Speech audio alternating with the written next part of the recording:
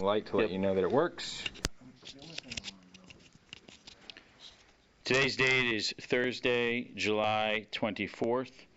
This will be the recording of a proffer agreement of Ghislaine Maxwell from the Deputy Attorney General, DOJ, and the time is currently 9:16. Maxwell and counsel are arriving to the U.S. Attorney's Office, and we will commence the proffer shortly. I'm going to ask everybody to put their name on the record. Of course. Good morning. My name is Assistant Special Agent in Charge Spencer Horn of FBI New York. Today we're doing a proffer of Ms. Maxwell. The date is July 24th, and the time is 10:12 a.m. This interview is being recorded. And my name is Todd Blanche. I'm the Deputy Attorney General. And before we start formally asking questions of Ms. Maxwell, I'm going to put on the record everybody that's in this room in addition to me. Starting with you, Diego Pistona, Associate Deputy Attorney General.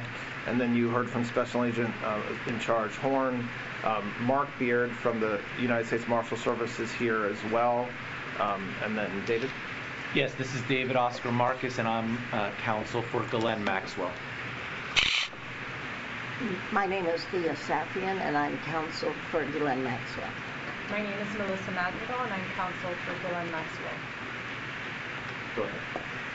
And I'm Ghislaine Maxwell. Good morning, Ms. Maxwell. How are you? Good morning, Mr. Blanche. Good. Okay, so before we started recording, we met for a few minutes. I introduced myself, and we chatted, and now I told you that we were going on the record. And before we start asking questions, I know that you've been given by your lawyer a copy of what's called a proffer agreement, and I just want to spend 2 minutes making sure that you understand what governs our conversation today. The most important part of this agreement is that this isn't a cooperation agreement, meaning that by you meeting with us today, we're really just meeting. I'm not promising to do anything. I'm not promising to ask Judge Nathan or any of the judges that's been assigned to your case to do anything. We're just talking, and so that's the most important part of this agreement. However, almost as important is the fact that what this agreement does for you is it gives you protection. So what it means is that the government cannot use what you say today against you, with some exceptions, which we'll talk about in a minute. But whatever you talk about today, you have what's called immunity. So that means that the words that you say today, we cannot use against you in a case in chief if we were ever to bring one. Okay? Thank you. There's exceptions to that. The most meaningful one of which is that if you say something today that's not true, that's a lie, we can bring a prosecution against you for what's called false statements. So I'm a federal officer. I have several officers here. The FBI is here, and if you lie to someone that's like me or like Special Agent Horn, it's a crime. So you have to be truthful.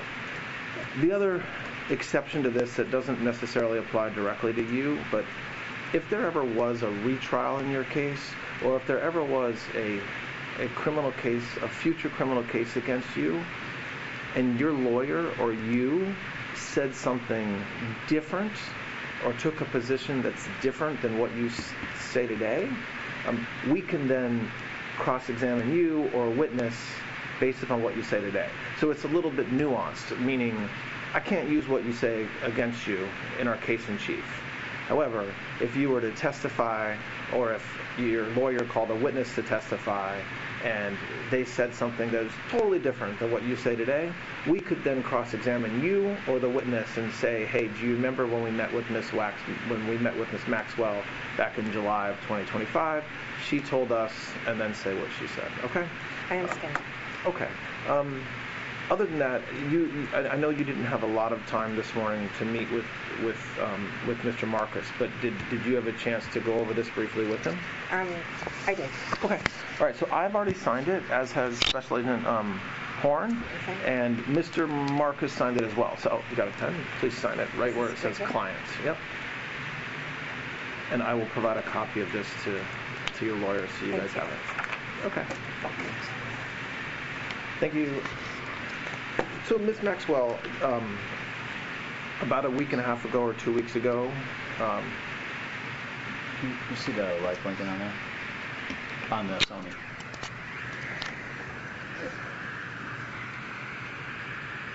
Yeah, there it is. okay, we're just confirming that it works, and it does. Ms. Maxwell, I guess about a week and a half or 2 weeks ago, Mr. Marcus reached out to me and said that you wanted to speak with somebody from the government about not only your case, but about everything that's been in the media and that's been publicized about Mr. Epstein in your case.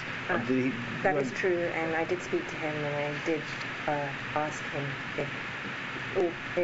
did tell him that I was very keen to talk to anyone, because no one from the government at any time ever since the inception of the case, so dating back to the early 2000s, has ever spoken to me, and indeed I believe ever reached out to me at any time to even speak to me, and that includes up to when I was indicted and prosecuted.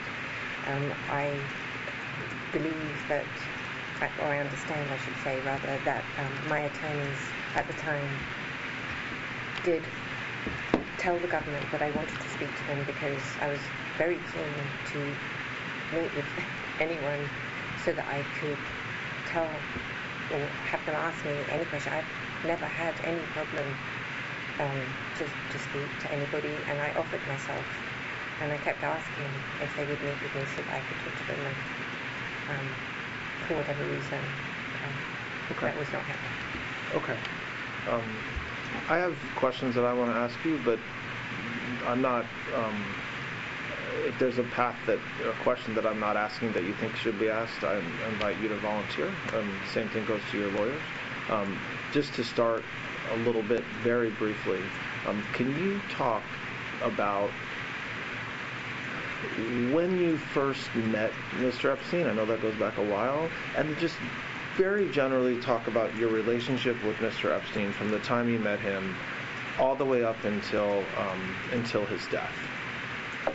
I met Mr. Epstein in 1991.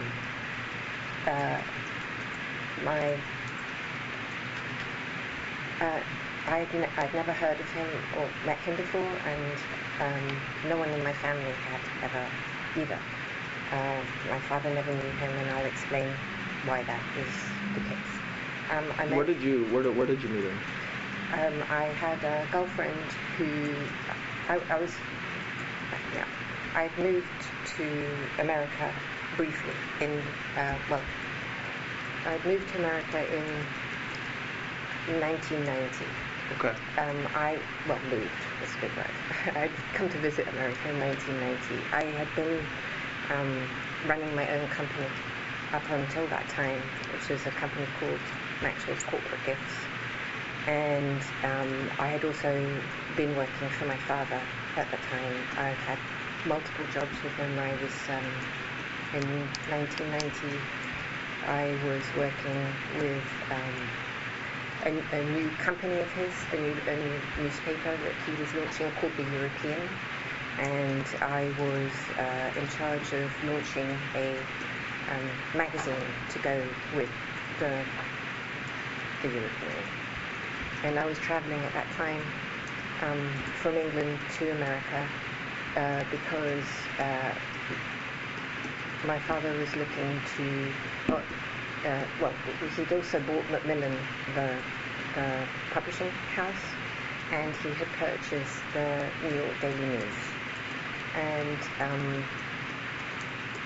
it's true to say that my father always wanted me to come back full-time and work for him, but that's a much longer story I don't think we need to go into at this time. So, but I was always working with him. Well, there was no escaping, as it were, to work for him. So, in 1990, I had come over to New York to help look at some of that. He was having some advertising issues with the New York Daily News, and in fact, I may have met Donald Trump at that time because my father was friendly with him and liked him very much. And I think it should be said that he also very much liked Ivana because she was also from Czechoslovakia, where my dad was from. So I don't remember if I did meet him or not in 1990 with my dad, but I knew that that's how I knew about then Mr. Trump. And this was before you met? This was before I met Mr. Epstein? Yes. Okay. All right. So I was already going backwards and forwards in America, and then in April of 1991, I came to New York. I can't remember for what reason, what business reason, but there was a business reason, something to do with my dad at that time. And a girlfriend of mine, an American, told me I'd broken up with I'd been engaged, with a very long-term boyfriend, and we'd broken up. And she said, well, as your girlfriends do, I've got a guy for you to meet. And I was like, who is it? And she goes, he's been dating my sister, you'll love him, he's looking for a wife. I'm edging towards 30. I don't need to tell you guys that's a very important moment for a girl, just to think about important things. Sure, I'd be happy to meet him. And so sometime in 1991, we're in 1991, I met him at his offices on Madison Avenue. And I think the most memorable thing I can think about that is he was wearing a tie, which he didn't often do, and it had a giant tomato ketchup stain on it. So I was like, wow, okay. And that was how we met. Was your meeting at his office for you to meet him just personally, or were you there for work-related reasons? No, I knew nothing about him. Okay. He just invited me to come and have tea at him. And I was like, tea, that's English, okay. But what was unusual was in his offices. So I went to his offices and we met. And I found him very engaging, and that was that. So that's how you meet him. So, and again, I don't want to spend a lot of time, on this particular issue, but what happened with your relationship over the years from the time you meet him in 1991 up until the time he passed away? Just give the highlights. Okay, so I was looking for real estate for my dad to buy some, and Epstein told me that he was also looking to move from his apartment, and would I help him? And I said, sure, I'm looking already, so I could look for him. So that's how it started. And then in 1991, my father passed away, and I returned to New York after that, originally to come back and help with family businesses, which was Millennium. And then the debacle of my father's passing hit the family, and we lost all our businesses, and my family thought that it would be best if I stayed in America because of the intensity of the press and the drama surrounding my father's death in England. So I stayed, and Epstein said, well, you can keep helping me, you can help me find that house, and you can decorate the house, and it gave me something to do. Were you in a romantic relationship with him at this point, or just friends? Just friends. And while we're just, with respect to your father, there have been multiple questions about whether he worked for any intelligence agency. Do you have any knowledge about that? I think, well, certainly my father had a background in intelligence because he was, I believe he did in the Second World War. He was a British intelligence officer. I think that my sort of belief is that once you've been an intelligence officer, you're kind of always, it doesn't mean that you're formally employed. So I don't think my dad in any formal sense was employed by any agency, but when you are a very significant businessman and politician, as my father was, you meet with people all the time and you, I guess, trade business or ideas. I think if that would fall under that definition, that's how I would think of it. Now, he certainly, I have no formal knowledge of anything specifically that he did in that thing, but if you're asking me if I thought that he did help people, the answer would be yes, I do. Did your father and Mr. Epstein have a business relationship over the years? I know we're maybe jumping around a little bit. They never met. So, as far as you know, they never even met? No, I or you know they never met? I know they never met. Okay. Well, how do you know they never met? Thank you. Just categorically know they never met. Well, because after, in 1991, before my father died, he asked me if I'd met anybody interesting or whatever, because I was still trying not to be sucked back into the family business. And I told him that I had met Mr. Epstein, and the reason why I shared that I'd met Mr. Epstein because I believed at that time that Epstein worked for Bear Stearns, and Bear Stearns was one of our banks. And I knew that my father was friendly with both Jimmy Kane and with Ace Greenberg. So my dad was actually in New York, I think. I don't think I had this conversation on the phone, but I honestly, we're talking 30 years ago, so I'm not sure. But maybe I told him this verbatim because I know that what my dad did, whether I saw it or whether he did it and told me later, I don't remember. But he called both Jimmy Kane and Ace Greenberg to ask what sort of guy he was and was he even allowed to, because so they never met. He didn't even know but who they he was. had they knew some of the same people, it sounds like, or certainly the Bear Stearns connection was something that you knew that they had. No, well, he never had a connection with Epstein. He had a connection with the bank.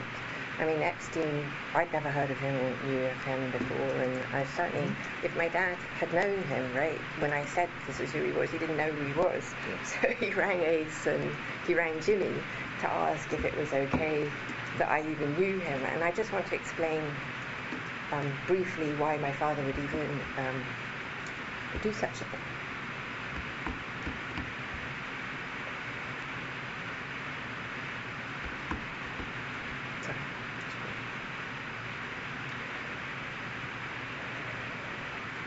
I've had some interesting things that have happened in my life, and one of them was to be found on an IRA kidnap and murder list. And so after that happened, well, there were other related, I'm not going to bore you with all the horrible things in that vein, but if you want the details, of course, I can. But after that happened, my father wanted to put a lot of protection on me, obviously, and I declined on the grounds that that would be a very life-restricting event. You're all in law enforcement, I know you understand this. And so he had told me that, be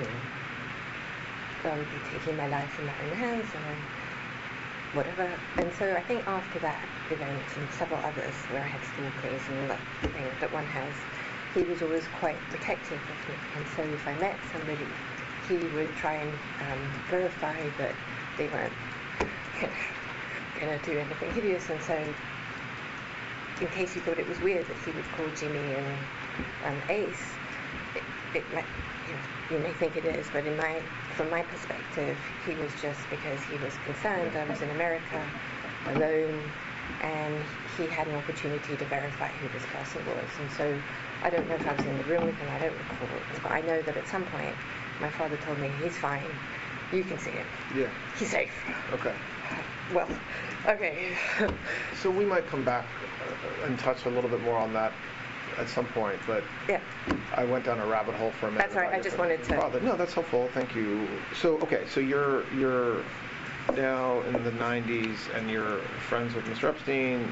Your house, decorating the house or the apartment. What happens with your relationship again?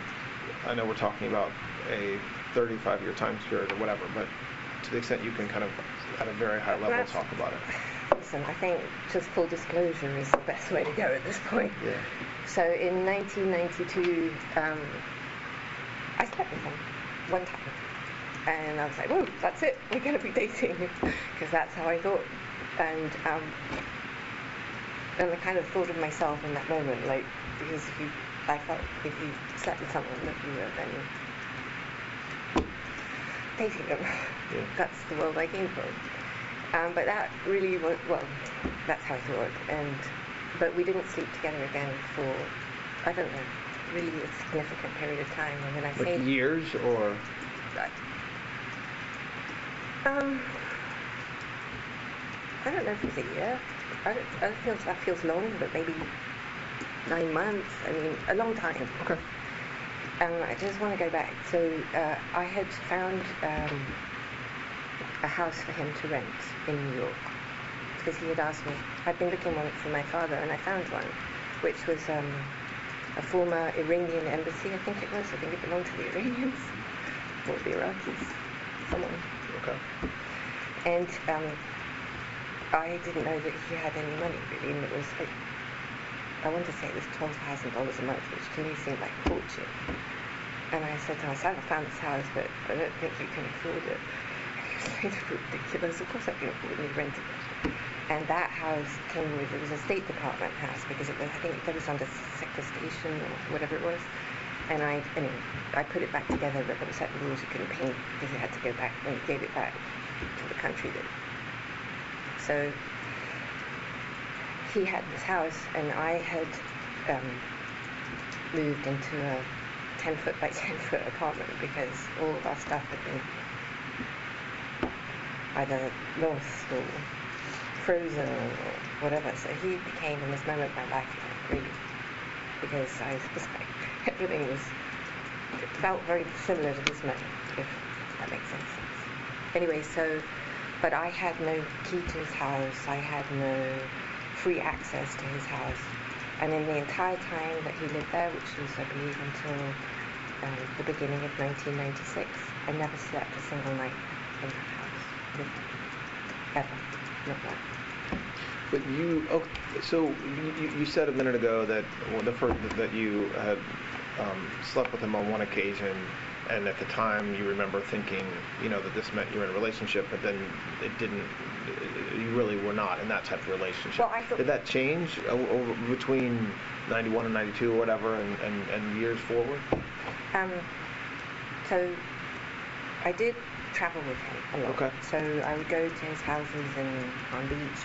He only had that house actually. No, that's not true. He had the house in Palm Beach, and he had a house in Ohio. In where? Ohio. Okay. And he had the house in Ohio because of his business relationship with Mr. Wexner. And he had and I had to go and decorate and put that house together. When we traveled together, we stayed in the same bed, but not in. But I didn't. Go ahead. It's okay. Talk. So you stayed. So when you would travel with him to his houses in Palm Beach, Ohio, or even just traveling, if it was just traveling with him, you would stay in the same bed. So sleep in the same bed with him. Yes. Okay.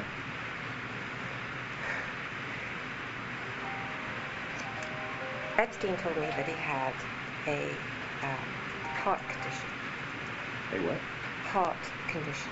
Heart condition. Okay. Which meant that he didn't have intercourse a lot, which suited me fine because I actually do have a medical condition which precludes me having a lot of intercourse. So what was your understanding of his heart condition and why that prevented him from having intercourse regularly? I don't know. I mean, he liked other forms of sexual activity. Well, let's come back. We're going to obviously spend a lot of time on the actual conduct he was accused of, so we'll come back to that. So pick up where you were talking about you traveling around with him. He rented the New York former Iranian house Iranian, there you go, yeah. until around 96. That time, I believe you said that he was basically your life, like you were with him pretty regularly. Well, no. Okay. So I never was with him regularly. That Okay. is one of those misnomers. I mean, Okay. at the beginning I did see more of him, but I worked in his office. So I would go to the office and I would see him. And I would count in my head when I would see him, I would count that that'd be a day that I would see him. But I never ever stayed with him. I believe, certainly until 93 or 94, what I didn't know was that I think he was still with his actual girlfriend, who was Eva Anderson, who became Eva Dubin. They had been together, my understanding, I think about 10 years. I'm not sure, but that's what I think, 10 years. And I had understood from my girlfriend initially that they weren't together, and Epstein himself had told me that they were not together, but I don't think that was true. In fact, I know it's not true. So they were still together up until I think 94, when at some point in that period of time Eva met Glenn Dubin and they got married. I think in 94, I don't remember when they got married. But her, she was his best friend and his everything. He told me that he always wished that he had married her and had a child with her. And I know that she was family for him for his whole life. And I think even, I'm not sure this is true, but you guys will know if this is true or not, when he came back from Paris and you arrested him, I don't know if Eva was on the plane. Now, I think that either I read it in the discovery that I received, or I saw it somewhere, but even if she wasn't on the plane, there must have been some email communication where she was in Paris at the same time and going to fly back. One or the other, I don't know which one is the correct version of that. But so they were still obviously very close and remained throughout the entire. In fact, he was still her love. And so I also know now, which I didn't know at the time, was that he saw lots of other women. And I know that now because I can see it from the flight logs, and I know it now because I can see from the emails. So you know from the case what happened? Yes, I didn't know that along the way. Contemporaneously, I absolutely did not know. So, okay, so just, and we're going to spend time on everything you're talking about, but just to kind of close out big picture your relationship. So we're now in the late 90s.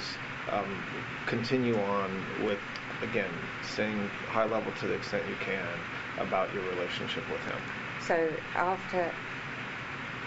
So my responsibilities increased with each acquisition that he got and each new project. So I believe the first thing that he purchased after was the ranch in New Mexico. Okay. And so what he had tasked me with up until that, and I think that was purchased in 94, if I'm right. So he had tasked me, one of the things that we did was visit, in my mind I say every state, but it wouldn't have been every state, but many states, to go look at real estate and property.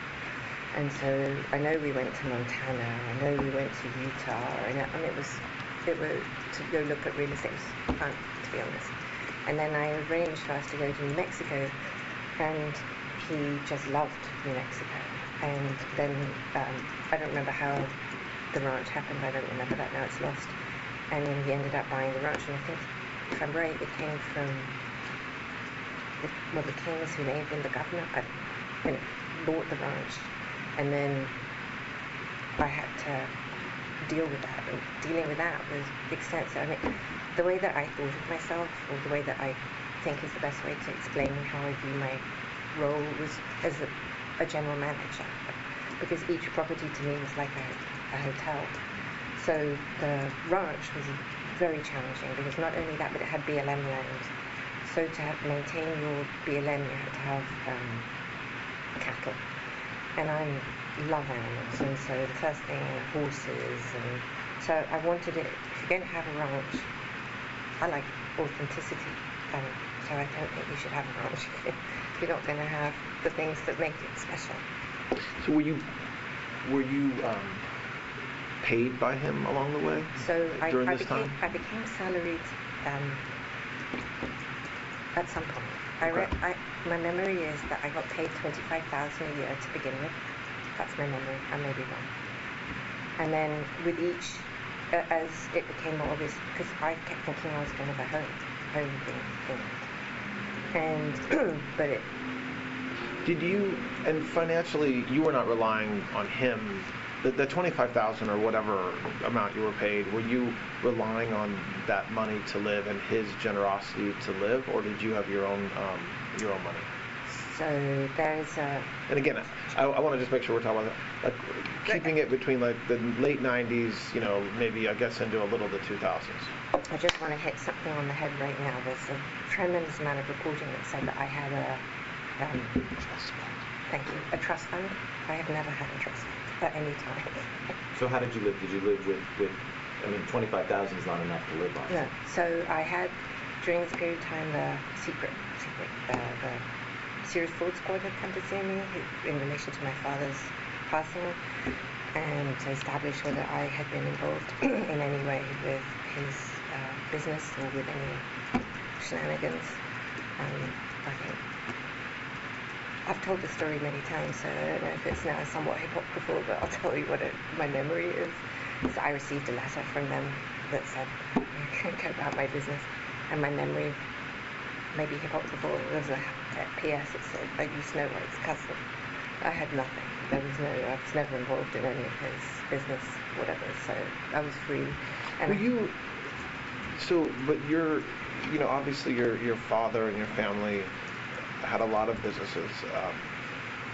Is it because the money, whatever money or whatever equity was in the businesses, just stayed with your other family members? No, there was no money. So my father was never attached to money. He was born a peasant, a real one, dirt floor, no shoes, no clothes, some clothes, but not, sorry, I don't mean to say, and nothing. And he was never into that. I mean, there were things that he had, his extravagances. He loved his boat and his plane, so obviously you need money for that, but there was nothing else. And there was not a single penny that came to any of us at any time, ever. Okay, so when you're talking about your life with Mr. Epstein in the 90s, you're very different financially. You're very different financially positioned than he is. Meaning, Absolutely. He's giving you money. He's paying for when you fly. He, I assume, Absolutely. pays for your flights. Yes. Okay. Okay. So I interrupted you when you were saying how you were functioning as general manager. You helped with the New Mexico ranch. So did your role with him continue like that for many years, or for how long? So I continued in 2000. Well, by 1999, our relationship had foundered. Why? Well, two reasons. We were never sleeping together again, so we stopped having sexual relations in 1999. Not full sex, sorry, just to be clear. Didn't mean that we didn't still share a bedroom sometimes or whatever. He had another girlfriend. He had what? Other girlfriends.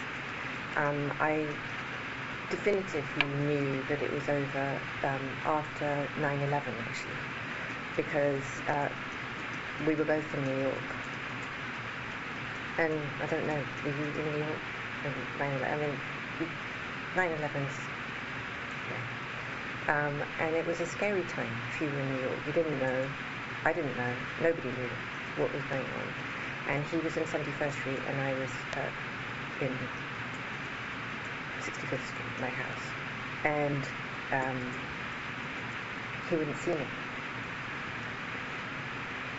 at all. His mum, who I'm very close to, was in hospital at Lenox Hill, just asked me to look after her. And then I knew, as anyone did at that time, if you're not going to be there for someone in 9/11, you're never going to be there. So for me, that was the line in the sand. And he had another English girlfriend, actually, from 2000. Are you, though, still on his... Are you still being paid by him at this point? Yes. Okay, so go ahead. So what at that point when you say you realize kind of... Well, I mean, I'm talking about I had wanted to get married and have children. And Epstein had encouraged me to believe that would, I don't know about them, certainly by the late 90s, I knew the marriage part was never going to happen. I had believed that maybe in 96, 97, 98 maybe, but then I realized it wasn't that. But I did think that we might have a child, which was what I had really wanted. I realized... So what happens between 2001 and then 2019 with your relationship with him? So, give or take 2001. So we stopped having physicality. Mm-hmm. I mean, that doesn't mean we weren't friends. I certainly did stay sometimes in his room. I mean, friends with benefits, if you will, just not sex. Sorry, just and I started dating. Okay. And I met someone that I fell very much in love with in 2003. His name was Ted Waite. Ted Waite, you may know as the founder of Gateway, the computers. And we had an amazing relationship that went on until 2010, I think. And I was with Ted from that time. Did you meet him through Mr. Epstein? No. Well, indirectly, I suppose you could say. So, no, they never met. I was at a dinner where I met Ted, but it wasn't. I was with President Clinton. President Clinton was my friend, not Epstein's friend. And Epstein had flown him.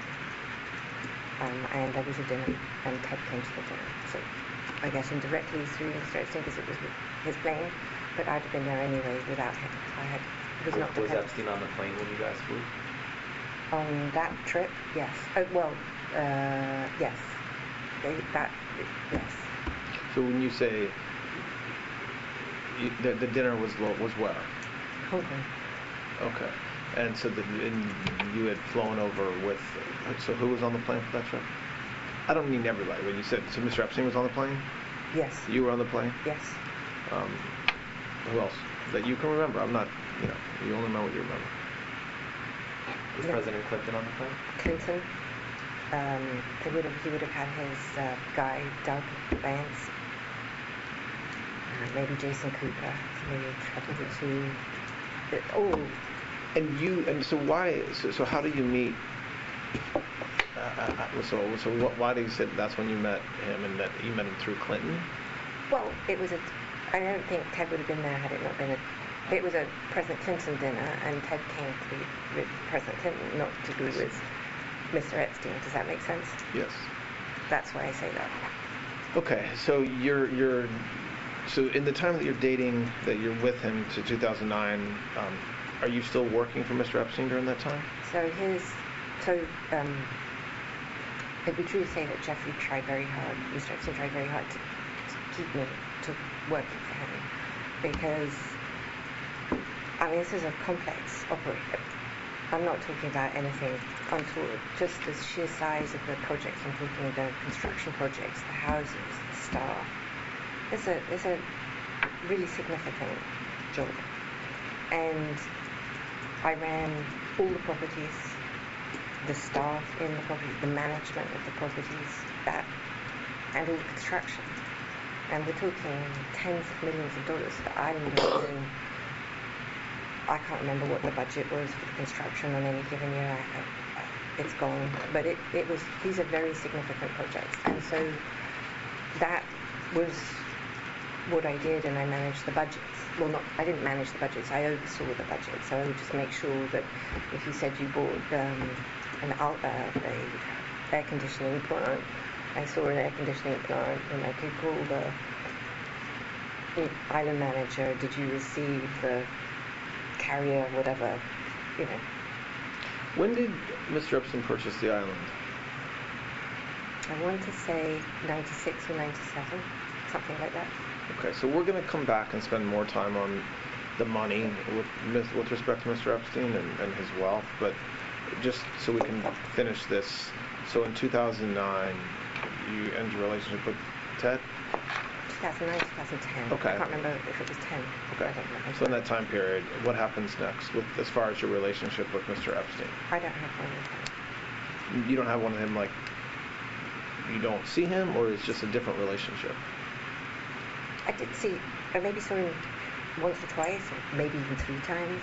I certainly went to his house once, for sure. Maybe twice.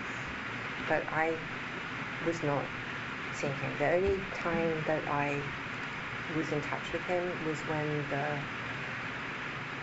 things happened, like things, in the press that affected me, or when the CVRA case was filed and there was all that rubbish that went out, because I needed information. Because I didn't know anything about what was happening, and I needed his help. To understand, well, it doesn't make it sound right. Rephrase that. I don't mean his help. I meant to have answers so that I had an ability to defend myself. That's what I'm talking about. I'm not talking anything. So when does that relationship change? So you're working, you talked about when the physical relationship stopped, and then you're still working for him or with him, managing his properties and serving as like a general manager. You then start your own relationship with another individual, with Ted, from 2003 till 2009 or 10. At what point in that whole period is there like more of a break where you're no longer acting as his general manager? I wanted to have a full break when I started dating Ted, and he was clever. I suppose it would be true to say that I sort of viewed Mr. Epstein at that point as sort of family, if you will, like someone I could rely on. And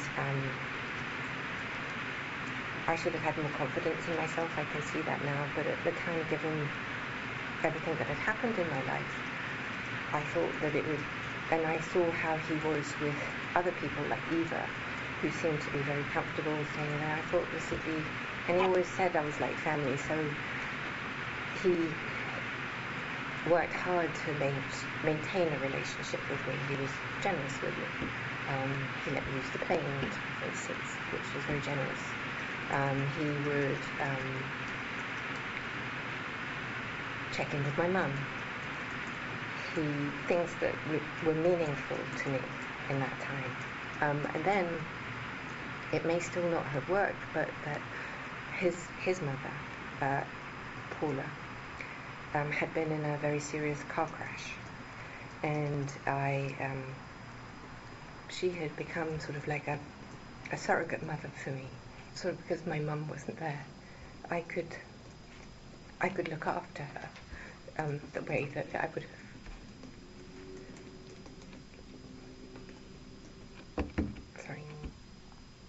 The way that I would have liked to look after my own mum. So I became very close to his mother. And she had been in a car crash, and in 2004, I believe, it may have been 5, I don't recall exactly, her health took a serious decline. And Epstein called me and asked me if I could look after her. by looking after her, that meant organising her doctors, making sure she had new clothes, making sure her house was clean. Where was she? She lived in a retirement establishment outside of Palm Beach, it's West Palm. I was going to say something like the Golden Girls, but it's not called that. I just don't remember what it's called. But it was an old age. It was a retirement home, if you will. Todd, I don't know, we've been going for maybe about an hour now. Do you think, is this a good Sure. time? Yeah. So we'll take a break. Yeah. All right, so we're going to take a break. The time is 10:56.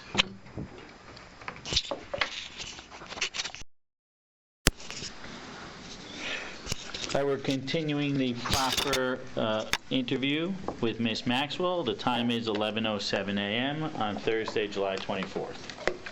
All right. So, just picking up where we just stopped. So you have basically a break. Well, not a break. That's the wrong word. But your relationship with Mr. Maxwell, professional and other, changes in 2003-04. Yes, I mean, over the time that I stay with Ted, the more time I'm with Ted, the more distance I have with him. And then when the arrest, well, let's go back, whatever happened in 2005 and he became arrested in 2006. So when he's charged and arrested in what we'll call the Florida investigations, that's what you're talking about? I am. Okay, go ahead. So I was not in, well, were you part of that investigation? Absolutely not. Did law enforcement ever talk to you as No. part of that? Did you, like, the feds never talked to you? No. The FBI never talked to you? No. I never even received a phone call. So you didn't receive a subpoena? No. Did the state law enforcement ever reach out to you? No. As far as you know, did the government, either state or federal, subpoena your bank records or subpoena anything from your financial life during that time, that time? Not as far as I'm aware. Now, if they did, I don't know it, and I have no idea about that, to be honest. But I'm not aware of it, and I would say no. But maybe you guys do things that I don't know. So how did you learn of that case? When Mr. Epstein was arrested, or did you know that something was happening before then? The first thing I knew was he had told me he was deciding to redecorate the house in Palm Beach. Didn't surprise me. It was like a rolling situation. But that time, are you like, he tells you because he wants your help, or had your relationship changed by this time where you were no longer kind of acting as his general manager? No, I was still around. Okay. I wasn't gone. I was with Ted. I was traveling. I wasn't daily. If you'd asked me where he was at any given time, I'm not sure I would have known then. I mean, it was, I felt like, I suppose the relationship moved into sort of like a long-term friend, family, like I felt he had with Eva, if I'm honest. Yeah, okay. So he says to you he's going to redecorate the Palm Beach house. He asked me specifically which decorator he thinks he should use, because I had a lot of contacts with decorators, and he was not very good with people. He was useless at maintaining relationships with people who worked for him. I'm not. So anyway, so I can't be 100% sure because it's been a long time, but I think I recommended Mark Zeff at that time. Who? Mark Zeff, Okay. I believe. And I don't know why. I don't remember. That's all lost to time. But anyway, at some point, I think his mother had died now. I can't remember the timing of all of that either. Okay. But I ended up in Palm Beach, and he had asked me to come and look at the swatches or whatever he was doing, because they had laid it all out over the house and various things, and I think he'd asked for my opinion. That's my memory of this. It may also be that Ted and I were going to Palm Beach because Ted had a golf match or something. There was a reason I was in Palm Beach. It wasn't solely, maybe that's not true either. I don't know. So Okay. sometimes I went to Palm Beach because Ted was there. I don't know if that's part of that time or not. Or Ted went there and left me. I don't know. Something. Anyway, I was there. No, that's not how that went either. No. Anyway, at some point in that time, I saw all the swatches. At some point in 2005, I think that was. And then, I don't remember. I think I got a phone call, actually. I wasn't in Palm Beach. I think I got a phone call that there was a police at his house or something. And would you have gotten a phone call from him, or you think you just told by somebody that knew that it had happened, or don't you remember? Definitely not him. Okay.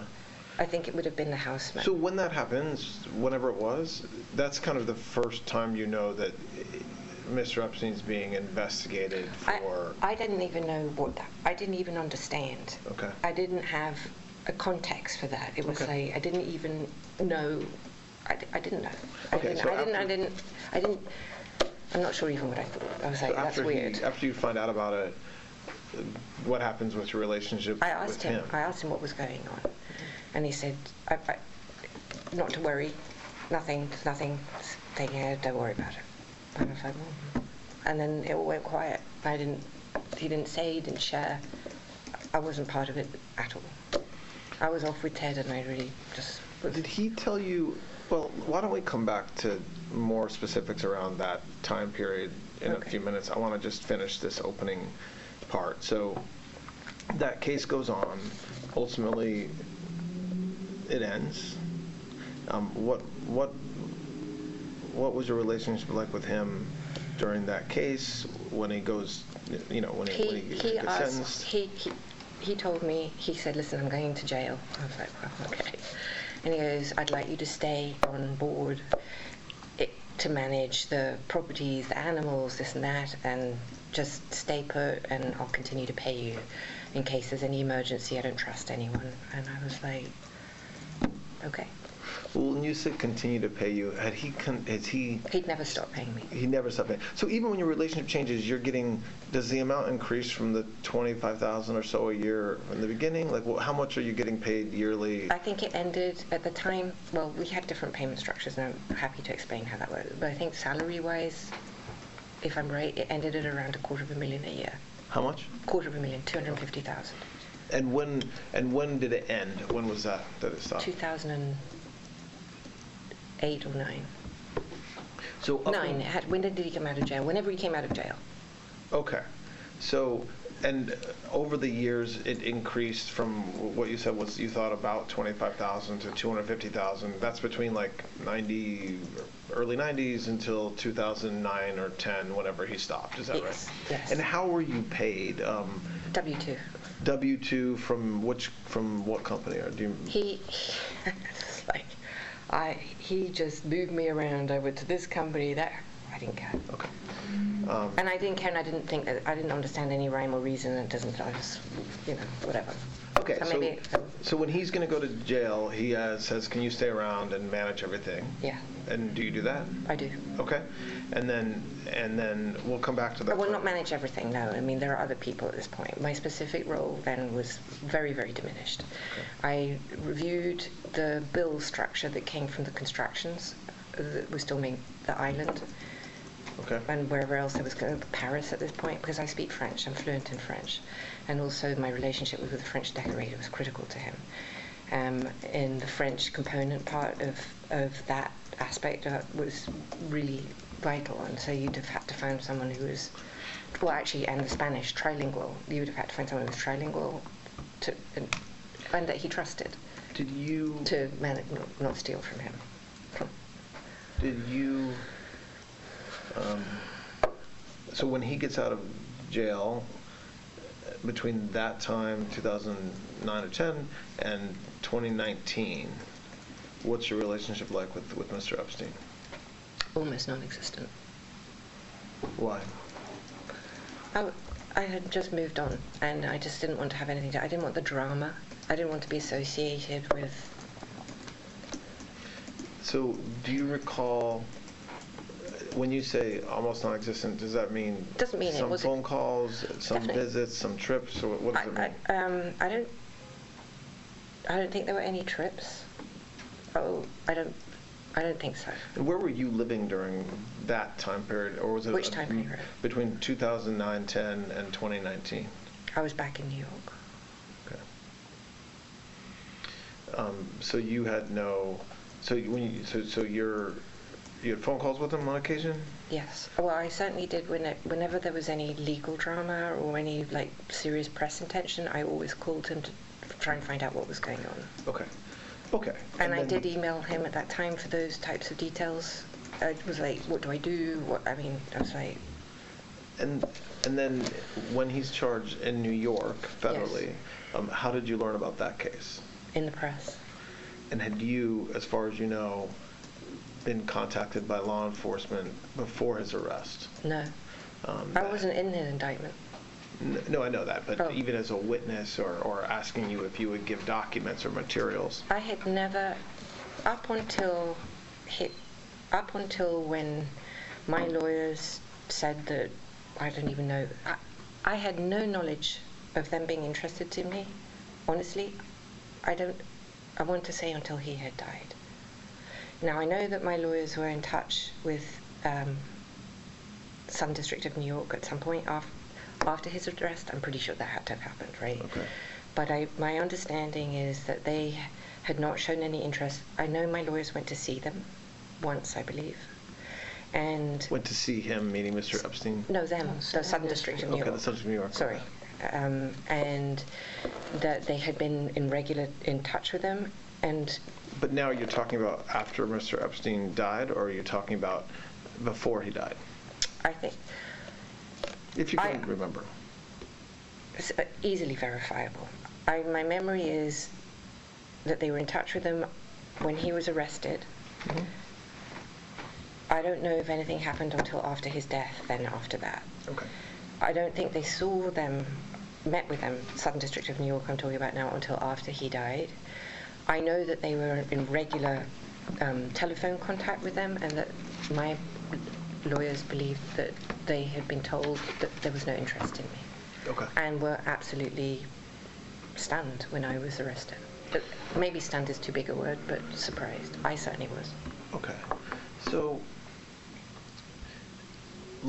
so that's was a long description of what was a very long life, and that was very helpful. So I want to go back and talk more specifically now about particular areas, but that was a very helpful kind of foundation for us. The first thing I want to talk about, you talked about earlier on about Mr. Epstein's financial success. Do you know how when you first meet him at some point, you say, I got this place for you to rent, you can't afford it, and he laughs at you and says, yes, I can. What did you learn about his wealth and how he was, and how he accumulated his money? I can tell you what he told me. Yes. So I know that he was hired from working at a private school whose name eludes me at this point. Dalton. He was working at Dalton as a math teacher. And he met, I think it was Ace, I'm not sure. He met someone from Bear who hired him because he was very good at math. And I believe that he then worked on creating a trading of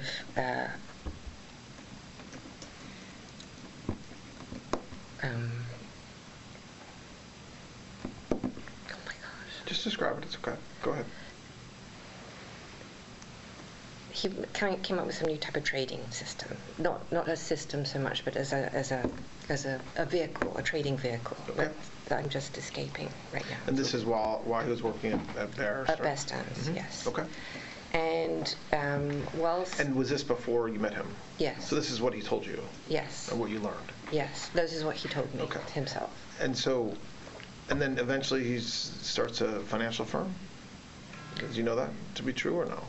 J. Epstein and Company, you ever heard of that? I think it's, yes. So, hang on a minute. So, this I did not know, but this I have subsequently learned, is that he had some problem or some issue at Bear Stearns, and there was some, disagreement. He wasn't fired, because obviously he was still very friendly with Ace and with Jimmy, at least by the time I met him. But they were working with him, and he had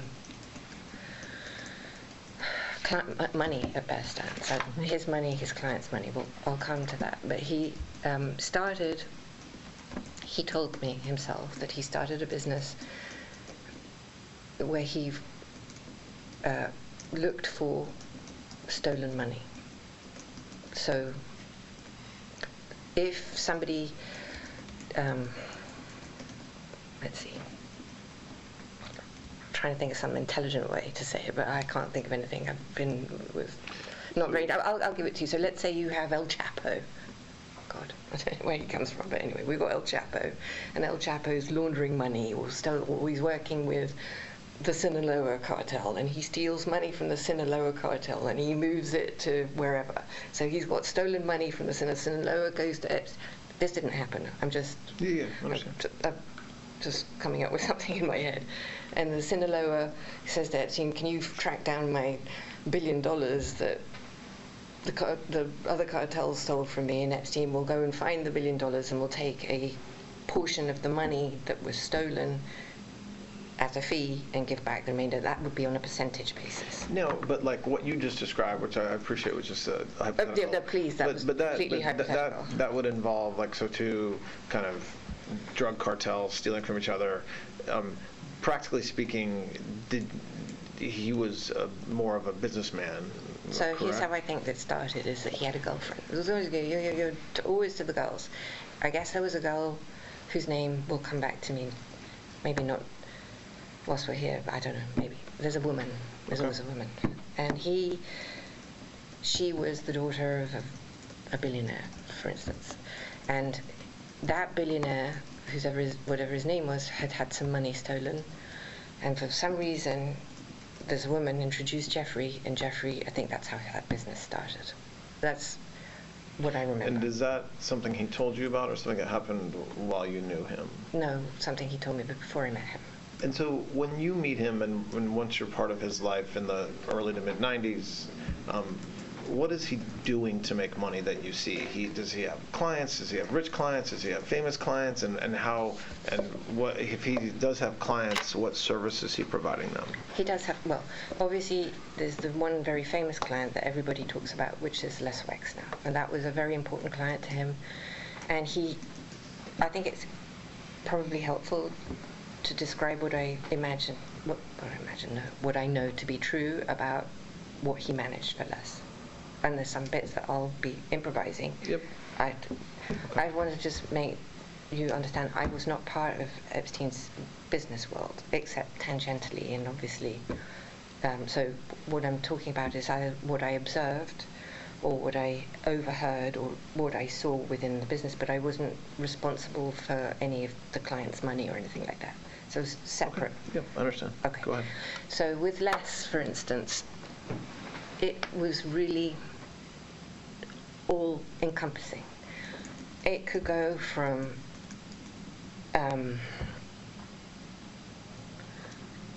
the structure of the business. So he structured or restructured the limited. I know that. And I'll come back to that because I also travelled with him and Les. And I was in business meetings with them on the plane when they were there. So I could observe and I could hear some of this. And whilst I'm not necessarily terribly business sophisticated, I'm sophisticated enough to be able to at least have some knowledge of what was happening. All right, so then he restructured the business. He restructured his entire personal finances, and would also handle all of the investment strategy. I don't know if it was 100% Mr. Wexner, you're saying? Sorry, yes. This is all Wexner I'm talking about now. So let's say you had $1 billion to invest. So you would, in people's normal investment portfolios, you'd have, some T-bonds, some this and that. But Epstein's strategies would be much more sophisticated than that. And so just staying with Mr. Wexner, does, from what you heard or saw, is Mr. Epstein paid by him in percentages like, so there would be a deal and he would be paid, or did you understand it to be like a flat fee? Was he a business partner? Like, how did you understand him to be paid? I think it was more a la carte. So let's say, this is a conversation actually Epstein told me, so illustrated for me, said if I saved someone $5 billion, he would take a flat percentage of that $5 billion. So you wouldn't have $5 billion back. When you say you think that, is that because you heard him talking about that, or you? It would be a combination of both. I certainly told me that, and I heard him talk to people like that. I couldn't, sorry. No, go ahead. No. Did Mr. Wexner gift a property in New York to Mr. Epstein? So we're talking about 71st Street. So I don't know what the business deal was, because again, I'm not part of his business thing, but I think what happened would be, let's say Les owed him, theoretically, for his services, $100 million, or whatever it was. He could have traded that against the property. But do you know that happened, or are you kind of, do you remember whether there was conversations about that, or are you just thinking that could be one way that it happened? I'm not sure. And I'm not trying to be, I just don't remember if that's something I know, or if that's something that I remember, or if it's something that I have subsequently known. I believe that to be what happened, but I don't want to tell you that I have. Does that make sense? Did Mr. Wexner and Mr. Epstein, are you aware of their falling out that they ultimately had? I think I wasn't there, and I don't know how it happened. I only know what Les has said in the press. So you only know about their falling out, or whatever you want to call it, from what you've kind of read, not from any first-hand knowledge. You weren't there. You weren't part of that. Correct. Do you know somebody named Stephen Hoffenberg? Only from the press. Okay.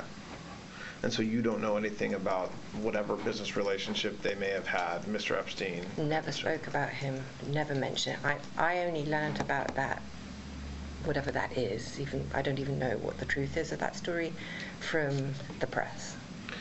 How about Leon Black? Oh, I did meet Leon. I do know Leon. When do you remember, and again, I know we're talking about a very long time ago, but do you remember approximately when you met him?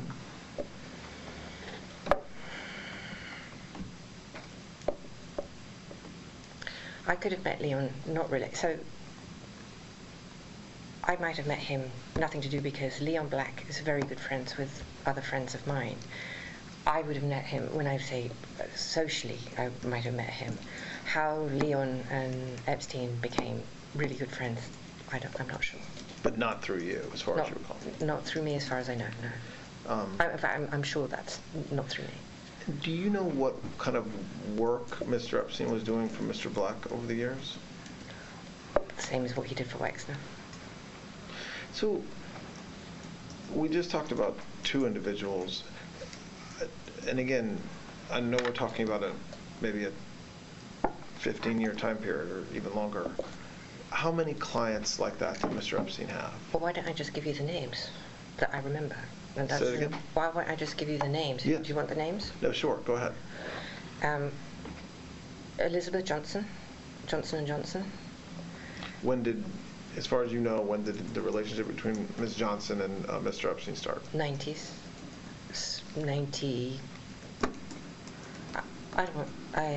95, 96. So 90s. during the time period? Yes, we're talking 90s. We're talking when I was there, when I was around. How did the relationship start? I don't know how he became that friendly boy. He ended up managing her money. I wasn't there. I mean, I really had a separate life. We really had separate lives, okay. Except where they segged. But it wasn't from... It wasn't from me. From you? No, it was not. Okay. And what's your understanding of what Mr. Epstein did for Ms. Johnson? Same as what he did for Wexner. And when and you have to understand, it went down to in tiny detail. So I remember, this is an actual memory, that he would make the contracts for the maids, for the people who worked in their homes. So he would assist his clients at times with, you're saying, with even small things like contractual relationships. He said with no detail was too small, because everything that affected how they lived and how they managed their life was something that he felt he was, if they wanted, would be responsible for, to make sure that the contract, so that if you had to fire someone, it wouldn't come back and sue you, or if that sort of thing. Okay, so Mr. Black, Mr. Warner, Miss Johnson, who else? What's the name of the woman from Ohio?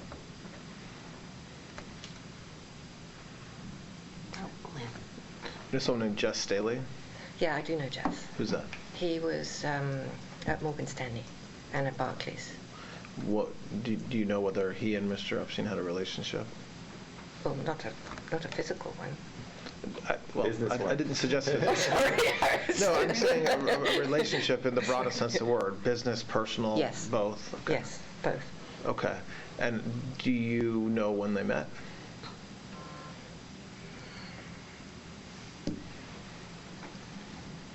No, I don't know when they met. But you can time it. Well, I don't know that you can. No, I don't know. So, but what was the nature of their relationship as far as you know? I think they were friends, and I think that they were business partners. Well, partners, too strong a word, but they did business together. So, did you, again, I want to stay focused on the time when you were the most involved in his life. So, the 90s. The early 90s through early 2000s. And the beginning of the 2000s, yes. Did you, so we talked about 4 people. So there's more. Were there more? Okay. Oh, yes, there were more. There was a lady whose name I just can't.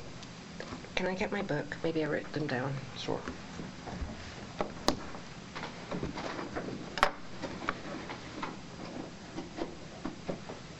Where are my glasses?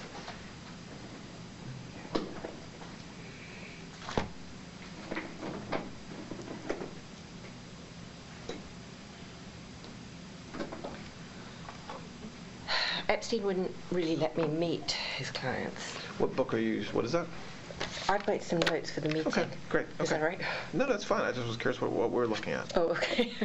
Not the birthday book. It's not the No, birthday we're book. going to come to that, I'm sure. Yeah. All right. I wrote down some names because I tried to make...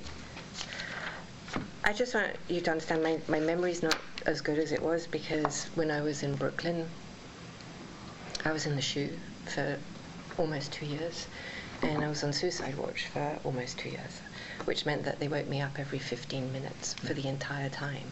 And it really did affect my ability to Understand. Okay. Yeah. So I'm not. So you've taken some notes. I just made some names in advance of this, and you're happy to look at them. No, go ahead. Okay. Well, funny you say. First 2 names. 1 is Wexner, 2 is Staley, 3 is Leon Black. Okay. Glenn Dubin was a client. Who's that? Eva Dubin's husband. Okay. What was their? I mean, if you can, do you know when that relationship started? Well, it wouldn't have been before they got married for sure. So we're going to date that from wherever that was. And then Epstein was heavily involved with Highbridge Capital and the financing or selling of Highbridge to JP Morgan. Okay. Go ahead. Heather Dublin, yep. Okay, you're only looking for clients, so...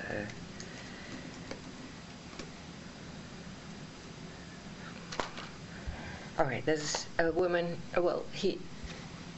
there's a woman in Ohio. I just can't think of her name, but I tried to remember it yesterday and I can't. So this is a good thing, as you think of things, write it down, and if they have any other names, they'll ask you, but don't force it out. So you'll have time to think about this, especially today, this afternoon, overnight, because we'll probably meet tomorrow. But you can find them. I mean, if you basically find a billionaire, female. So there's a woman in Ohio who's wealthy. Well, you can identify her yourself because she had the largest Klein painting. It was huge, so you can find her because it'll be in a museum. So that's her. And so that was one of Mr. Epstein's clients. She was one of Mr. Epstein's clients as well. Yes. Okay. Who else? Well, I think that there was other people that he would assist. I know that he helped Lynn Forrester, who became Linda Rothschild. She'll deny it, and she has, but she can't. And when you say help, the same help in business or what help? I have no idea what he did for her. I know he helped her financially. her husband was the controller of New York. So, but I don't, again, I'm not inside his business, but he would have, this notion that he blackmailed men, we don't really have to go there, that he wasn't a businessman and that everything he did was a fraud or a funk or whatever, I don't believe that to be true. Why? Sorry? Why do you, so you say you don't believe it to be true, but show me why you think that. Okay. Just from, I know you've been talking about it, that he was very conscientious, he was very good at math, he paid a lot of attention to his clients, but yes, you're right, there's allegations of blackmail, or also that there was some level of fraud involved in what he did, and you don't believe it. Why do you say that? Well, let me rephrase that. If there was fraud, I never saw it. What I saw, or what I felt, when I ran that office. I was responsible for the staff. People worked. There were lawyers. There were accountants. I never heard him. I never felt anything. I don't know, icky. Did you ever see him blackmail a client? Did you ever see him blackmail a friend or an acquaintance? Never. Okay. Well, so I think when folks talk about blackmail, and we can talk about, that. We can talk about that now. There are a lot of allegations about him, which we should talk about, and we can do that now, and the fact that he abused young women. Yes. Full stop, okay? Which means the way that I'm defining abuse, as has been widely reported, is that he would cause young women in high school to be recruited to come to his house and give them massages, and as part of that, he would sexually abuse them. Okay. Yes. So I want to talk about that, but as it relates to blackmail, the question is whether you're aware of any time that any of the individuals we're talking about, and we'll talk about others, receive massages from women who are under 18 or may have been under 18, and that whether there was any sexual assaults or sexual contact between any of these people and those masseuses, which would have allowed then Mr. Epstein potentially to blackmail them and say, you have to continue to work with me, or you have to give me money, or else I'm going to tell the world that you did this. Right. I think this is a really good place to start with how this story began. Okay. So let's assume that premise is correct, that he was doing that and he was going to tell everybody, going to say, you had inappropriate relations with an underage girl. If you don't have video or photographic evidence, I'm not sure that even the FBI would take that, well, maybe today, but certainly not back then, would take that seriously. So you have to have something to say, hey, look, I've got this video of you doing terrible things, and you need to. So I built those houses, many of them. I decorated those houses. I put the electricians in for the wiring. I never wired nor saw a single house that had any type of inappropriate, let's say, video surveillance, and I'll define that for you. Inappropriate surveillance would mean in a bathroom, in a bedroom, in any private area of a home. In a room where there were massages given. Inappropriate. I would define appropriate surveillance to be the front door of a house, or potentially, as in 71st Street, the physical plant. Anywhere else would be grotesque. So I just want to come back to, I know I'm just hopefully saying the obvious, but when you say the houses, you're talking about his New York brownstone. Yes. You're talking about the island in the Caribbean. Yes. You're talking about the residence in Palm Beach. Yes. And you're talking about the ranch in New Mexico. Yes. Anywhere else? Paris. And in Paris. And so And the plane, I saw some ridiculous thing with the plane that was, well, mind you, yes. I didn't hire any electrician on the plane. So unequivocally, from what you know, and you only know what you know. I only know what I know. But from what you know, you do not believe a camera exists, or a video camera, or a camera that takes pictures inside any of his residences. Correct. So even the appropriate cameras that you just talked about, which would be kind of exterior security cameras, did you know whether there was any cameras that you're aware of inside any of the locations? Never, with one exception. Okay. What's the exception? The exception is Palm Beach. Okay. And the reason, so in Palm Beach, Epstein was having money stolen. He noticed money was being stolen from his briefcase, call it his briefcase. And he called in the Palm Beach police, and the Palm Beach police, installed cameras on where he kept his briefcase. Where was that? Do you remember? At his desk. So the house on the ground floor was, he had a desk sort of in a corner. There was that camera. I think there was another camera. I think there were 2 or maybe 3 cameras. I believe only on the ground floor, wherever he may have had, maybe he had another office in the cabana. There may have been a camera there. When was this? I'm not looking for an exact date, but what time period are you thinking about when you say 2003. I think I can date it for you precisely, actually. 2003, I'm pretty firm on that date.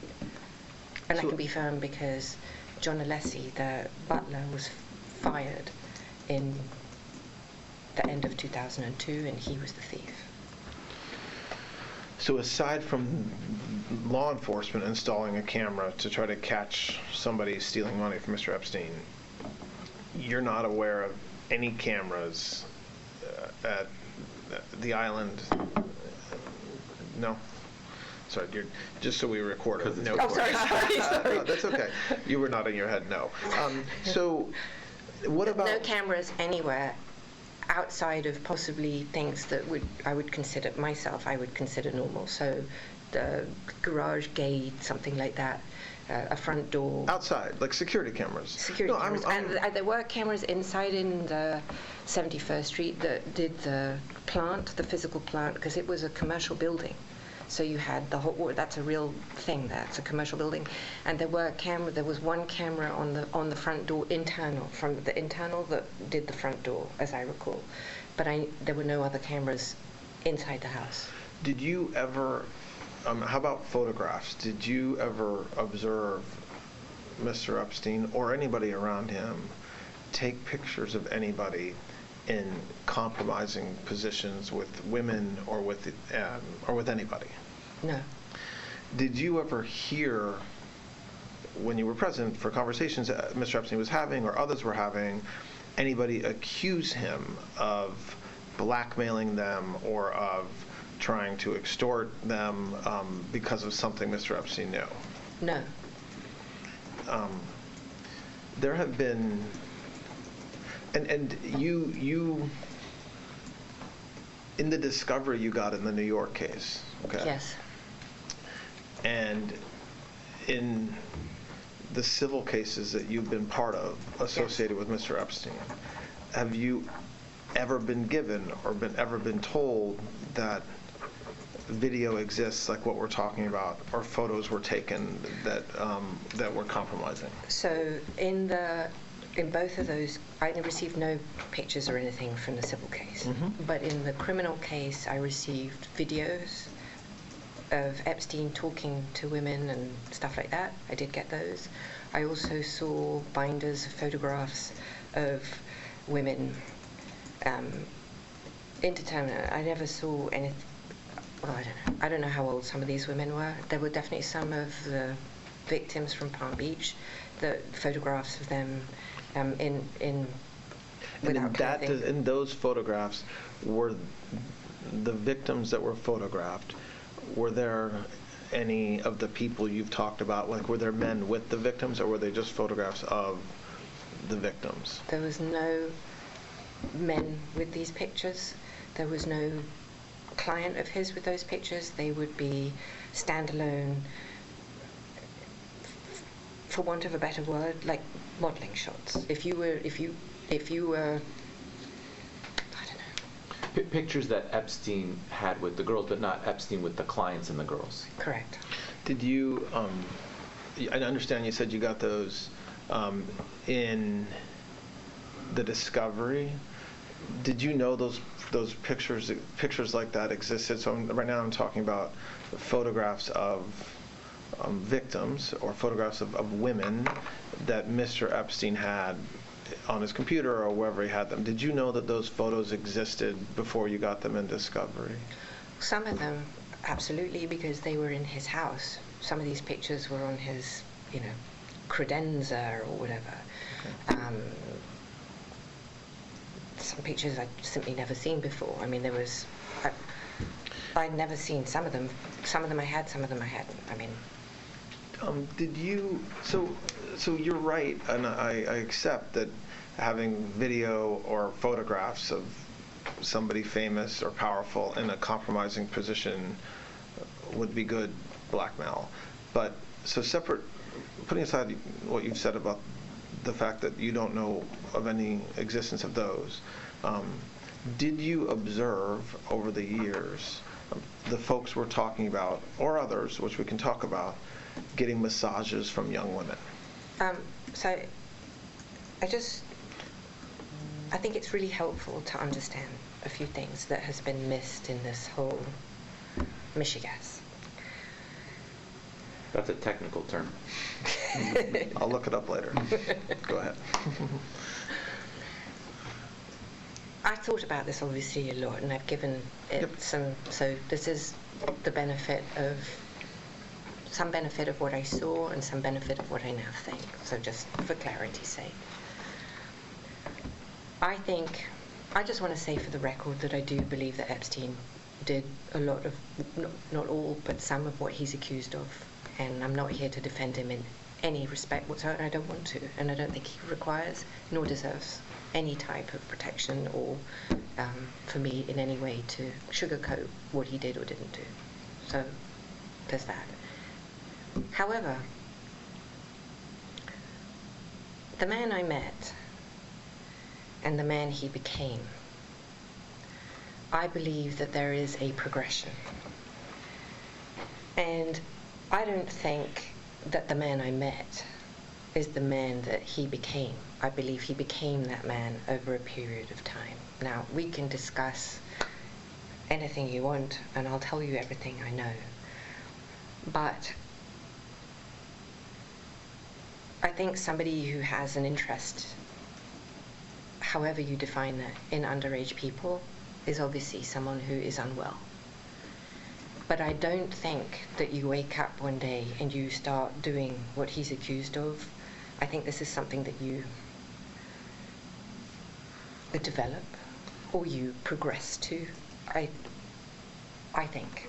Because Glenn, before you get into all that, let's answer the top line question and then get into it. Okay, the top line question is, did you ever see any of these people with underage No. women? So the reason I'm saying that is not to avoid that question, but it's because by the time when you were talking in the 90s, I don't think he was there. That description, I think that what you're talking about is a later version. Yeah, and is that? No, I understand that, and I do want to talk. I'm not. So it's I think you need to separate the periods of time. Sure. Because one of the things that was definitely missing in my trial and definitely missing from the narrative is this notion, everything happened and he was always no, I don't believe that to be true. So that's fine, and I do want to talk about that. I'm not pushing that away. I'm just putting it aside for a moment. What Mr. Epstein did, and frankly what you did or are accused of doing, is one thing that we'll talk about. But right now what I want to understand is whether one of the ways that Mr. Epstein befriended his clients or took care of them, or some would say blackmailed them, was by encouraging them to interact with women, underage or not. So I think in the 90s he may have encouraged them, but these were people who were in their 20s or 30s. So So, So he would have a masseuse, right? And he did. Male and female, by the way, in the 90s. It's never been discussed. Both in yoga and everything, there were men as well as women. And so if he would travel, and I can show them to you, I highlighted them on the flight record so you could see that there really were men that were also there. He would say, would you like to do yoga with Tito, or would you like a massage with this one? But they would be in their late 20s and professional masseuses. So I think there's a distinction. And I want to talk about actual individuals here, and I understand the distinction between somebody who's an adult and someone who's underage. But even with somebody who's an adult, did you know Mr. Epstein to encourage folks to do that, whether it's a client or somebody else? I certainly witnessed him. So if you were staying with him and you had a massage, that he would often travel with a masseuse. He would say, hey, would you like a massage? And he did do that, yes. But would you or him or anybody else follow up with the masseuse afterwards to find out if there was any inappropriate sexual contact? I never did, no. So meaning, and then coming back to the blackmail issue, there's nothing wrong with getting a massage, of course not, especially, especially if somebody's obviously an adult and masseuse. I'm not quibbling with that. But my question is that there's a lot of accusations that one of the way Mr. Epstein was successful was through this idea of blackmail. Yes, young women and is a crime. Children is a crime. Absolutely. But even women over the age of 18, if Mr. Epstein encouraged these men or whomever to get massages and have inappropriate sexual contact with the masseuses, that's a separate issue, maybe slightly nuanced. But did you ever know him to do that? No, I never did. Absolutely, myself. I never heard him ask someone. I never heard that. No one, in the entire time I was with him or friends with him or had anyone, no one ever reported to me or came to me and said that anything inappropriate happened or was upset by it. I never saw ever any of that. And when you say no one ever reported to me, meaning like the masseuses or Never. any of the house staff? Never. Or the clients? Or the clients themselves? Never.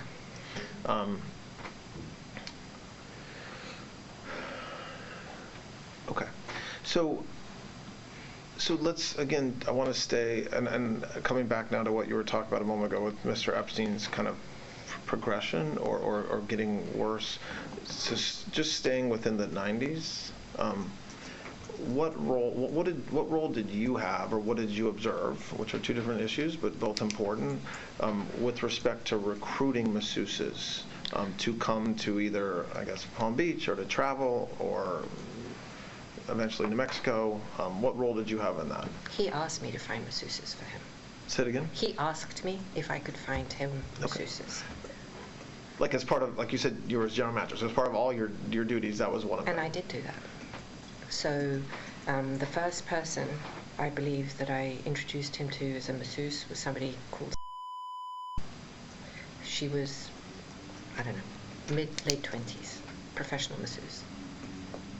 Was this something that happened early on in your relationship, or, and again, I know we're talking about the 90s, but are we talking about early 90s, or is this later on? So in terms of massage, I've had a lot of injuries. I do a lot of dangerous sports and have had multiple serious accidents and walk without any lameness because of physical therapy and massage. That to me is it's medicinal for me. So Epstein, whatever his massage situation, whatever, he loved massage. And if I met somebody who I thought was a good masseuse or masseur, I introduced them. And because I got them and he asked me if I did, and I said yes. And I'm pretty sure that would have, well, I don't remember, 93, 92, early, from the beginning. So go ahead. So then what happens over the next, there's a ton of writing and a ton of, I guess, testimony as well, but also public reporting about how the recruiting was a very aggressive effort that you were a part of, that he was a part of, and others, to try to find more and more masseuses. What is that true, and what role did you have in that? That is partially true. Okay. So it is true that I found masseuses, and he became more insistent. He like knew all the time. He got bored, so he would be bored with a masseuse, and he would say, "Find me a new masseuse." I am the entire opposite. If I find someone that I like, I stay with them. I'm like, I don't want new. He would drive for new, so that is true. And in my effort to find them, I would go to massage spas, like legitimate spas. We're not talking, funky ones that people have. So, and if I got a massage from somebody in a spa that I liked, I asked them if they would do home visits. If they said yes, I would ask them to come to the house, and he would see if he liked them or not. But these were people who worked in spas. I never ever checked their age, and I never checked their credentials. I never asked for a certificate. What? But just to be clear, you never thought anybody was under 18? I never crossed. Okay. No, that was never my. That was never a drive. What did you know at the time about him, Mr. Epstein, requiring masseuses to be naked, or requiring masseuses to either perform sexual favors for Mr. Epstein, or to be there if Mr. Epstein masturbated, or things like that? And again, I'm asking you about a 15-year period or whatever, 10-year period. So I appreciate it's a very broad question. So answer it in a way that, addresses what you've been charged with doing, but also what's been said about you. Okay, so the 90s, I don't think that I ever thought, that never would cross my mind. I'm not sure that I thought about that in those contexts at all until his arrest and those papers came out. But I believe the subject of the question that you're asking me, I believe started in the 2000s. In the 2000 time period? Yes, 2000. Why do you think, like, what in your mind makes you think that that's the time that it started? I think because in December of 2001, he met, and I think was responsible for that in its entirety. And the reason I believe that, so she was a self-confessed, having been sexually abused as a young girl, and was trained, her words I'm quoting now, not mine, in all the arts of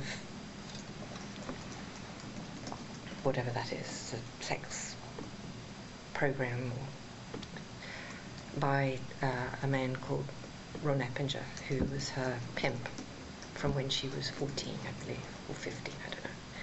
And in her book describes him training her to be what every man wants in all its manners, fellatio and everything else. I believe that then what happened was that he met her, and she came as a masseuse to his house in December of 2001 is when I think it started. Now, what their relationship was and what happened with them in that early period of time, I cannot say. What I can say is that he liked her, and she started to travel with him at that time period. I know then what happened was that when she first started to see him, or first came into his orbit as his masseuse or whatever, she was engaged to be married and wearing an engagement ring, and was living with her fiancé. She broke up after a few months with her fiancé and took up with the local drug dealer. So let's say after 4 or 5 months in the time period when she was seeing Epstein, let's say we're now May, June of 2002, or is it 2000? From whenever she hits the, whatever that is, if that's 2000, I think it's 2000, I'm sorry. I think it's when she met him, December of 2000. So then you go through, I don't remember, you'll have to look. Okay. I'm not holding you to exact dates. No, I mean, I'm just trying to, I'm giving the, so then I think, so she takes up with the local drug dealer and she becomes druggy. Like, you know how druggies, well, maybe you don't. I live with a lot in Tallahassee. They become even more unreliable than normal. And at some point, she's now working somewhere else. He stopped seeing her because he doesn't like people who do drugs. And I think that not seeing her lasted 5 or 6 months, and in that period of time, she got arrested for theft, and she had a warrant out for her arrest. Now this I've pieced together because this piece I didn't know. She then called Epstein to have help avoiding the warrant for her arrest, and he sent her to Thailand to get a massage therapy license. This is the bit that I guess. This is the bit that I extrapolated. In the period of time from when she came back to when she left, he asked her to replace herself as his masseuse or whatever she was doing, and she brought the first replacement for her that would have been one of the accusers in my case, I think, would have been, and then everyone who came subsequent, simultaneously, if she wasn't the first, I don't know, every single person who came to his house came through, and her boyfriend Tony, and then whoever else underneath her, and that is how it started. So before her... Tony Figueroa is her boyfriend. Before her, so now going back into the 90s, you don't believe that Mr. Epstein was abusing masseuses? Underage. Or overage. I mean, I think, I'm using abuse in the broadest sense of the word because I'm assuming that you said that you have no idea over the years. You always assumed the masseuses were overage, right? So when I'm talking about abuse, I'm even talking about an adult masseuse who comes in to give a massage and is told to take off their clothes, told they're not going to get paid if they don't care if their clothes, basically suggested they had to watch him masturbate, like the things that have been publicly said about what he did. I'm not distinguishing between adults or young or underage women for that. I'm saying abuse. I'm going to think that would have been a habit. Okay. I'm going to say that the massage game was a habit. What does that mean? That means that I'm sure that he didn't suddenly start having relations with masseuses in 2002. Okay. I am sure he must have had relations with masseuses who knows when. But you're saying, as far as you, I used the word abuse, you're saying that as far as you sit here today, you would describe that more as consensual, meaning the masseuse did this willingly. I saw him with lots of masseuses. I never saw a single masseuse ever look unhappy or not come back or whatever. So based on my observation, I don't think that if you are being raped, as now he's like this prolific, I just can't imagine why you would return. It's not what you observed at the time. Not what I observed at the time, no. We're going to spend more time on this issue because I think it's important. But just going back to kind of the question that I started with in this area, which is that it ties into the blackmail issue. So we talked about people that were his clients, and you've mentioned President Clinton, and then early on. Oh, I never said he was a client. I did not say you said. I'm saying you talk about his clients. Oh, okay, right. And then put his clients off to the side, and then you mentioned some other people. You mentioned President Clinton. You mentioned President Trump early on. Who were other famous / politicians? Who were other individuals in Mr. Epstein's life during that time period? So the early 90s. We'll do it the 90s. Should we just? Yes. Okay. Congressman McMillan. Say it again. McMillan. Okay. Henry Rozovsky, who was the provost of Harvard. Hang on, can I? Sure. You're looking at your notes. Go ahead. Go ahead. Joe Pagano, Jerry Goldsmith, Joe Roberts, Kenny Lipper, Dan Abramson, I don't know if in the 90s Tom Pritzker, Ace, Jimmy Kane, Lou Ranieri. I mean, there were... What about the royal family? No, he didn't know them in the 90s. What about what about Prince Andrew? Didn't know him in the 90s. When? Oh, well, is that right? I wasn't there. I do not know. So I don't want you to worry about exact dates. You're not positive about that, but you don't have a specific recollection of that being in the 90s? No. Okay. I can date it for you, I think. But I can't give you... That's okay. Okay. That's fine. So with respect to, and we'll take a break in a minute to get some food, but just with respect to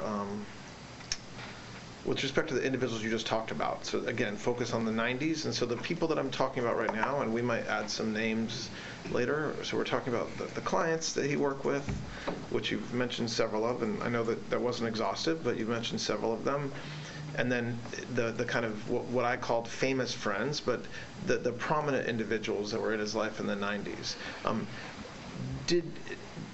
Does any stick out in your mind as having received massages? All of them. Henry Rizowski received a massage. And why does that stick out in your memory?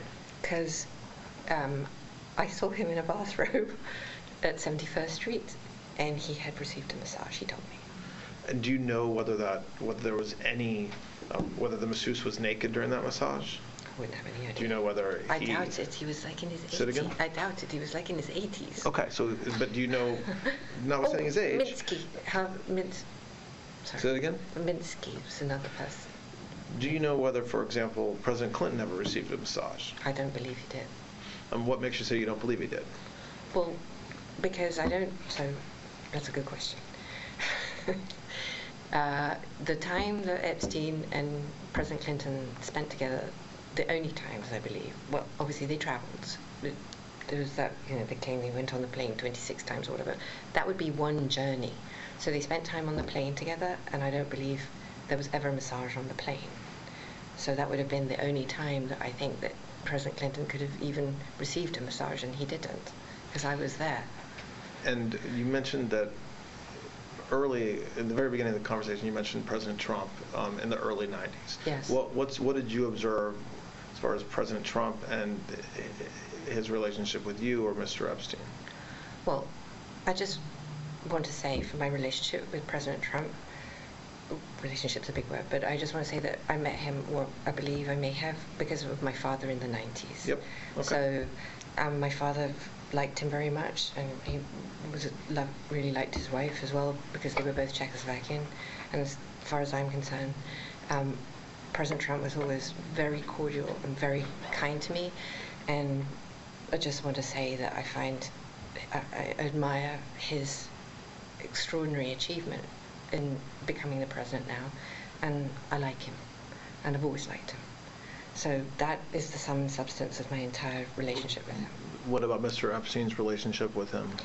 I don't know how they met, and I don't know how they became friends. I certainly saw them together, and I remember the few times I observed them together that they were friendly. I mean, was that in friendly. Social settings, or was that in private settings? I believe I only ever saw them in social settings. I don't recall any private settings. Have you ever been to Mar-a-Lago in Palm Beach? I have.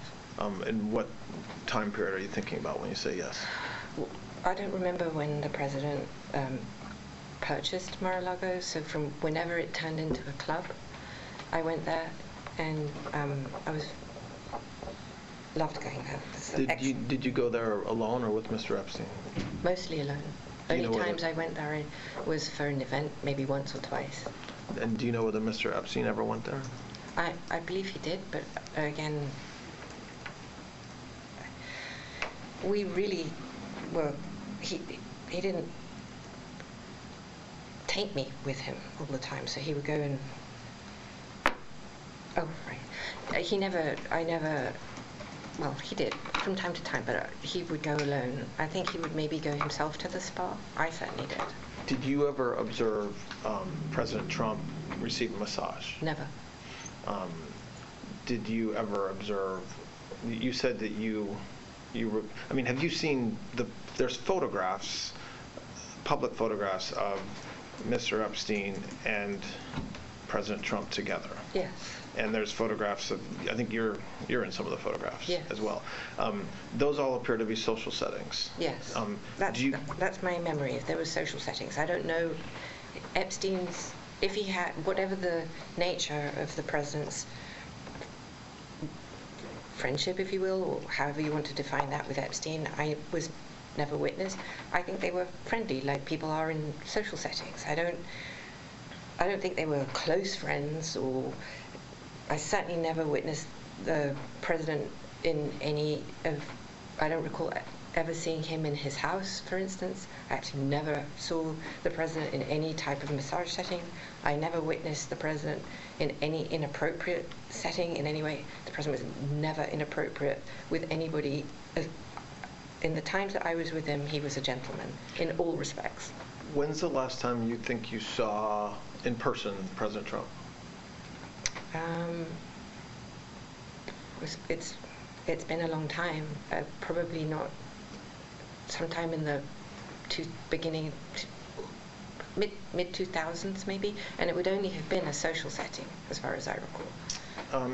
And did you ever hear Mr. Epstein or anybody say that President Trump had done anything inappropriate with masseuses or with anybody in your world? Absolutely never. In any context.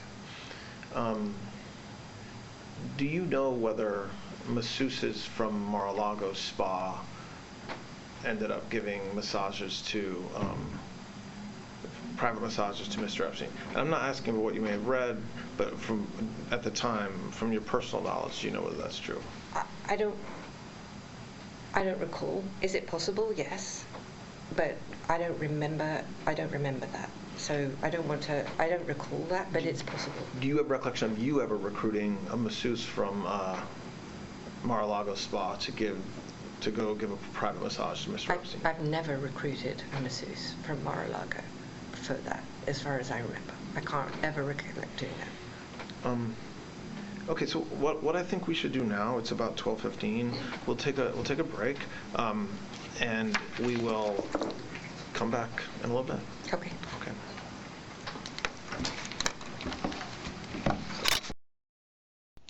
This is the afternoon test of the recording device.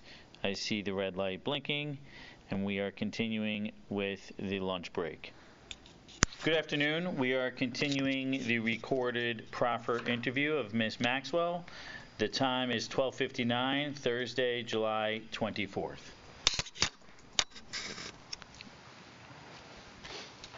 Okay, so just continuing, we were talking about Ms. Maxwell.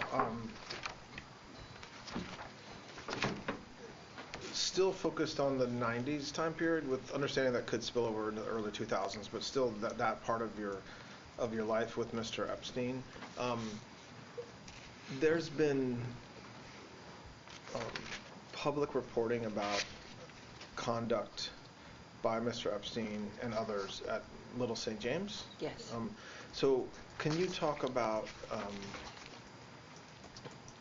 the frequency with which you went there, and address some of those, some of the reporting, namely around young masseuses or young women who would be present, and what you observed relating to them, and then I'll ask questions around that. So, if I'm right, he purchased the island in 1996, and he was friendly with the owners, and originally we went to the island as guests of the owners, and then I guess at some point the owners told him they wanted to sell, and he decided to purchase it. So the island was very rustic. I loved it. He, of course, had completely different ideas. And I would say there was none of what you were describing at that early period of time. So the frequency was often on the island, because he loved it. He really, really loved it. And we would go all the time. Mostly, all the early phase was based on improvements that could be made on the island, always going with new architects, new designers, new construction people.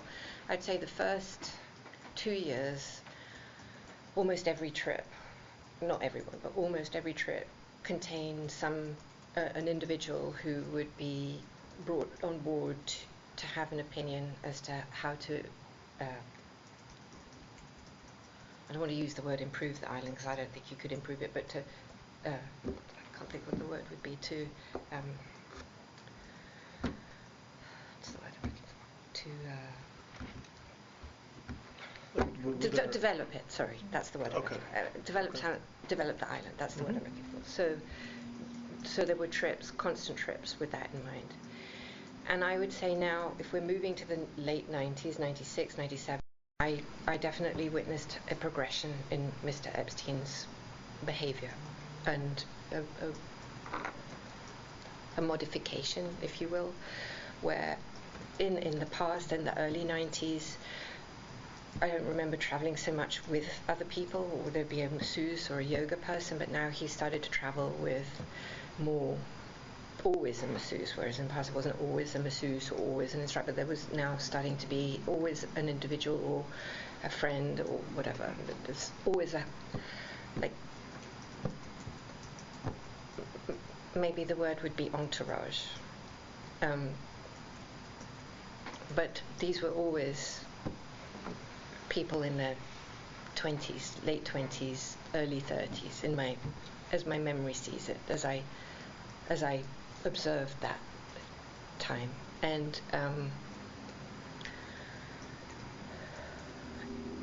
he tasked me with finding a local masseuse for him in St. Thomas, because sometimes, even though I say he would always travel with an entourage, sometimes he didn't, and he wanted to have a massage locally. So I visited the spas that were local in St. Thomas and in St. John. And if I met someone, a man or a woman actually, because it was difficult to find somebody in St. Thomas, it's not exactly, so, and I did find a couple of people who would come, so that's how they came.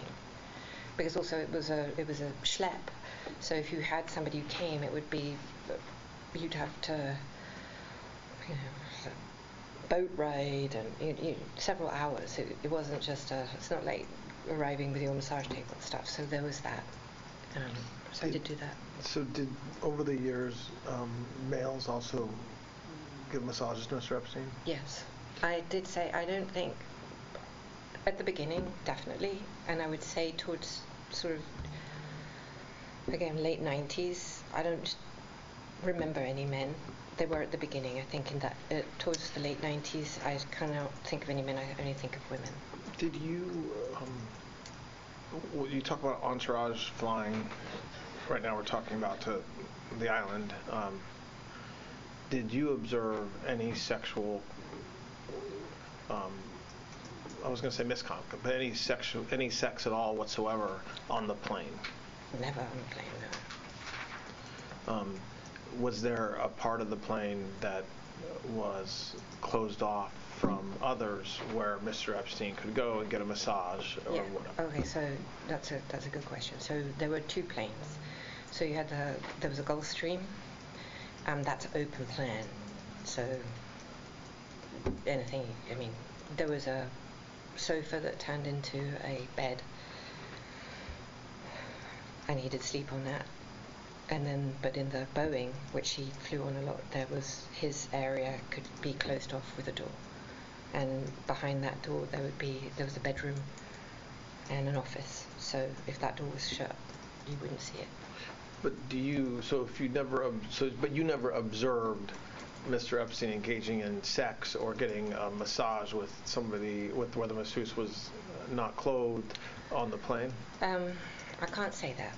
I might have. Okay. I definitely might have, either, but both in the Gulfstream or in the. I'm sure I did, but it's not. I can't. That's fair. Okay. I'm absolutely sure I did. I must have, because he was so obsessed with someone rubbing his feet, or just when you ask me about massage, I just want to be clear. I generally what I think of that is somebody on a massage table, but other people might think of it as something different. You know, you could have someone rubbing his feet or his shoulder. I saw that all the time. That I did. But that's separate from being on a massage table. How, again, I know we're talking about a decade-long period, but during the period we're talking about, in a 7-day week, how often would Mr. Epstein get a massage? In the 90s, when we're talking, he would get one every day. I think as that time progressed, he would get one maybe twice a day. I do want to say that there was maybe a reason that things altered or morphed or progressed, and it is maybe part of the reason also that he and I our relationship, or however somebody wants to call it, altered, and he started doing testosterone, and that altered his character. And I believe that started in the late 90s, and I believe that the FBI has his medical records, and you may see that on his medical records. So you believe that he started taking testosterone in the 90s, and when you say that altered his behavior, you're saying it made him get more massages, or that was just one part of what changed about him? Well, he became more aggressive. Nice. And I think that he may be, well, now I'm just imagining that the testosterone altered his desires or something. Does that? And so when, given what you've said the past couple hours about his kind of progression or change, let's focus on that time period. So more towards the late 90s, yeah, okay. So 96, 97, 98. You know, when you've said that he changed, did you know flat out that he was having sex or otherwise some sort of sexual conduct with masseuses regularly? Flat out, no. I denied that. I couldn't imagine that he would. But I think, looking back now, that I did not. But I started to suspect that he was not faithful.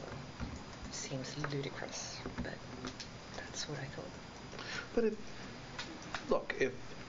if he's flying from Palm Beach to St. Thomas, or if he's flying all over the country to New Mexico or to New York, or even in Palm Beach, and there's young women, putting aside whether they're under the age of 18 or in their 20s, every day at the house, multiple masseuses, multiple massages on some days, you're interacting with the masseuses constantly, or maybe that's not right. Let me take back what I just said. Ignore that part. But you understand that he's getting massages every day, sometimes multiple times a day. By the late 90s, it's all women. Presumably, they're some of them are new, but they're also repeat masseuses. What did you? I mean, you had to know at that point that there was something going on beyond just he really needed to get massaged. Very fair question. There's two things. The first is the person that he saw the most at that period of time was in her 40s. Mm-hmm. And she was with him all the time. And I'm like, married as well. Yeah. And I'm square. And it never occurred, well, I don't believe it occurred to me at the time that with this woman he would be having relations, and he was with her. That was the person he had the most massages, yoga, and that with at that time in the 90s period. The second thing is that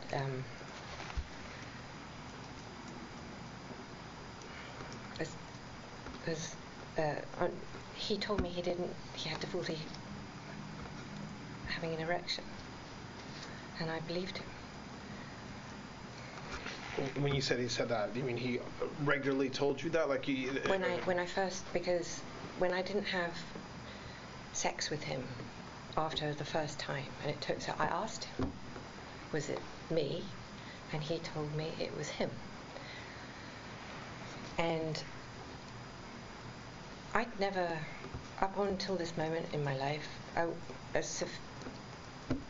not stupid, I'm very bright. I've had an excellent education. I travelled all over the world. I had had boyfriends. But I had never met or understood that somebody could be so, would lie to me about, it never occurred to me. I didn't have a frame of context within my life experience where somebody would be so manipulative and devious with me. And plus I just didn't have, and I was happy not to have sex because I have a condition that doesn't lend itself to that.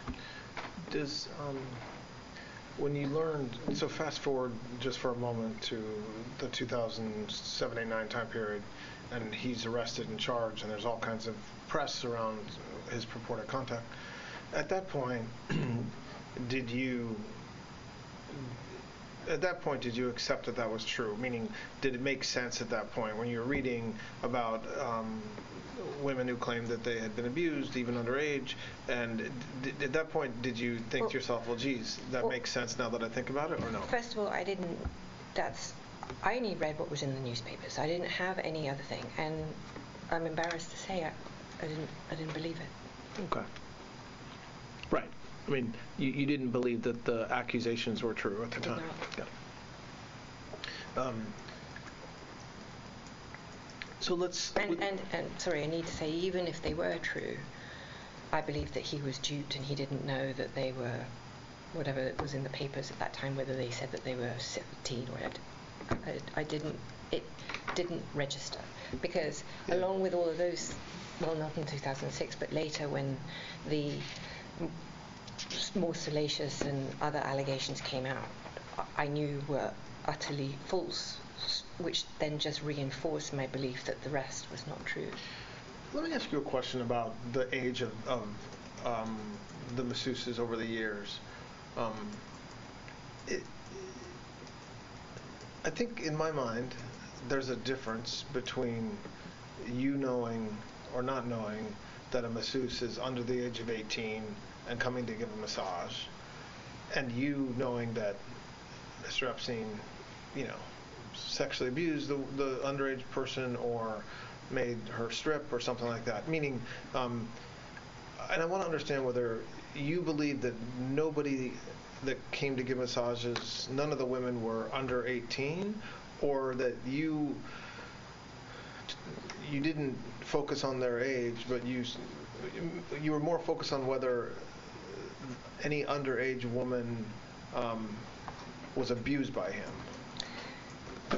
I think it's better to answer this question with corroborating evidence and then go back and explain so that I frame your understanding of what I'm saying. My understanding is that in 2008, they had interviewed 44 women, let's say, or around that number. Mm-hmm.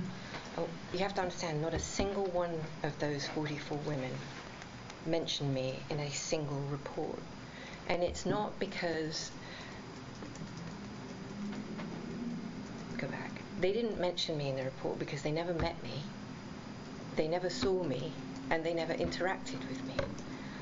So, to go back to your question, it's not that I thought one way or another, it's that I didn't see them. Okay. I see. Okay. Does that? Yeah. No, that's helpful. So. But when I say not one single one of those reports talks about me. And I just want to clarify exactly, because I'm obviously aware that one of those girls was one of the witnesses in my trial, specifically.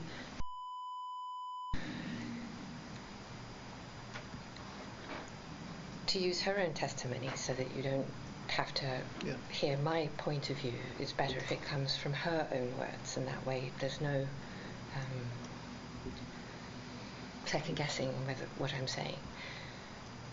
herself said that recruited her, brought her, and trained her. Those are own words.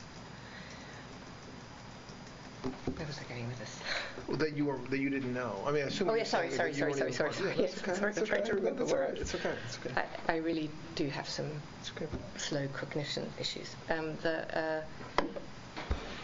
So she she testifies that it was that recruited her and trained her and not you. So then in her first FBI meeting, she reports seeing a woman with short dark hair at the house, which then is used as evidence that that person was myself. But the maid, lady who helped keep the house, John Alessi's wife, with an accent, I believe she says. John Alessi's wife had short dark hair and an accent. I'm sorry, but I find, and you can ask yourselves this, I mean, I've obviously modified my accent. I've been in America a long time, but I'm British. I've been brought up with a very strong British accent. And I don't believe there's American on planet Earth that doesn't recognize this to be British or Australian, maybe, if you really don't know. But it's not some random accent. Now, the Hispanic, maybe, okay. That was John's wife that she saw, not me. And I'd like to point out further how you potentially through her own words, she identified. Why don't we stop there and let them ask the next question? Yeah, So just, and look, I want to try to. I think probably tomorrow I want to talk more about kind of the evidence against you and how to address that. So no, don't apologize. That's helpful, but I don't want you to be burdened. I want you to just tell the truth the best you can. So I don't want you to be burdened by what people said at trial or what the press says about you. I just thought it was illustrative when you asked me the question, because it doesn't. I did not. I absolutely have no memory at any. Now I'm leaving separate to this, obviously, so that's a separate story. I'm not going to pretend. Well, we'll get to. Yes, go ahead. But in the terms of the scheme or whatever, however you want to determine what you're calling that, I have no memory, no active anything of having seen anybody that resembles a child, let's call it what it is, at that house giving him a massage. At all. It's not even like I did this. It's an at all. And 44 people didn't see me or talk about me either, including.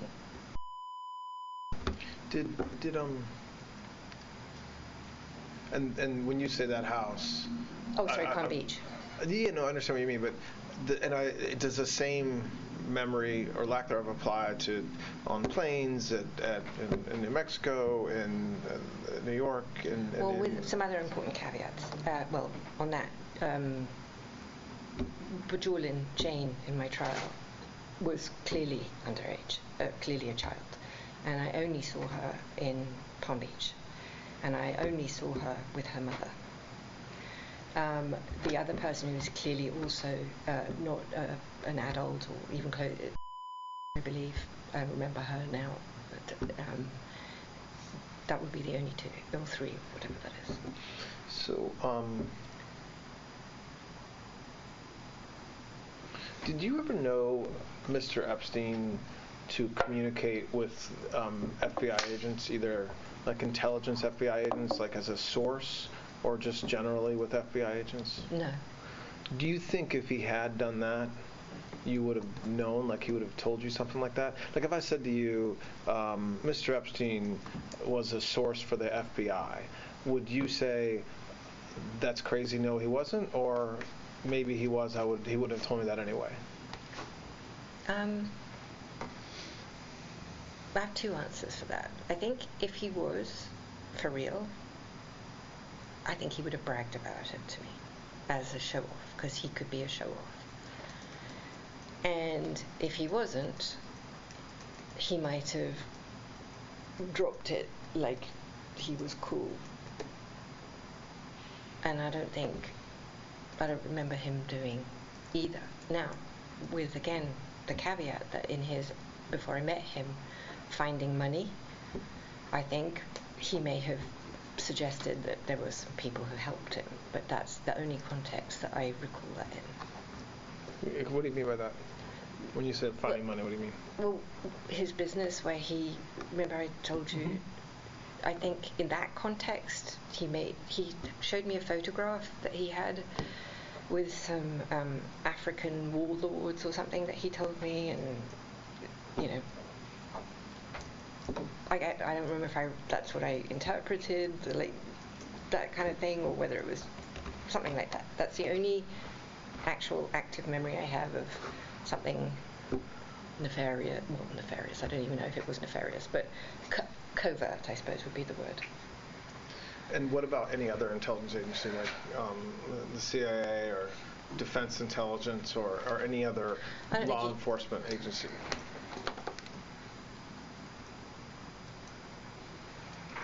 Okay. I don't think so. I think that I don't remember anything like that. I just don't think he had the wherewithal, and I think that whole aspect of that is, can I use a bad word? Yes. Bullshit. Okay. And what do you think is bullshit, meaning, what do you mean? Would you have known if would he have been bragging to you? Would he have been saying these things? I think he was, because I think that, I think one of the reasons why he liked me was because of my family connections, and why he liked other people was because they were cool or whatever. And I think that certainly early when I met him, he would have tried to impress me, or tried to show off, if you will, like he was that guy, you know. And he wasn't that guy. And so, and I think that he would have tried to bullshit me, and he didn't. So I think it's. He may have tried to bullshit me, but no, I couldn't. Right. Sorry. So I want to just shift for a few minutes to talk about post 2000 to kind of when your relationship changed over the years with him. Did there come a time when Mr. Epstein, did meet members of the royal family? Yes. When was that? So I need to go back, because I think I may have misspoke. Okay. Well, I didn't misspeak, but it's something that I had forgotten. Yeah. Before I met Epstein, he lived in London for a period of time. I don't know for how long. And he met and knew some truly fancy people, like people, high society people. That included Princess Diana's best friend. Her name was Rosa Monckton. And Rosa's husband, Dominic Lawson, who's a famous journalist, actually he's a very well-known journalist. And when and he was friends with the Barings Bank. I mean, he had like sort of that was before he met me. Before, so in the 80s. Yes, he was dating Eva Anderson, Miss Sweden, I think. I don't know when she became Miss Sweden. Okay, so earlier when you said that he met them later, you think he may have met some members of the royal family, or certainly British high society? He met, I don't know about the royal family, but certainly high society. Okay. And the reason why I know this is because sometime this is a documentable thing, whatever. There's a photograph that can give you the date, because I don't remember what the date is of this. So there's something that will peg whatever this date is. I don't remember when that is. Epstein went to London without me. He often went everywhere without me, but he was in London without me, which was decently unusual because London's my hometown. But anyway, he went without me, and he went to a big event in. I think it was in the park. Anyway, it was a big event. It's on the news. It's like there's photographs of it, and I don't know if he sat with Diana or he met Diana or he'd already met her. I don't know, but this I believe was organised by Rosa, and so I don't know if she was being set up as a date for him, maybe, because I don't want to speak bad of Diana, but I'm not going to do it. Okay, so that was pre-meeting you. No, that was when that event happened, when we were. Oh, okay, that was. And I was. No, it's when we were. Okay. I'm not going to say together, but. Okay. Oh, and how about this? When I was his employee. Okay. Better. So now moving back to the 2000s, there come a time when Mr. Epstein met Prince Andrew? Yes. And others in the royal family, or just Prince Andrew, as far as you know? Well, so as much as I can piece it together, first of all, let's just state I did not introduce him to Prince Andrew. I did not introduce him to Prince Andrew or to Sarah Ferguson. That is a flat untruth. Start with that. So now I'm going to tell you how he did actually meet him. So if you find me that photograph, I can date that time when he met Princess Diana at that event. And based on that, I'll be able to tell you if it's pre or post that event, because I haven't looked it up and I've never bothered to check. So Lynn Forrester, who was a client or some type of client, or I think she actually tried to date him, or might have dated him for the record. She was in. Do you want to ask me something? No, go ahead. Okay. She was. She had a house, or she rented a house in the Vineyard. I think it was in the Vineyard or Nantucket. I can't remember now which one it was. It was one of those. It was either Nantucket or the Vineyard. And invited Epstein to go. And I believe that's when he met Prince Andrew. However, I believe that before that event, he had gone to the Bahamas and had hung out with Sarah Ferguson. And Sarah had called Epstein and had arranged with Lynn, or I don't know now, I'm speculating. Anyway, long and short, he met Andrew up there. And I'm not holding you to an exact date, but when Well, we can date it that? from that picture, if you find me the picture. But do you know, without looking at a photo, in your mind, approximately when was that? I want to say it was the 2000, no, probably 2001, 2002. Early 2000s. Yes. And I think it was actually Prince Andrew himself who suggested that he met Jeffrey Epstein through you. I think that's true. So, well, It's true that Andrew said that. yeah, no, I'm sure it's true. Because I'm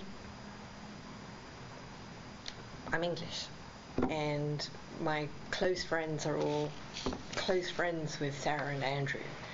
And I would not say that I was close friends with Andrew before, but certainly we were friendly, and certainly his best friends, some of them were very, very close with me.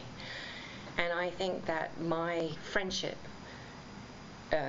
me being present, or me, is what made Andrew like Jeffrey more, like trust him, or I think that's maybe it. So you don't dispute that that you kind of had a role in them getting together. You're just saying you didn't say, Prince, I would never Jeffrey. have introduced them. It would never have occurred to me to introduce them. I couldn't imagine them being friends. Two chalk and cheeses would never. I mean, for real, there's nothing there to connect them. So he met Prince Andrew, and then he had a relationship. I don't like that word. It sounds funky. They had a acquaintanceship. Thank you. And through Sarah, actually. I think Sarah is the one that pushed that. And they met and hung out, I want to say 2 or 3 times. That had nothing to do with me. I wasn't communicating with Andrew. I wasn't in touch with him. And I know this because I was annoyed. And I felt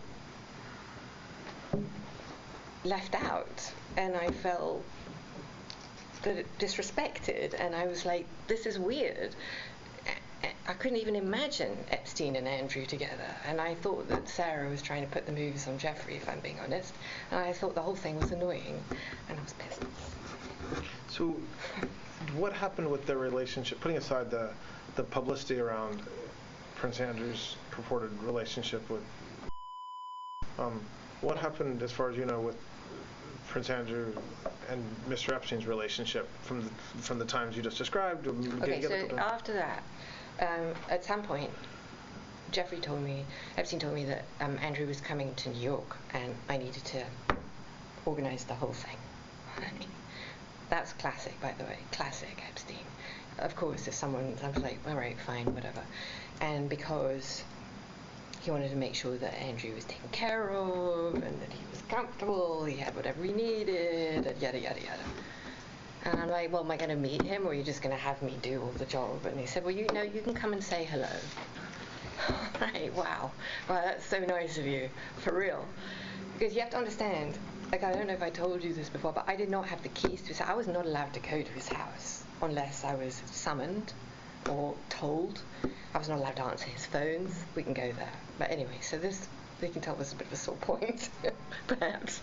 Anyway, so Andrew came, and of course, the minute we got together, I was like, yay, hi! And then it was so nice because the difference of being in England with Prince Andrew versus being in New York without all the bullshit was insane. And our friendship just like lit up like this. Because first of all, he knew that I'm safe. I mean, safe as in I'm not, Nigel Dempster or taking a page. Not in a million years would I do something so gross. And we honestly got on like a house on fire. I really liked him a lot, and it was so nice, and we just became really, really good friends. Much more so than when we were in London, if I'm honest. And then with respect to and Prince Andrew, what do you know about that relationship? Would you like to ask that again? Relationship's a big word. Like I said, I don't like the word. Let's just start there. Okay. So I have read. I just want to piece together. Well, but don't say before you say what you read, because that's one of the problems is that we're all kind of all right. What we're I all know. informed by all the publicity and information around what everybody else has said. But what do you know? What do you think? Or what did you see? Well, what did you hear? What's an even bigger word than bullshit? Okay. Why? Well, go ahead. But finish that thought. Why do you think that? I'm going to tell you right now. I'm so happy to tell you. I'm excited. I'm beyond excited. Okay, so there's a mixture of what I've actually seen and know from the evidence and versus what I've put together. Impossible for me at this point to separate everything, but I'll tell you what I know versus what I saw and what I physically have in here. But it's helpful for you to know. So, the allegation, I have to go with the allegation. The allegation was that at my house in London in March, whatever that was, 2001, I believe, we went to London specially so that could have a relationship with Prince Andrew, and she was paid a vast amount of money for that purpose. Okay. And that she then got in my bathroom in my house in London and had sexual relations with him, and then went into my guest room and had full-blown sex, and then left my house. Oh, he left, and she felt used and disgusting. And a photograph was taken of them just before all these events took place in my study. That is what is the story. Oh, and then after that, she met him several other times, but we'll come to that. This is where it will allegedly started. And they went to Tramp. Oh, right. We went to a nightclub that night. Oh, we went to dinner, right? We went to dinner and then to Tramp. Okay, so the first thing about that weekend, that specific weekend, was that it's my mum's 80th birthday and I was in the country. And I have some corroborating evidence for that and a lot of testimonial that you can check. So that takes care of one of the reasons why her story doesn't hold water. The second reason why, so by the way, when I say that, my mum turned 80th that actual weekend. It was her birthday, it's on March the 11th. And the reason why I went to London, and I presume, but I don't remember, is why when we were, so the whole trip started because of Alberto Pinto, who's the decorator for the island and for New York as well. And he had wanted Epstein to go to see a house in Marrakesh, if I remember rightly, and went via the Alhambra it was also for New Mexico. So there's architectural pieces that contained, and that was the basis of that trip. And I suspect now that that trip was planned all around the fact that I was going to be in London no matter what for my mum's 80th birthday at my brother's house in the country, which is approximately an hour outside of London, an hour and a half outside of London, at my brother's home. And we all congregated on the Saturday for her birthday celebration on the Sunday, and then we left. So that's that. The second reason why, probably maybe even the more important reason than my mum's birthday, that I think it's absolute rubbish, is that Prince Andrew, the idea of him doing anything of that nature in my house that's the size of this room is so mind-blowingly not conceivable to me as the man, or what I just can't even. No. Is there any way that it could have happened? No. Okay. Describe the physical plan. Oh, the physical. So my house was tiny. I think it's 900 square feet in total. Well, maybe that. Is that right? Maybe 9. It is on 3 floors, however. So you're talking about it's a jewel. It used to be a stable for a horse. It was the stables for the big houses. It was the little poor man's home behind the rich man's home. It's a jewel. Was a gorgeous little place, but it is the size of a nut. If you make a noise, let's say you did a little burp or something, you'd hear it. It just, where she says that they had relations in a bathroom, first of all, the bath is an old Victorian bath. I'm quite small. It's tight for me. I put my brother in there to see what would happen, and it looks like a blivet, which is a sausage in a very tight skin. So her description of whatever the 2 people were doing in the tub, that wouldn't work. The bathroom itself is so small you can't lie flat on the floor, so it couldn't happen on the floor because you physically can't. This bathroom is too small to even be on the floor. And then the kicker of all kickers is that because the bathroom was so small, I decorated it to try and make it look huge, which meant that I put mirrors the whole way around it. And what was so fun about being in there is that if you stood in the bathroom, you saw like 100 of you, like you do if you were in a fun house. Yeah, well, Alice in Wonderland, or one of those things that you would see yourself going stretching everything. And it's the image, if you said you were, let's say telling the truth, she could say she was having sex with 5,000 generations of the royal family because that's how far back you could see yourself. There is no way in God's green earth, if that had taken place, that this is something that you would miss, because you couldn't miss it. If you were standing there now, you'd see the whole of the FBI, the whole of the Department of Justice standing behind you.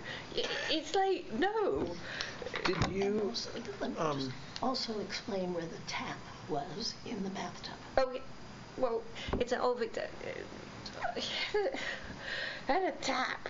So if you were in, God forbid, if you were in the tub, this was the tub. My tap would be here. I mean,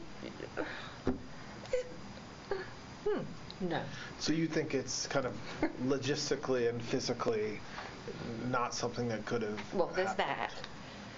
And there's just, Andrew would, he's so,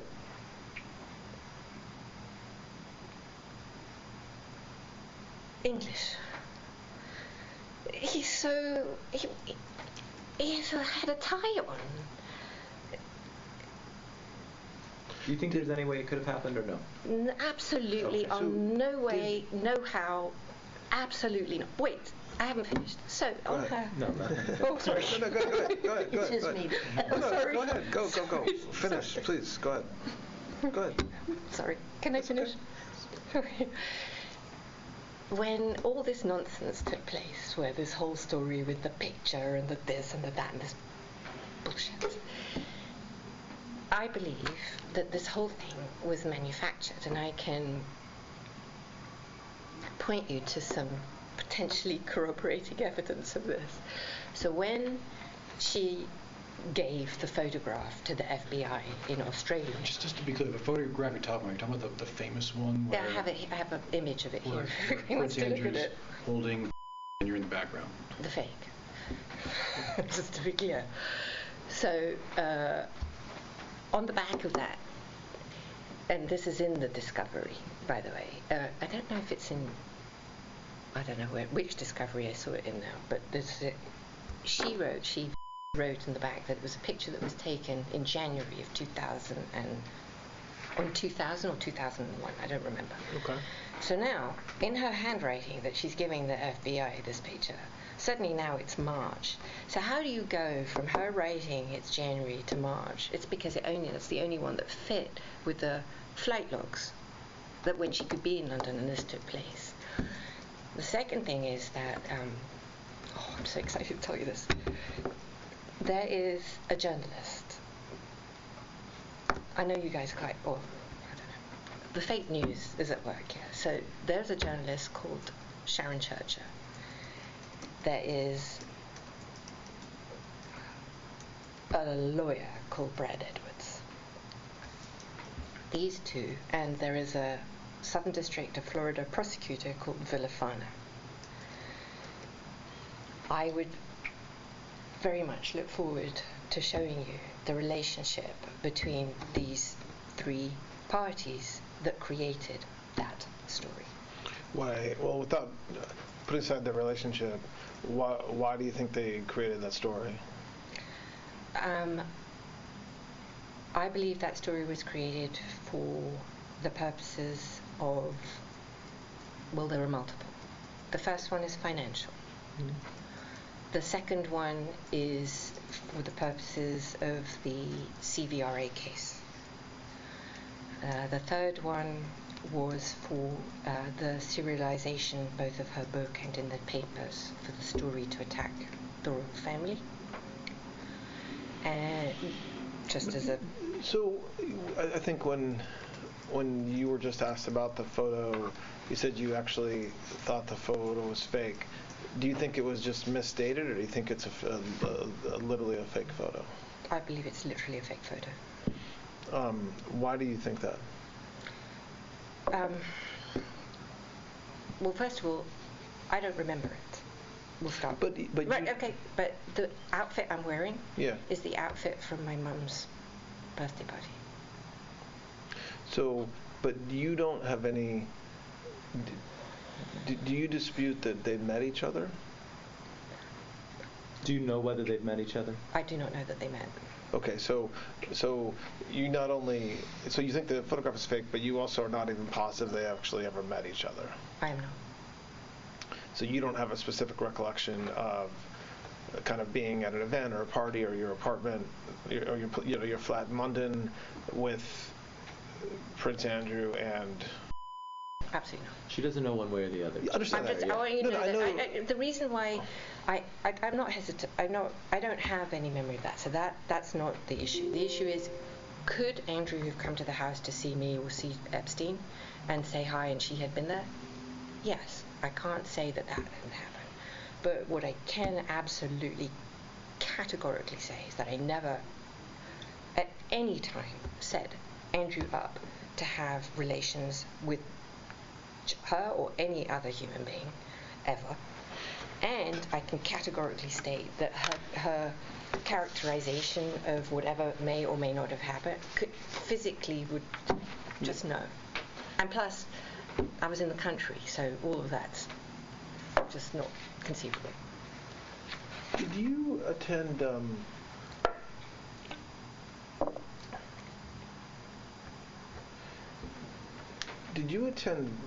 social parties over, and again, I really now am focused on 2000 plus, so not the early years, where Mr. Epstein would host a party or be a big part of the hosting of the party, and some of or many of the young women who were masseuses would be invited to the party as guests or as entertainment. I certainly went to his house when he would have people who would be there that were, I call them, the way I would think of it and I would characterize it were his entourage. That's how I thought about it. And that certainly was in the later 2000s, yes. Did you attend any weddings of famous people with Mr. Epstein? Again, I'm mostly focused on post 2000, but if there's something that comes to mind in the 90s, that's fine as well. A wedding? Weddings. With Epstein? I don't think I ever went to a wedding with Epstein. I can't think of a wedding that I ever went to with him. Do you know, so you don't remember, you didn't attend President Clinton's daughter's wedding? I did. Chelsea Clinton's? But that wasn't with Mr. Epstein? No, it was with Ted Waite, my boyfriend. Say it again? With Ted Waite, my boyfriend. Okay. Do you know whether Mr. Epstein was at that wedding? He was not. Okay. And how did you have a relationship, well, why did you get invited to that wedding? Because Ted and Clinton were very close. And how were you close to them? Like, what was the reason you were close to them? I met President Clinton. Well, first of all, I went to the White House with Epstein once for, I think it was for a historical, like one of those benefits. And I met the president then, but like 1,000 other people shook his hand. Then after that, I had a good friend of mine that was known to be the mayor of Miami Beach, Philip Levine, and Philip and the president were very good friends. And Philip and I were very good friends, and so I actually was introduced to the president post his coming out of the White House and became friendly with him because of Philip Levine. Because of what? Philip Levine. There's some names that have been publicly associated with Mr. Epstein that I just want to ask you if you know about. Piers Morgan. Is friendly with who? With Mr. Epstein. I have no idea. Never. I doubt it. Yeah, there's no trick question. I'm not suggesting that I know the answer to it. I'm genuinely just asking. Well, I would be astonished. I can't imagine they'd have anything in common either. Were you friends with Piers Morgan? I've met him. I met him at an event in Manhattan. I can't remember what. More recently, so probably in 2012, 30, something in that, and we had a very nice conversation. So I remember that. I remember thinking, I don't remember if I'd ever met him before, but I remember thinking how nice he was and how I was surprised.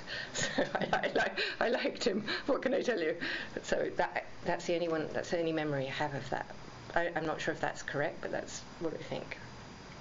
I don't have a correct or incorrect. No, I just don't know. I just want to try and. No, but I want you to believe me, because I mean this.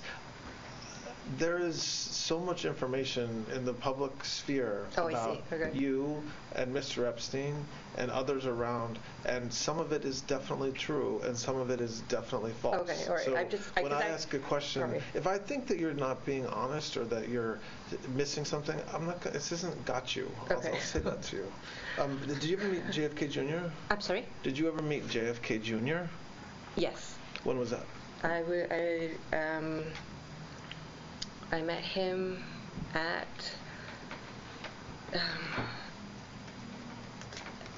Andrew Cuomo's wedding. No, Kerry's wedding. Kerry's wedding. Who did Kerry marry? Andrew Cuomo. Yes. Sorry. Okay. Andrew Cuomo's wedding. And when would that have been approximately? 1990. So before or 1989. Something like that. But would that have been before you met Mr. Epstein? Yes.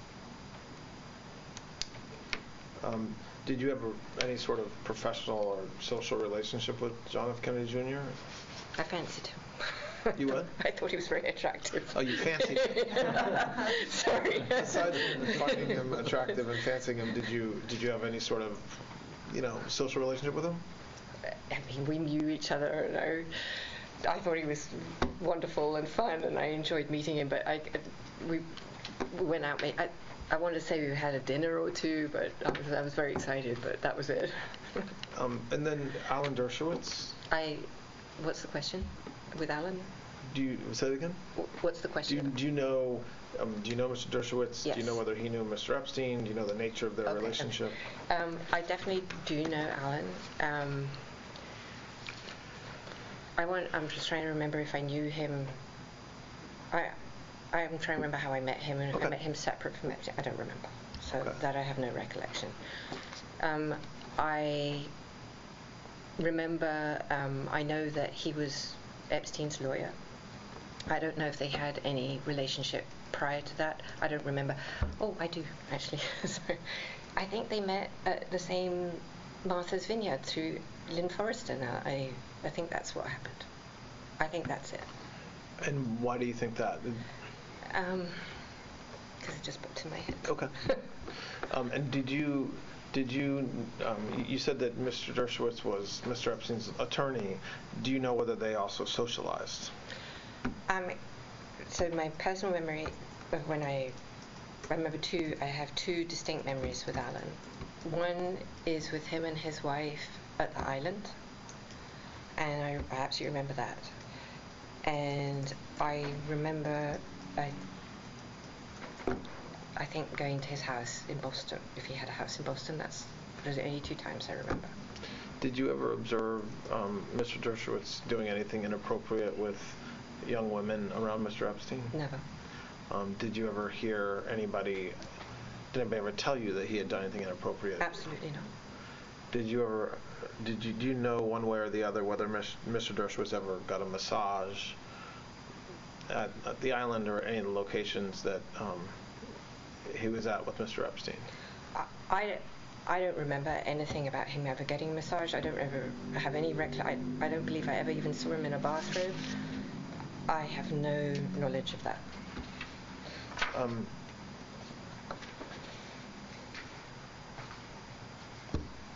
jumping around a little bit. You mentioned, I think, briefly, but the Terra Mar project? Yes. What is that? I founded Terra Mar the idea of Terra Mar came, I think, in 2010. So I want to just explain Terra Mar a little bit. So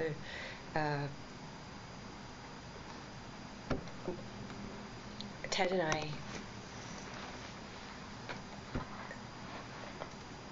bought a boat.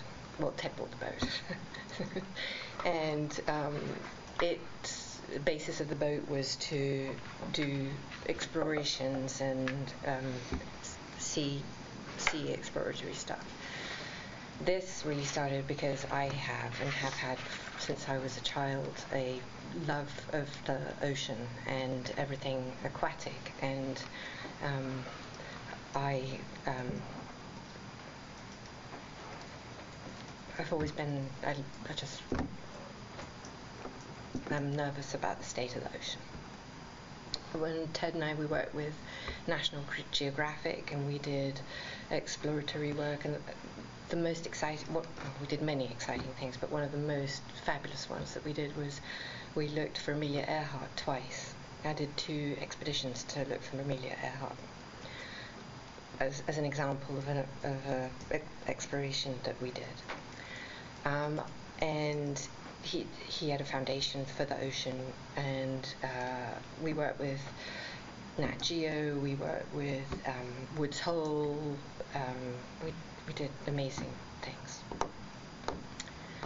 He bought the Remus 6000, so when the plane went missing, the plane that went, was it Air France, from Brazil to Paris and went down, it was the Remus 6000 that found that plane.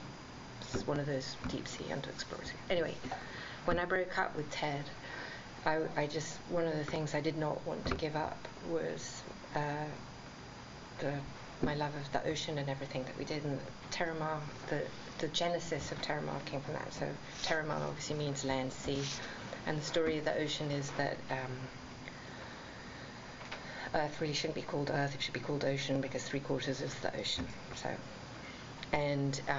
So I wanted to not clash with anything to do with Ted because it was a bit awkward between us. And so he took all the part of the ocean that was close to land, so within 200 miles. And so I decided I would focus on all the part of the ocean that was outside of national borders, Terramar. And that's the genesis of Terramar.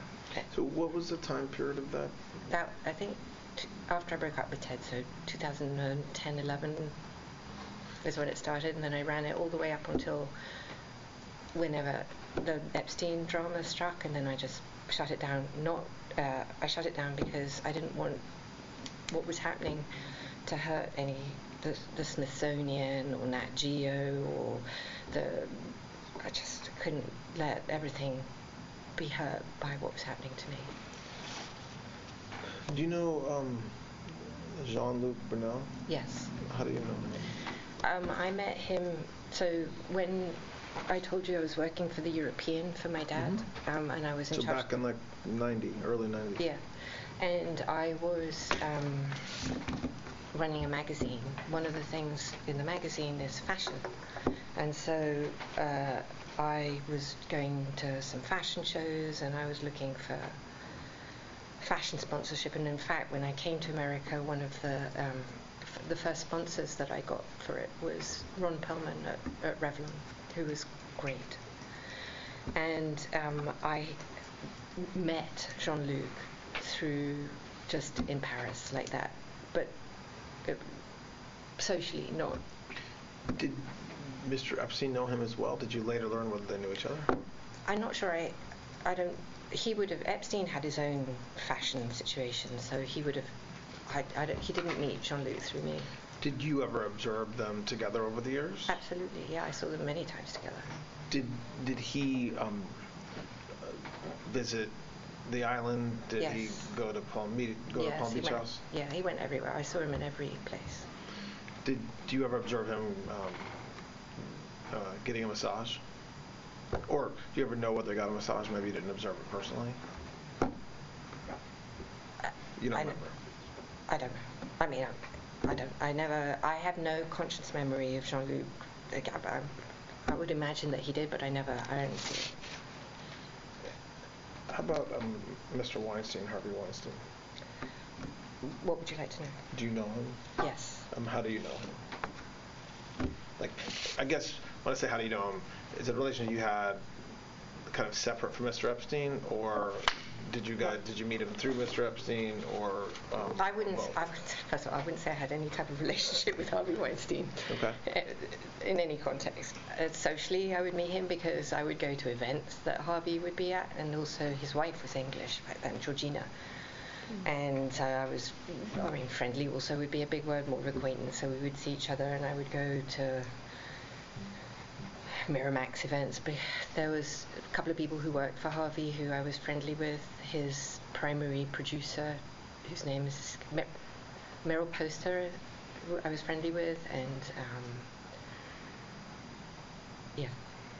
So, do you know whether Mr. Epstein had his own relationship with Mr. Weinstein? He did. Did they socialize together at the island or in Palm Beach or New Mexico? I never saw Harvey at any of Epstein's houses, so socialize. I don't know that they were friends. I mean, I can't see them together either. I mean, literally.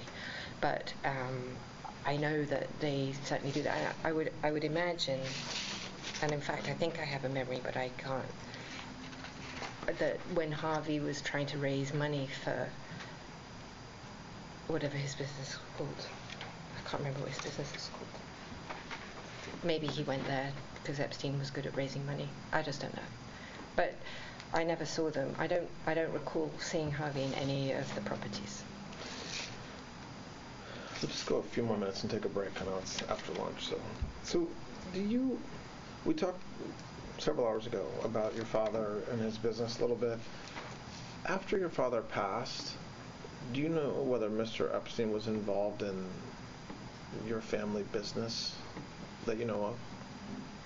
Absolutely not. In any respect. First of all, there was no family business left. Start with that problem. And the second one is, my family didn't like him very much. And they were busy dealing with their own problems, and there was no relationship whatsoever. I mean, my mum and he got along quite well. That was it. But she's an old lady, and he was nice to her. We're now being a little repetitive, but you're confident that before you met Mr. Epstein, he didn't know your father, and so he wouldn't have done business with your father's companies in the 80s either. Absolutely not. I'm 100% sure of that. I never met him, I never saw him, I never heard his name. No, nothing. So, there's been a lot of conversations about whether Mr. Epstein maintained like a list of people, like a book of famous people that he knew, it's called a black book or a client list or a list. Did you know of the existence of any such list? There is no list. We'll start with that. The genesis of that story I can actually trace for you from its absolute inception, if that is what you're interested in. Well, first, to be sure, there is no list, there is no client list, nothing like that. No, there is nothing like that. That you know. That I obviously. Right. Yeah. Okay, so you say you think you know the genesis. So go ahead, tell us. I'd like you to know that I have brought some supporting corroborative evidence. Well, tell me what it is too, and then we'll get the corroboration. Okay. Yeah. Go ahead. Is this? Do you want to take a break here? Because this is a long. This is a long story. Yeah, let's take a break. Yeah, let's take a break. All right, the time is 2:03, and we're going to take a break right now.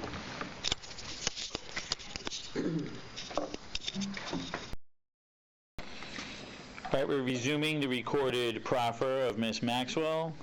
It is 2:16 on Thursday, July 24th, and the recording device is now on. So when we stopped to take a break, we were talking about what has been publicly discussed as a black book or the Epstein list, and that's where we are. So you said you think you might know, or that you're aware of kind of the origin of this narrative. All right. I just want to reiterate again, there is no list that I am aware of. I've never, at any time, at least during the period of time when I was present. Okay.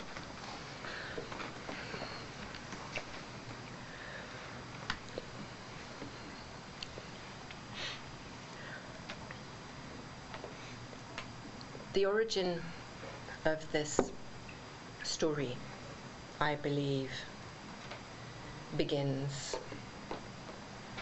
or it has a beginning in 2009, and then it has a prequel, but we have to start in 2009. In 2009, there is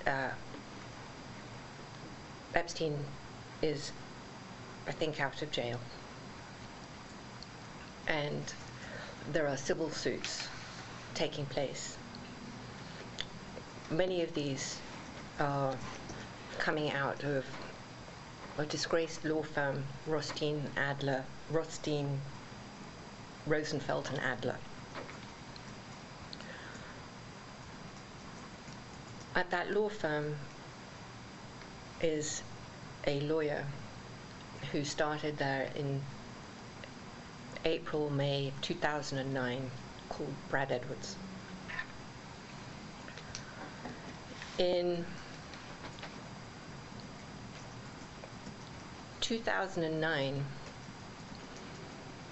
allegedly, the FBI gets a call in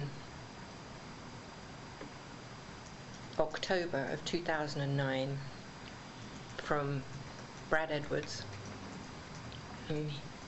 He allegedly tells them that he has come across a piece of evidence that belongs to Epstein that contains a list of all of his clients and victims, underage girls, massage therapists, and his and the men who are having sex with them. And Brad Edwards becomes a cooperating witness, confidential informant for them, and in a sting operation obtains the list from a former butler of Epstein's called Alfredo Rodriguez. And it becomes evidence in the civil suit.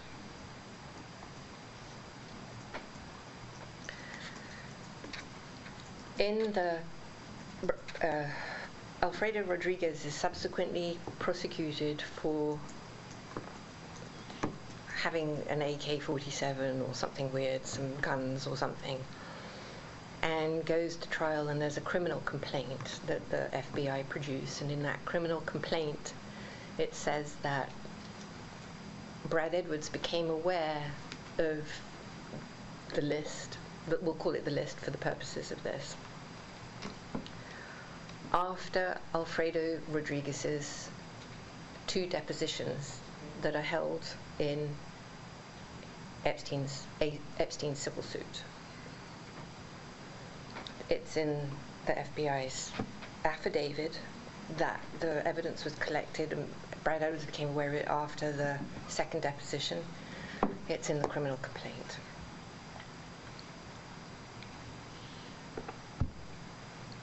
The truth is different from what's in both the criminal complaint and in that FBI affidavit, and in Brad Edwards' own statements on the subject.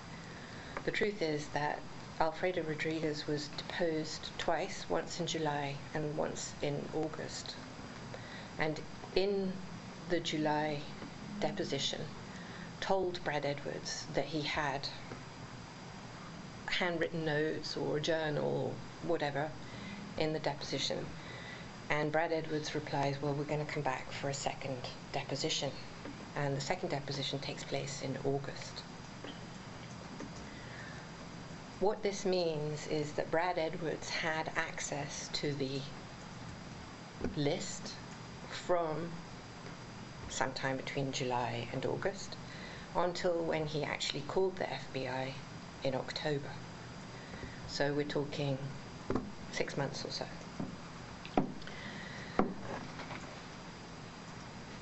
Rothstein's firm was raided a few days after the list went into the FBI's hands, and subsequently Rothstein himself was prosecuted for RICO and I believe went to jail for 50 years. As part of that RICO case, he admitted to, on the record, and was, I don't know whether he was prosecuted for creating fake settlements and fake evidence in Epstein's case.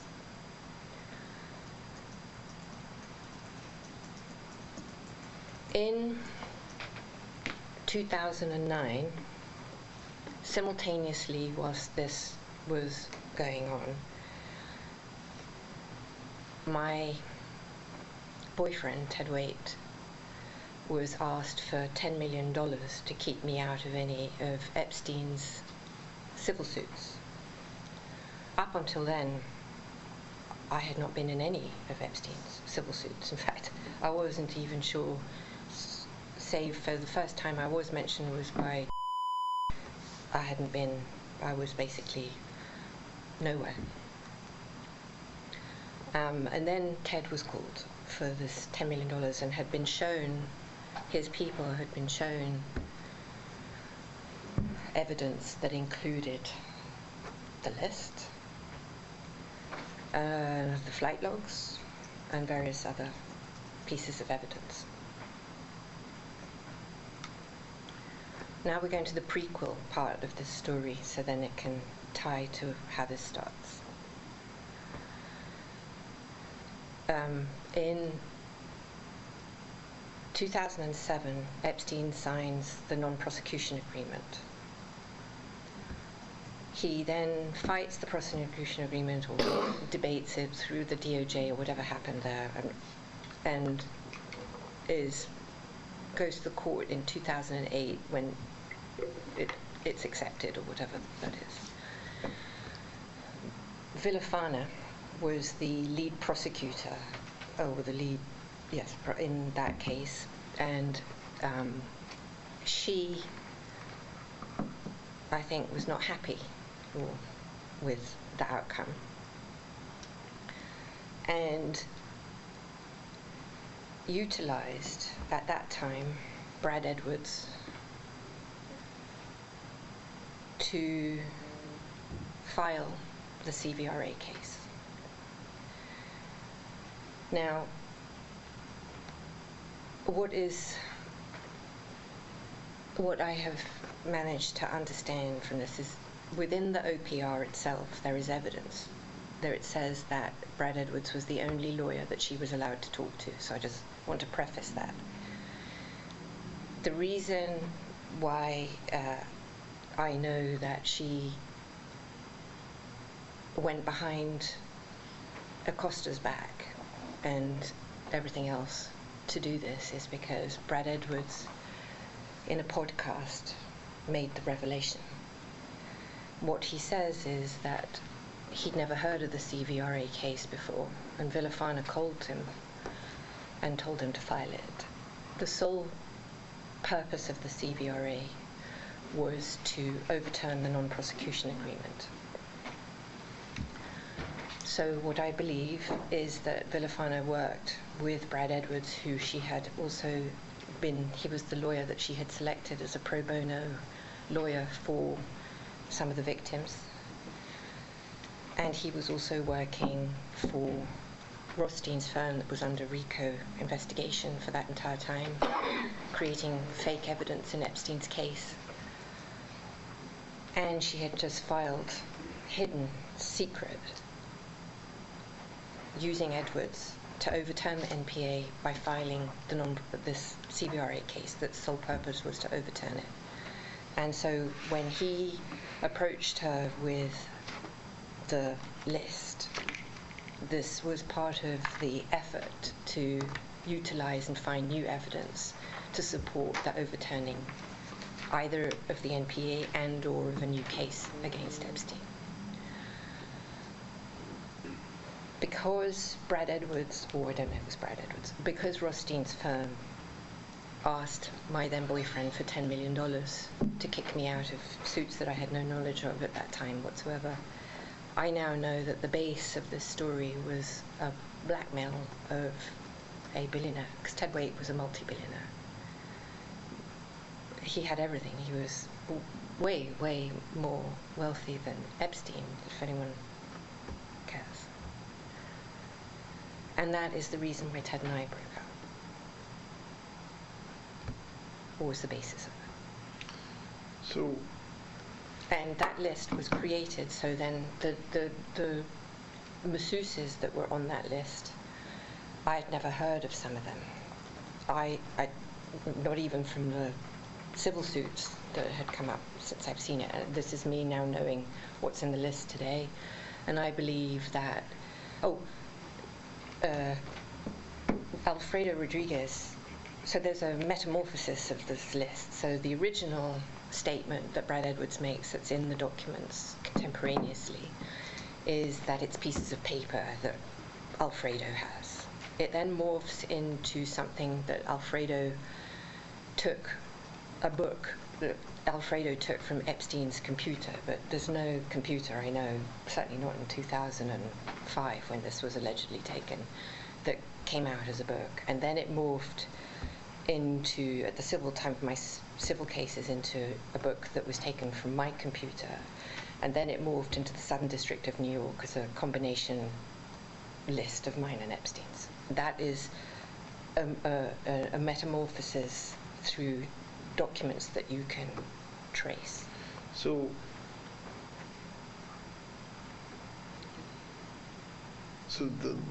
there, in your mind, well, from what you just described, there is a list.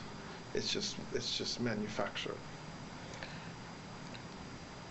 I mean, have you seen the list even fake? Like, do you know?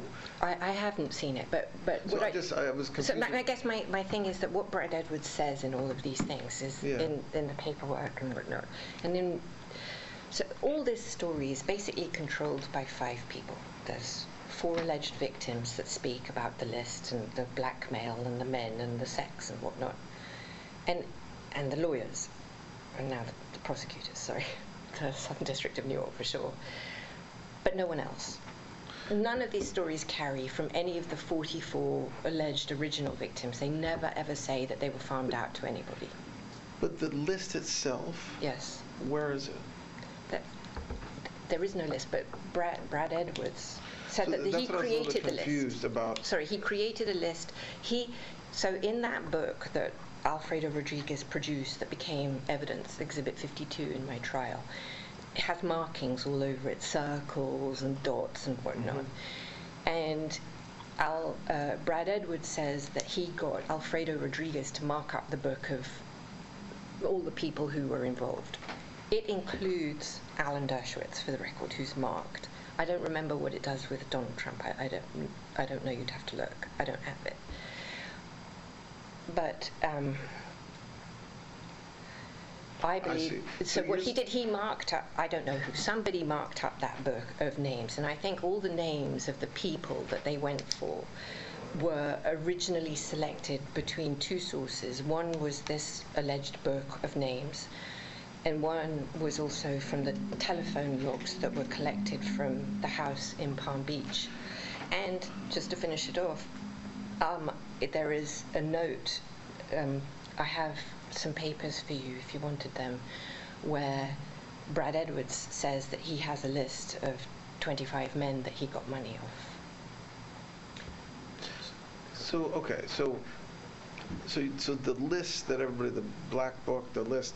What you're saying is that your Exhibit 52 from your trial, which is like more of an address book or Rolodex type thing, that Mr. Rodriguez, Alfredo Rodriguez, your understanding is that somewhere along the way he went through and kind of marked that list to say. I don't know where that book actually comes from. Okay. I don't know what that book is. That book is some type of a compilation. But what it is it's just pieces of paper with type. So if you could have made a list. I could put. Oh, it wouldn't be so rude.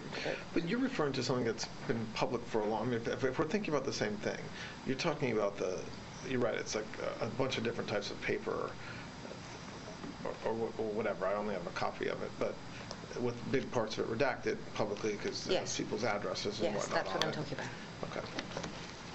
So Oh, perfect. Yes. So you will find. We're looking at Exhibit 52 now. Okay, so you're looking at Exhibit 52. So the one they produced, the Southern District of New York actually produced a book for me to see it as evidence, the actual thing it was. And it has marks, it has tabs, it has things, it has names I've never seen. It had like that list of that list was basically the names that they choose to produce at trial. Now, in Rothstein Adler's firm, I also have some documents where Rothstein, his original scheme at Rothstein Adler was to place prostitutes. He had a bar, a dancey bar, where he had girls, and I believe he would use them and put them as fake secretaries in people's offices, and then she might touch him or he might touch her or something, and boom, he got $25,000 for that. And those girls, and I'm not saying that those are the girls that came in Epstein's case necessarily, but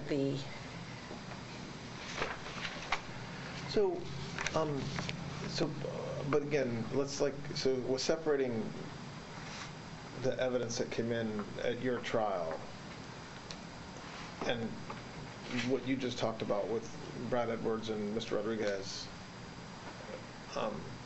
During the time that you were with Mr. Epstein, and even in the 2000s when you were around less frequently, you never observed or you never saw any sort of list or black book or a list of individuals who linked to certain masseuses or Absolutely anything not. like that? Absolutely no. There is no list. There is no, I'm not aware of any blackmail. I never heard that, I never saw it, and I never imagined it. While we're on this topic, just again, I know we're jumping around and we've been going at it for a while, so I apologize, but there's recently been reports about a birthday book that you assembled for Mr. Epstein, I think for his 50th birthday in 2003. That's true. What do you know about that? So,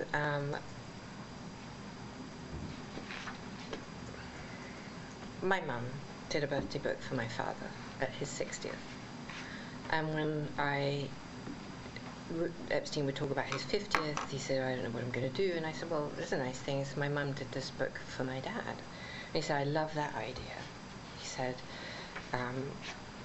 can you help coordinate it? And he organized he called a lot of the people himself. I coordinated the putting together of the book. And in some instances, I called people to ask them to contribute. What was in the book? Like, what was the ask of the people you called? It's his 50th birthday. Say anything you want on a piece of paper.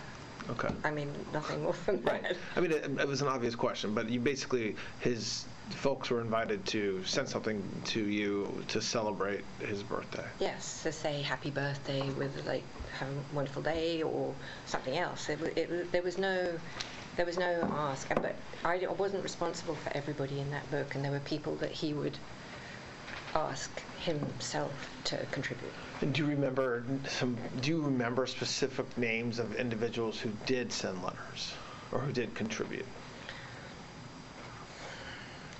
It's been so long. I want to tell you that I don't remember. I honestly don't remember. The article talks about several names, but including the folks of the article, which is on Donald Trump. Do you remember President Trump submitting a letter or a card or a note? I don't. Do you think the articles, do you remember seeing that book or any portion of the letters in your discovery in New York? Yes. Okay, what do you remember seeing? I remember there were some portions of that book, but what surprised me was how few there were, because I thought if you had those, where are the rest? There was none of Mr. Trump. In your discovery? In my discovery, sorry. President Trump, there was nothing from President Trump. And do you remember, but separate and apart from your discovery, do you remember one way or the other whether President Trump submitted a letter for his 50th birthday? I do not remember. And the article that references the letter talks about sounds like either a picture of a naked woman or something like that. Do you have any recollection of that? I do not. But no, I don't. Do you remember? So what do you remember seeing from your discovery around the book? Like you said, portions of it or some of the pages? What do you remember? I remember there were maybe. So I just want to say about the discovery that I had about. Maybe this is an exaggeration. I'm not sure, but in my mind, it's about close to 5 million documents.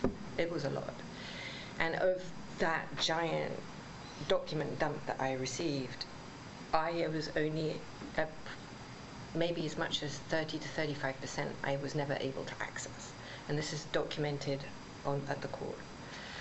And so I cannot say that I saw everything because I didn't. Yeah. Okay. I just want you to know that. And I think that was by design. But you do remember. I do remember some pages. Seeing some pages. I do. Of the book. Yes. Okay. Do you remember which pages you saw?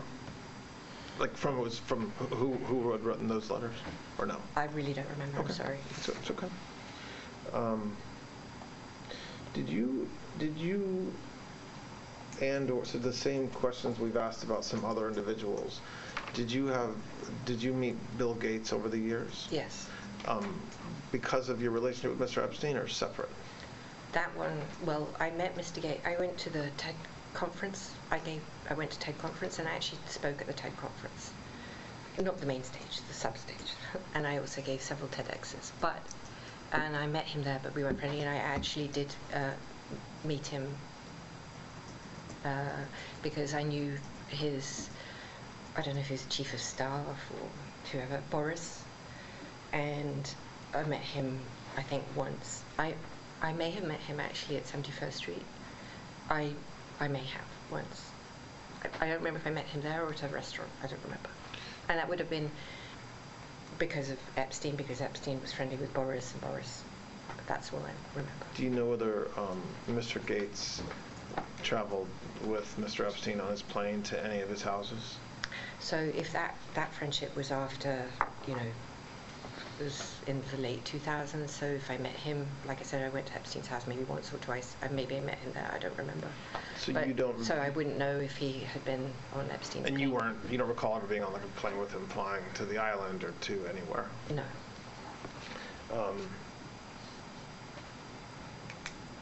Do you know somebody named Reid Hoffman? I do. Who's that? Reid's a Silicon Valley guy. Is what? Silicon Valley. And how do you know him? Through my friends in San Francisco. I used to have a very close friend who was in San Francisco, who's part of that whole... I have several, actually, or had. So is that a relationship you have kind of separate and apart from Mr. Epstein? Oh, separate. Do you know whether Mr. Epstein had a relationship with Reid Hoffman? I don't know. Did you ever observe Mr. Hoffman flying anywhere with you or Mr. Epstein? No. Or getting massages? No.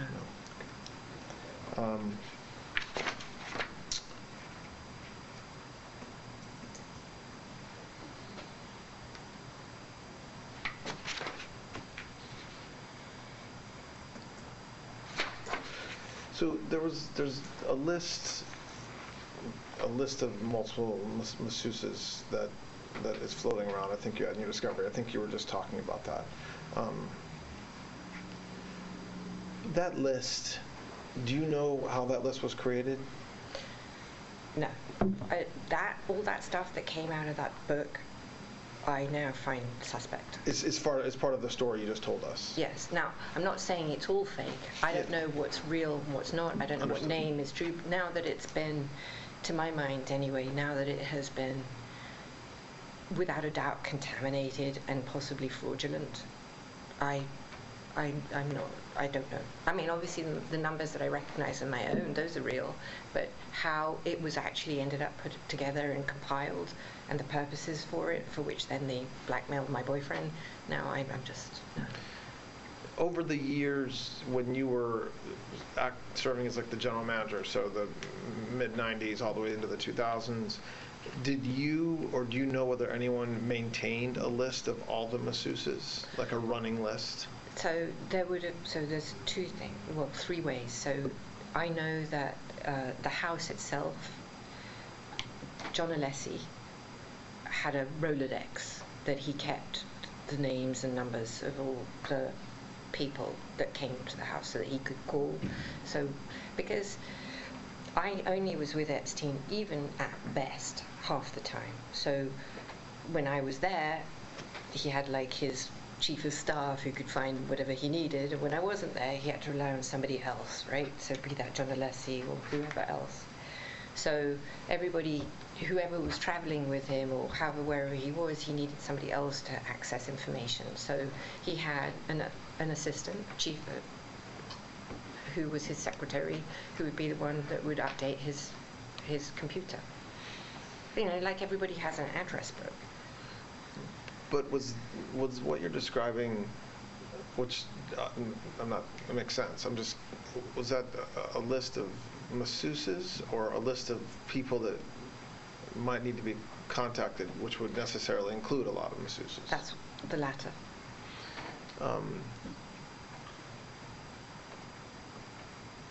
And did you Did you update that? Like, were you one of the people that would add names to it? Like, if a masseuse came and leaves and Mr. Epstein says yes, she was good, would you be part? Like, how was the list kind of maintained, or who maintained it?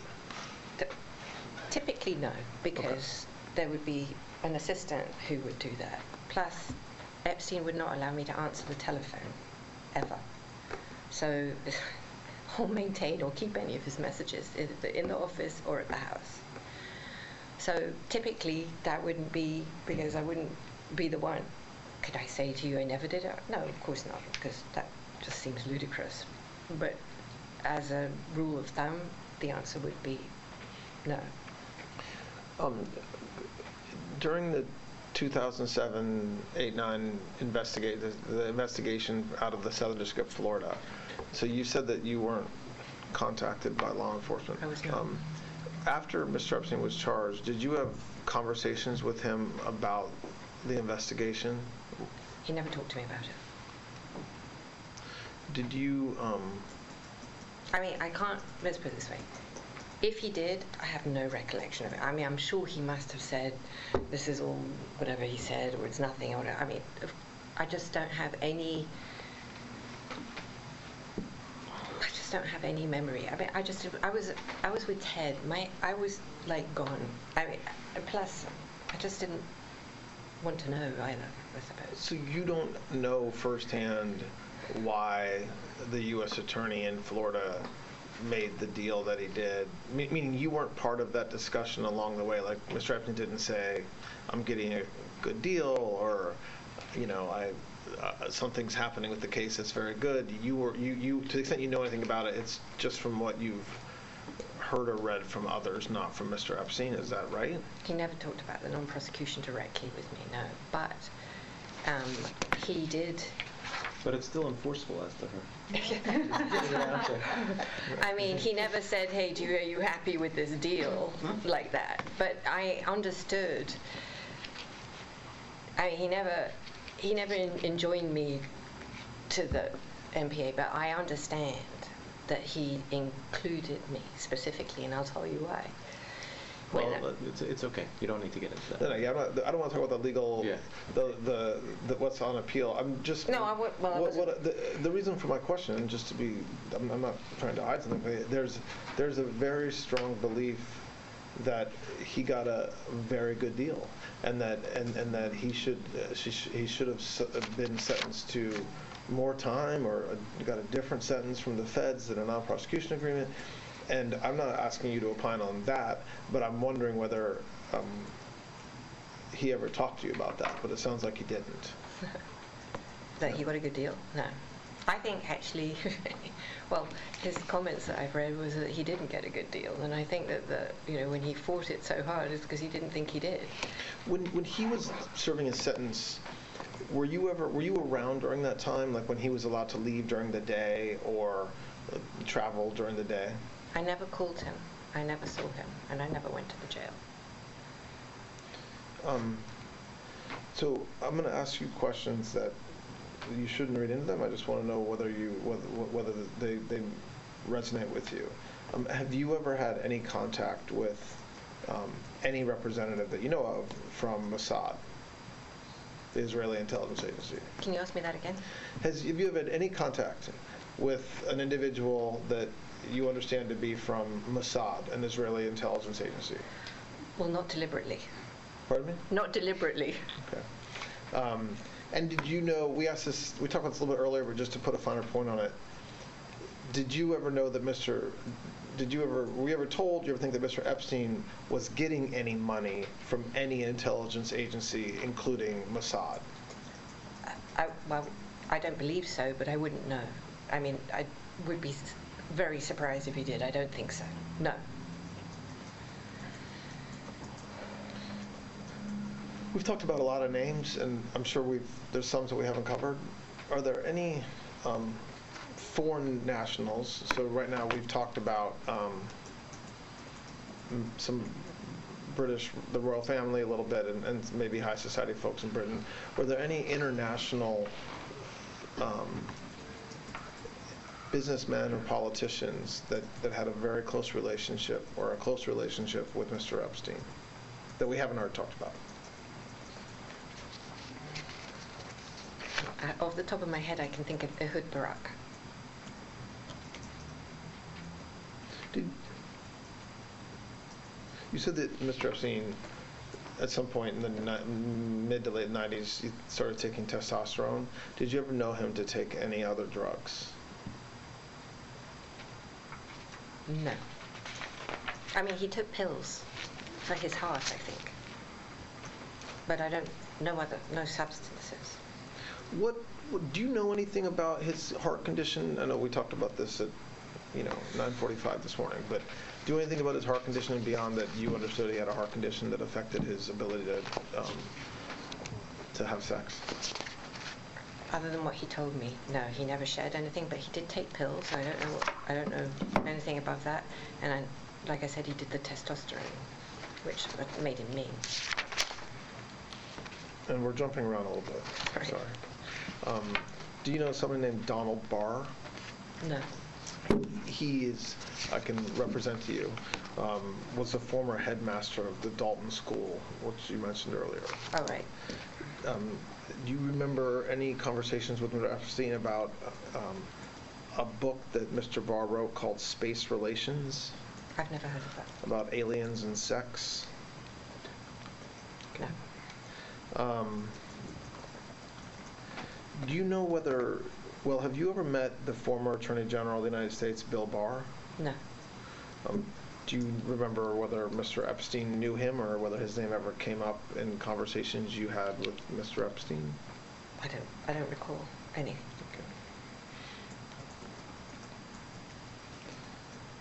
Okay. Did you have a relationship, or no? I'm using relationship, and I appreciate you don't like that word. Did you know Mr. Epstein's brother, Mark Epstein? Yes. How did you know him? Through Jeffrey. How would you describe your relationship? Close, friendly? My personal? Yes. Not that close, but friendly enough. I mean, How was Jeffrey Epstein's relationship with his brother Mark, from what you observed? I mean, they were brotherly, but I think that I don't know. There had periods when they were closer, and then when they weren't. I think sometimes Epstein found his brother irritating. And I think I know the answer is given what you just said about Bill Barr, but did you ever hear any from Mr. Epstein or anybody else that Bill Barr had any role in Mr. Epstein getting a good plea deal in Florida, or any role in that process with Mr. Acosta? I never heard that.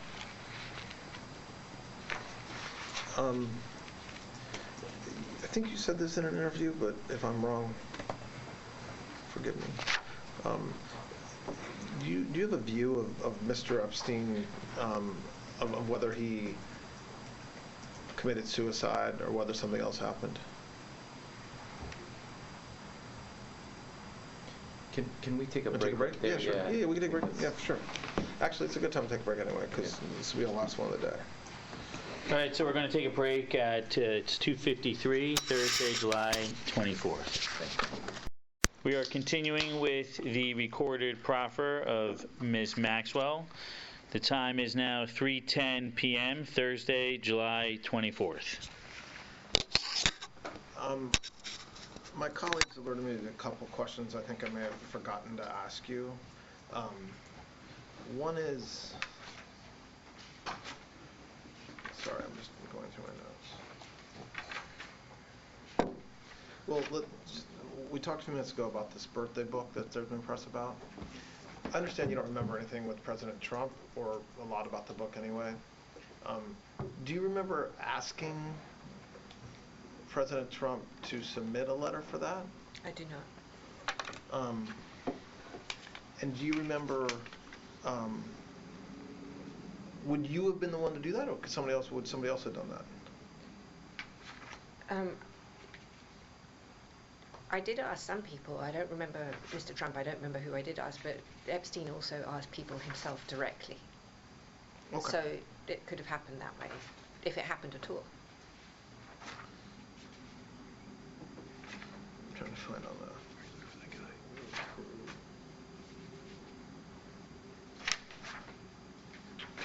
Where is that? You mentioned Ehud Barak. Yes. What was his involvement? This would have been in the later 2000s, so I do not know how they met, but I do know that they, I don't know if friendly would be the right word, I don't know that, but I know that they saw each other, and only because my father, anything that touches Israel or the state of Israel, I'm always interested in, because my father loved Israel, and so I pay attention to it, and we have ties to Israel. When you said it was later, though. Ties meaning friends and family relations. Was the prominent was Mr. Barak, Prince Barak? Do you know what the nature of his relationship was with Mr. Epstein? I don't. Do you know? Were you ever with them together? I think I have a memory of meeting Ehud, but I don't know if he was with Epstein or, I don't remember. I just know that I did see him, and I'm struggling to remember the context around it. But I'm sure it happened, but it must have been very brief, because I don't have any serious memory of it, any deep memory of it. And maybe this is obvious. And maybe it comes also because I've read it in the press. That's maybe something that brought it to my memory. So that's also, I think the press has been very contaminating. So it's hard sometimes to separate those stories from, your memory, sometimes. Do you know a British gymnast by the name of Heather Mann? Yes. Did she? I didn't know she was a gymnast. Oh, okay. I'm reading something that says she was a gymnast, but okay. Please don't assume that that's correct. Okay. Based upon my words. Okay. Did she ever travel with you and/or Mr. Epstein? Yeah, she did actually. I think that she might have been one of Mr. Epstein's girlfriends at some point. What? Again, I know we're talking about time periods that are vast. What time period would that have been? Like after you, since 2000? I want to say, I don't know, could be the 90s, I don't know. But I mean, listen, there are people that pop out of the woodwork all the time. I just saw one on TV saying she was his girlfriend in 93 and 94. So, I mean, he obviously was very busy. Where's she flying? Well, there's that. Did someone named Mark Middleton? Yes, I remember him. He was in the Mr. Clinton's administration, President Clinton's administration, I think. And how do you know him? I met him, and I met him through Mr. Epstein. And was he, from what you observed, was he a friend or business acquaintance of Mr. Epstein?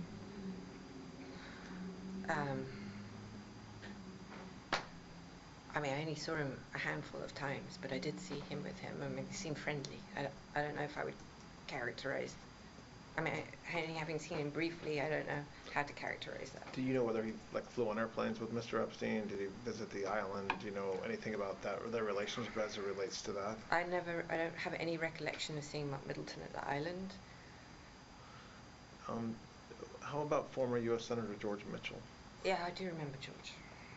What do you remember about him? I traveled with him. We went to the most memorable day. I went to.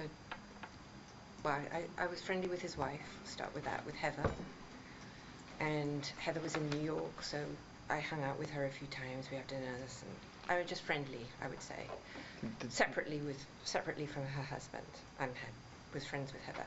I met Heather through her husband, but we became friends. You became friends with Heather. Yes. Was Mr. Epstein friends with Mr. Mitchell? Yes.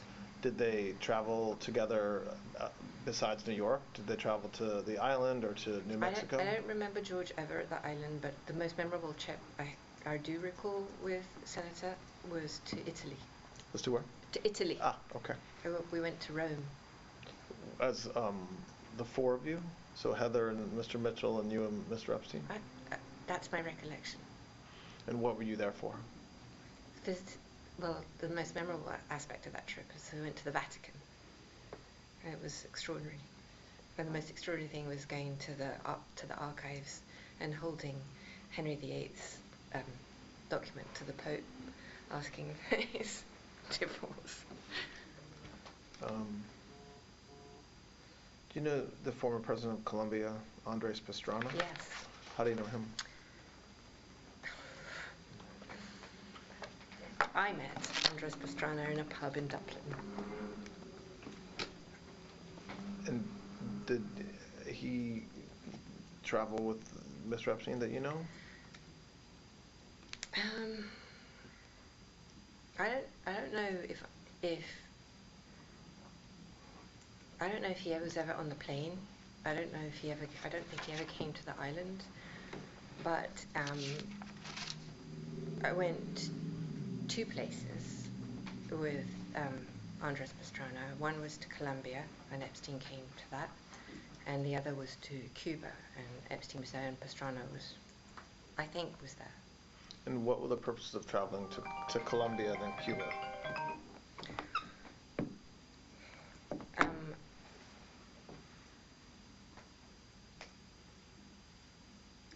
I'm a helicopter pilot, and Andres is a helicopter pilot, and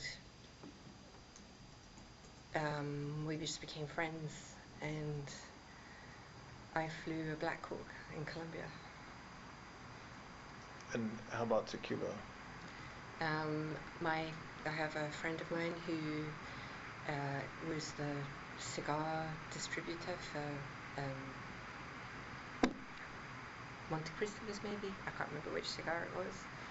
And so we went there, and he organised the trip, and we met Fidel Castro. When was that approximately?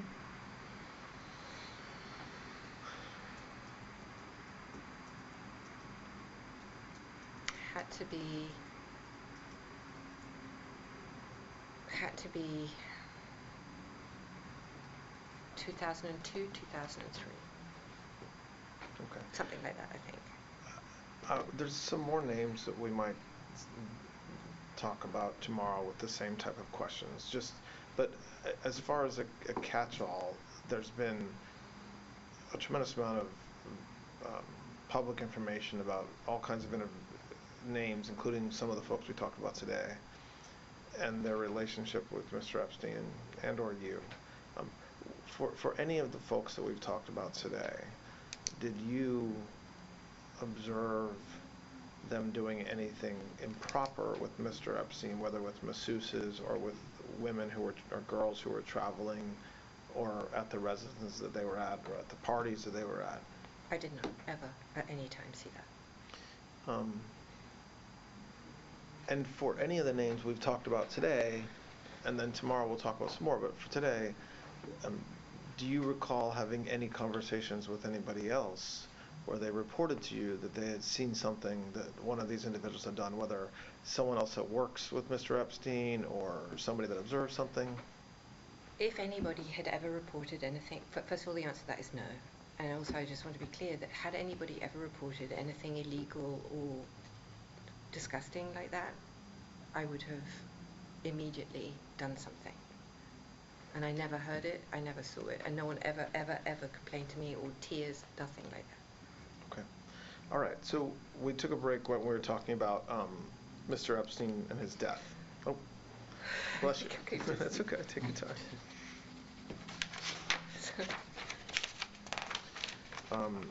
So, Mr. Epstein and his death. So, you were not obviously at the MCC during that time, correct? Thank you. Oh, thanks. I thought you were giving it to me. I think I've got something blew up my nose. So just take some water, it's okay, no problem. You were not at the MCC during that time, correct? I was not. So you're going to tell us what you believe, but I just want to make sure I understand your basis for belief is kind of what you've read and seen, and your knowledge of Mr. Epstein for the many years you knew him, right? And actually, there's a third component. Okay. The answer to that is yes, and Okay. there's a third component to that, which is having experienced now the mismanagement and inefficiencies and total dereliction of duty at the Bureau of Prisons. From BOP, from the Bureau of Prisons. Okay, fair. Okay, so, what I do want to be careful about is, asking you to speculate, because anybody can do that, and I don't think that's fair to you or anybody else to ask you to give us your kind of opinion, but do you think that the third point you say, which is kind of a failure by the BOP, there's been there's an OIG report, there's an SDNY investigation about that. You think he did not die by suicide, given all the things we just talked about? I do not believe he died by suicide, no. And do you believe that, do you have any speculation or view of who killed him? No, I don't. And I ask that because if you don't believe that there's any truth to the allegations of blackmail, or that he had kind of a list, or that he had reasons to have people hate him, why would somebody kill him in prison? Well, in prison, where I am, they will kill you, or somebody can pay a prisoner to kill you for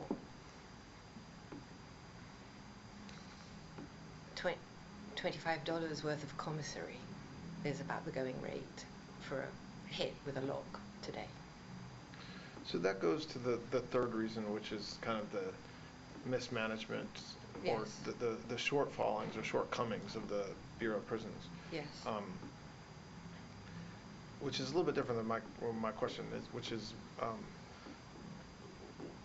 do you think there's somebody on the outside of prison, so putting aside what could happen on the inside, on the outside of prison, who wanted him dead so badly that he would have, or she would have, caused him to be killed on the inside? I think I don't see that. I think, is it possible? Of course it's possible, but I don't know of any reason why, and I don't believe in the blackmail or in any of this. I don't think Epstein had a hit on like that.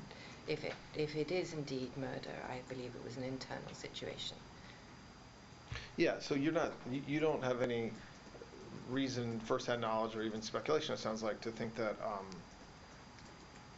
that he was killed to kind of silence him, or to keep him from going public about people he knew about. I don't.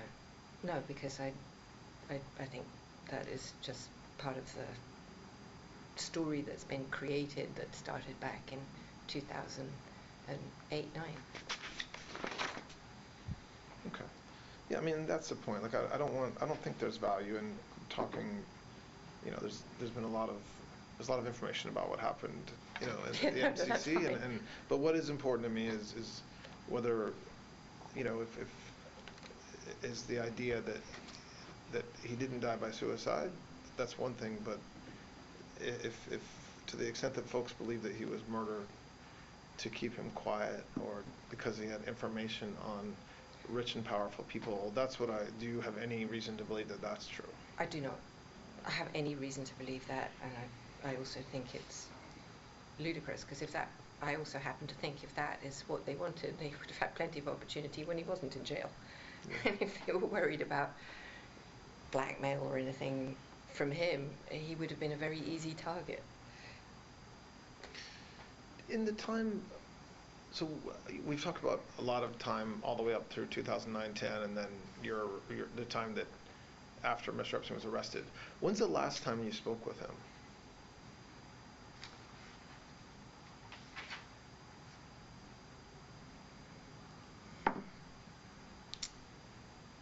Maybe 2016, 2017, maybe 2016. 2015, 2016, 2017, in that area, I believe. And what, when you're thinking about that last time, was that you had been talking to him a lot and then you stopped, or was that a one-off time and it was infrequent at that point? I really wasn't in communication. The only communications I had with him was with regards to the civil suits, the civil suit that I found myself in, the defamation suit I found myself in. I needed help. I needed information, and I didn't have what I needed, and so that was really what drove it, was me trying to get myself out of this situation, which I ultimately led to where I am today. And so when that, I don't remember even if I stopped talking to him before that. I thought he was angry with me anyway. He didn't like what I did, and I wasn't interested in what he had to say to me. And what did you think he was angry with you about? I think he was angry that I had even said that I had referred to her being a liar. He said I should have not said anything, but when the civil suits that were ongoing before Mr. Epstein's death, yes, did your lawyers coordinate with his lawyers, like in discovery and things like that on anything? I don't think we coordinated in I'm not sure. Okay. I don't want to misspeak. Yeah. There was some degree of communication, for sure. I just don't know the degree that took place. So definitely, I mean, I was definitely hoping for him to be more helpful, and I was definitely, coordinating is not a good word because that sounds like I was trying to align myself. That's not where we were going here. But I was definitely trying to get help, as in documents or information that I could use to defend myself. That's 100% true. And the degree to which that took place, I don't recall. There was definitely some of that, though. I don't want to mislead you. And we touched on this earlier, but I just want to, I don't think we really ran it to ground maybe as much as we could. Like, going up through that time, so in the 16, 17, 18, up until the time he's arrested, had your view or your understanding of what had happened changed? Meaning, did you believe that in the late 90s or early 2000s, when he started, behaving much differently, did you believe what you were hearing about him at that point? My views, I didn't like the people he was with anyway, so I don't find, how do I say this? I like people who my age or older, and I don't find the society or the companionship of younger people who are younger people, I suppose, really that enjoyable. So I don't like the company that he chose to be with, and so I find it boring and fundamentally uninteresting. That's probably the nicest way I can say it. Yeah. Okay. So I think what we should do is just spend a few minutes talking about tomorrow. Everything was great today. I think that it was very helpful, and I appreciate you trying to be as complete as you can. I think tomorrow, you've said a few things today about materials that you brought. When we're done, we'll give you a few minutes with Mr. Marcus to if there's things that you want to show him that you think we should see. Like I said, I'm not asking you to corroborate anything. If I was asking you to corroborate something, I would tell you. But if there's something you think that you don't think that the government has seen, or you think that was important for me to see, let Mr. Marcus know, and he can share it with me. Tomorrow, we'll certainly have some follow-on questions when we all think about tonight, and I think you will too. You know, we can all think about stuff we've talked about. We covered a lot of different areas. I do want to talk more about you. So by design today, we wanted to focus on Mr. Epstein and talk about, you know, kind of, well, everything under the sun that we've gone through today. I do think it's important when we all evaluate what you've said today and kind of your story, to also understand why you're here, right? So you were indicted, you were charged, you went to trial, and I want to do that in a way that gives you an opportunity to kind of say your piece, or to say what you haven't said before, but also understanding that there was people who took the witness stand and swore to tell the truth and testified about you and what you did and what they think you saw and what they heard you say, and I'm not. I said to Mr. Marcus, I'm not trying to create a kind of a she said situation or he said she said situation, but I do want to hear from you about your conduct, because it's important, I think, for when we evaluate what you say and how you say it and your recollection of things, to talk about that. So we'll do that tomorrow. I want to talk about, you know, the circumstances leading up to your arrest. There's a lot of, I think, misinformation, or there's a lot of information out there that I don't know whether it's misinformation, but about the time from 2019 up until the time that you were arrested. And then, like I said, that'll take us through lunch tomorrow, and then we'll be done. I don't have a plan. I didn't know that I was coming here until this week. Okay, so I'm not. There isn't like we don't have like a schedule of what happens next or what happens. But that's not a negative thing. I'm just saying that's so you shouldn't take the lack of a next step as anything other than we don't have a next step yet. So. May I say something? Of course, yes. I just would like to put out there that I also focused on how I think the president got swept into some of this, unnecessarily, by the way. And I'm not a conspiracy theorist, and I certainly don't subscribe to all of everything that I see, but I do believe that there is animus in some areas that may have contributed to how the use of the president to harm him, that I find deeply offensive. And whilst I can't obviously say definitively that is what it is, I would like to show you what I see, so that you can evaluate it and do with that as you see fit, if it needs to be addressed. I've seen it. It struck me, and I would like to give it to you for what it's worth. Okay. Does that seem something that I can... Yeah, that's fine. Yeah, of course. I don't like that. Yeah, okay. That's fine. That's great. Okay, so why don't we stop for today? I'll give you a little bit of time to chat, and then see you in the morning. Thanks, Al. Great.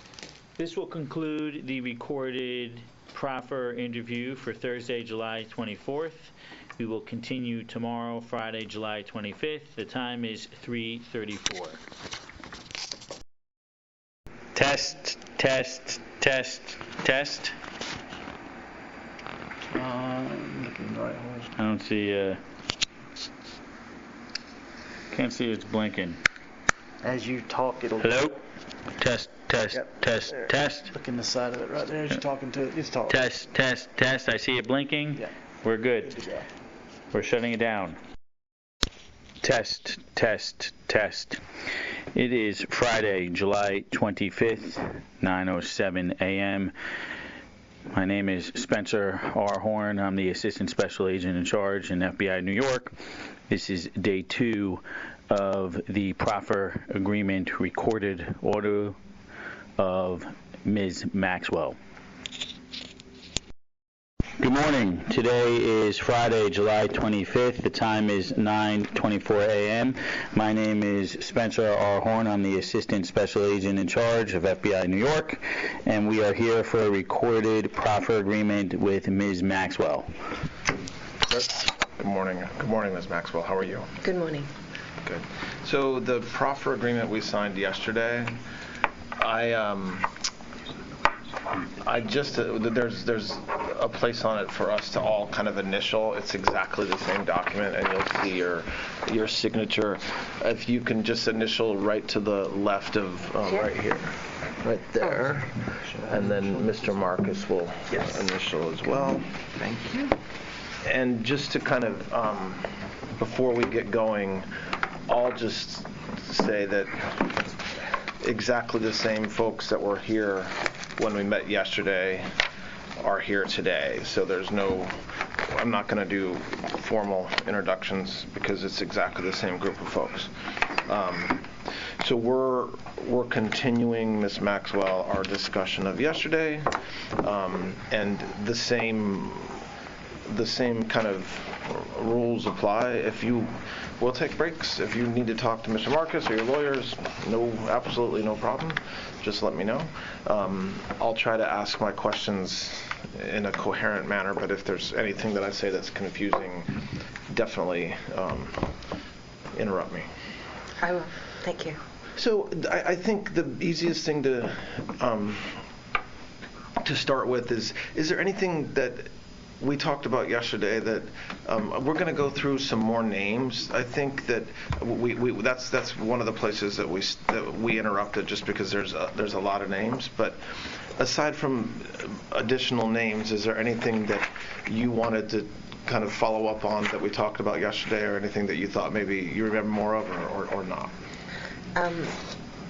Some more names did come to me in the night, and I did have some additional memories, just for clarity.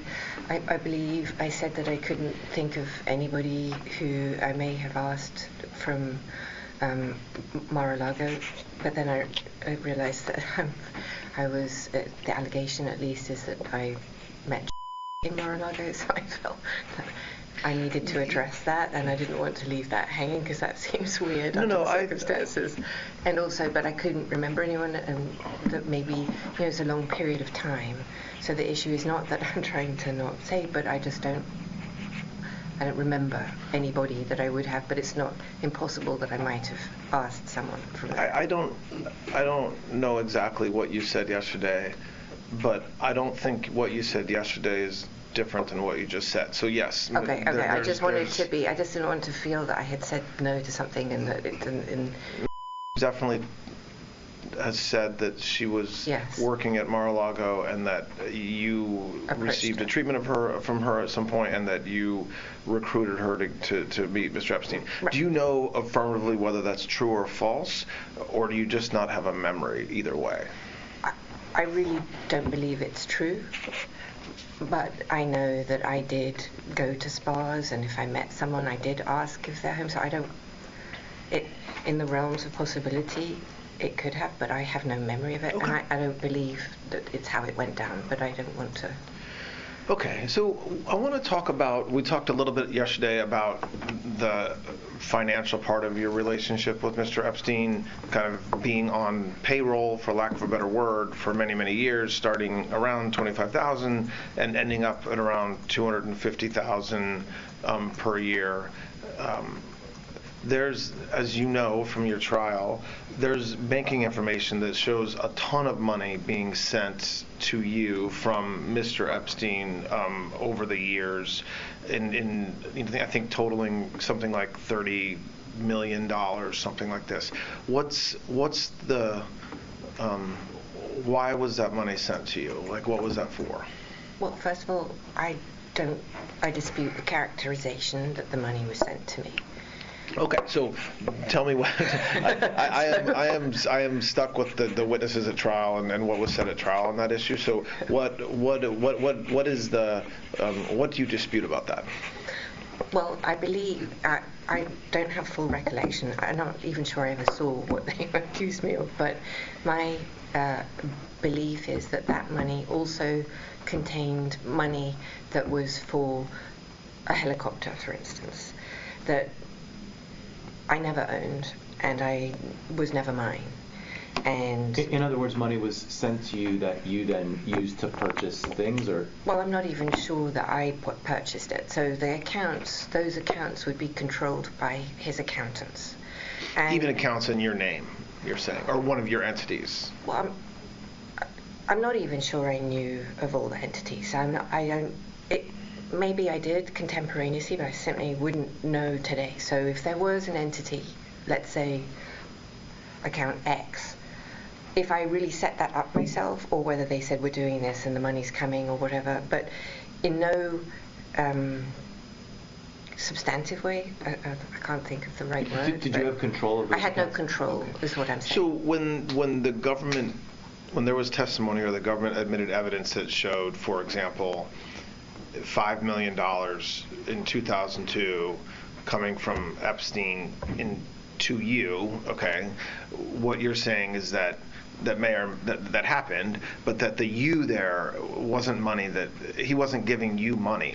I'm not going to say that for everything, because maybe there were accounts that money was sent to me, but I can say that I know, like the helicopter, I can definitively say. I'd have to look at all of them to be accurate for you, but to explain how or why I could be receiving monies, and I certainly did, so I'm not disputing all of it.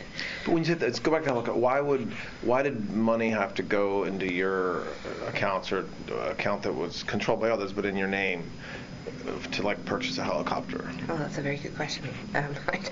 I'm not sure I know the answer to that. I don't. So let me ask this maybe a different way that gets to the issue, right? So the accusation by the government, based upon the evidence they collected, is that Epstein paid you millions and millions of dollars over the years, and the reason why he paid you that is because you were performing an extraordinary service for him by recruiting young women, many of whom were underage, so that he could sexually abuse them. Okay, that's their allegation. Okay. From what you said yesterday and from what I've reviewed about you and Mr. Epstein, he paid for a lot in your life. Your flights, where you stayed with him. I mean, he didn't expect you to reimburse him along the way for food, and so he took care of you for many years. That is true. On top of that, he actually paid you a salary, as we talked about, $25,000 to $250,000. What else did he give you, or what purchase? Like, was there a time when he gave you $1 million or $500,000 as a bonus, or what financial benefit did you receive from him? Besides what we've already talked about, we don't have to talk about what would, Yeah, I got it. Okay. So my goal always was to become independently financially secure, and work for myself. I've never been one to not work. And in that regard, over the course of my friendship and my working relationship with Epstein, I expressed to him my desire to be independent of him everywhere, just to be freestanding. And that with that in mind, I wanted to have my own businesses, or my own money coming in, independent and separate from any salary that I received from him.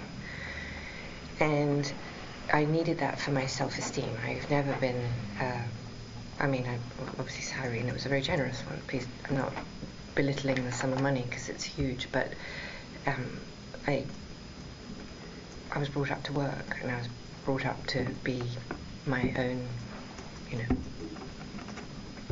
The first time, so I would either propose businesses to him, or he would actually suggest, why didn't I do something? And the first deal that we did, or the first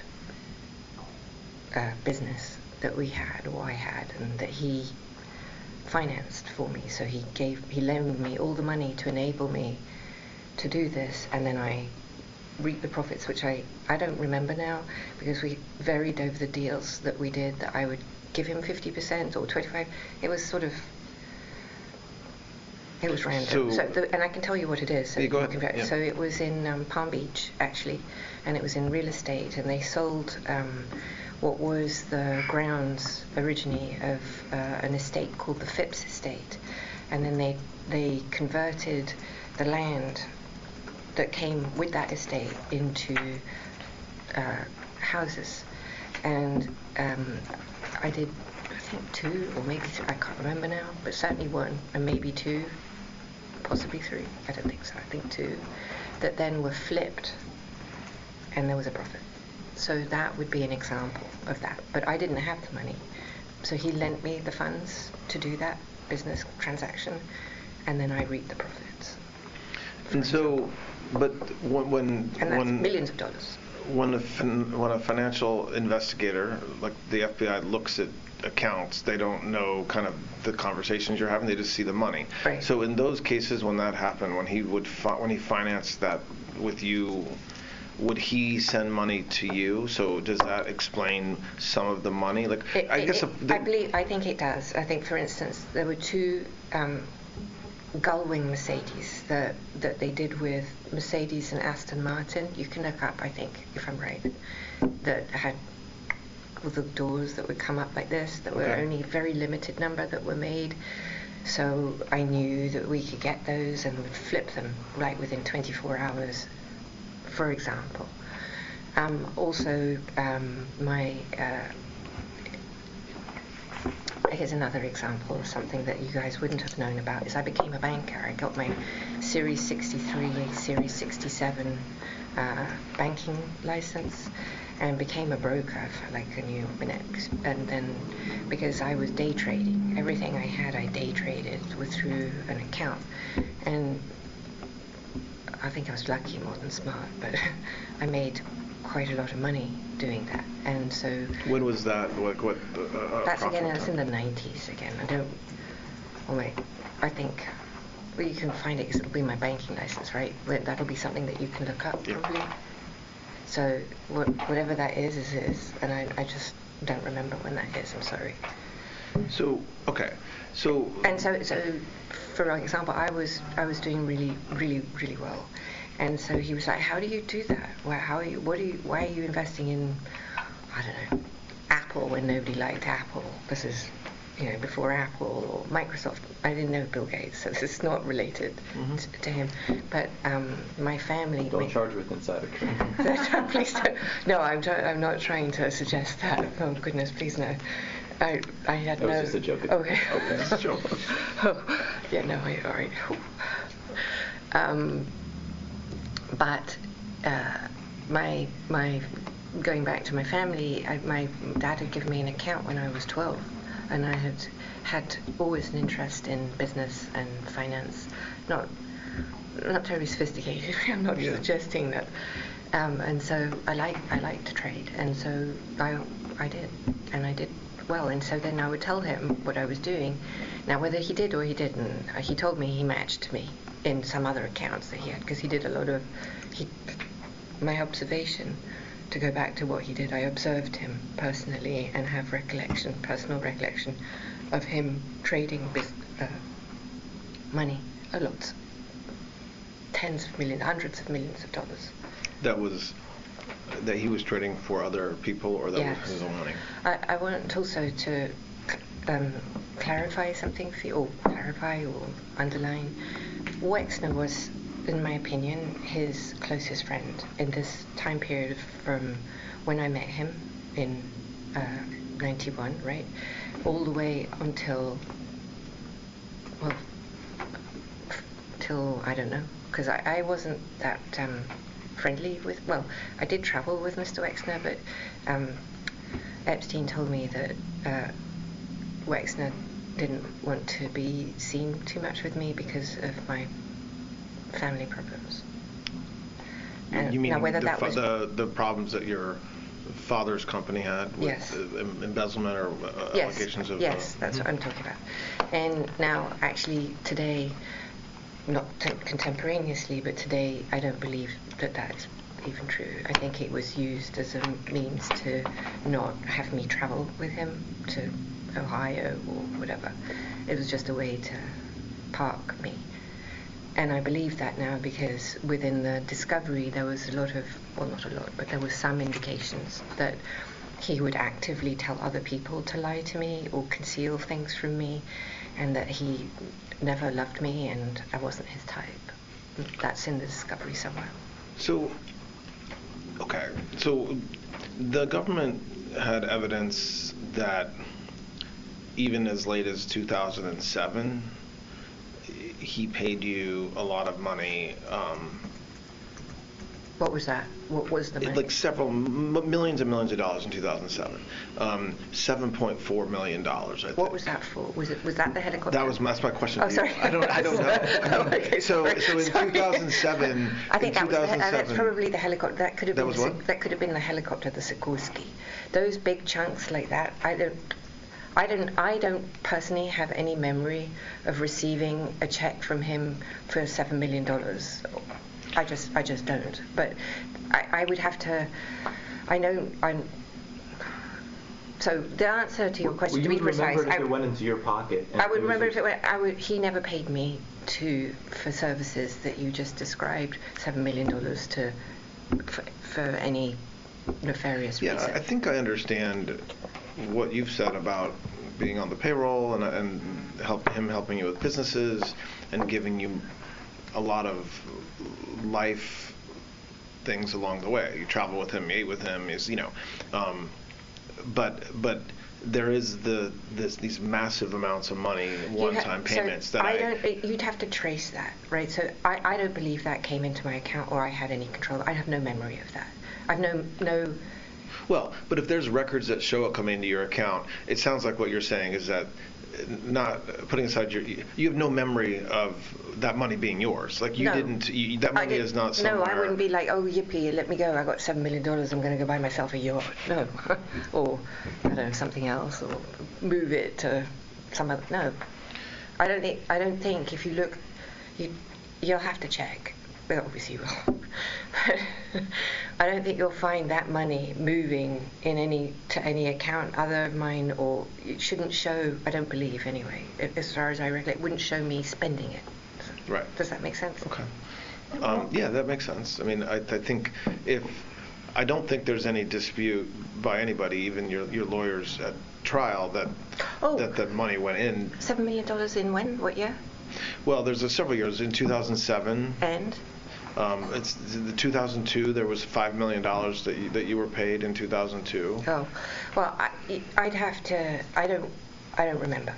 But okay, so there would be another large sum, but it wouldn't have come from him later. But with nothing to do. The biggest one was in 1999. There's over 18 million, 18.3 million. I don't know what that is. So what? But but what you're saying, it sounds like, and then if you don't know, we can move on. But when we're talking about 18.3 million in '99, 5 million and 3 years later in 2002, 7.4 million in 2007, that money adds up to around $30 million. You were not paid that by Mr. Epstein, meaning that's not money you received for your benefit, even if it was put into your accounts. I don't believe any of that was my money. Now, I just like I said, we did do these things with the cars, and we did, I don't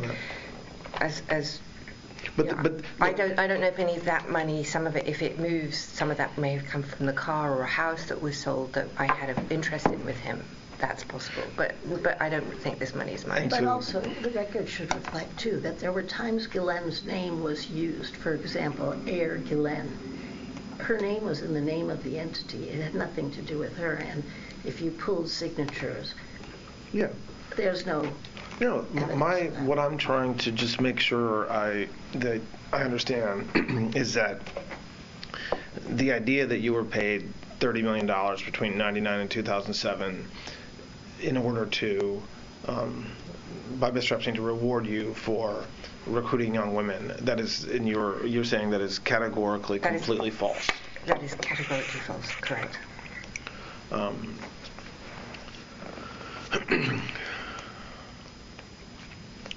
Okay, so I want to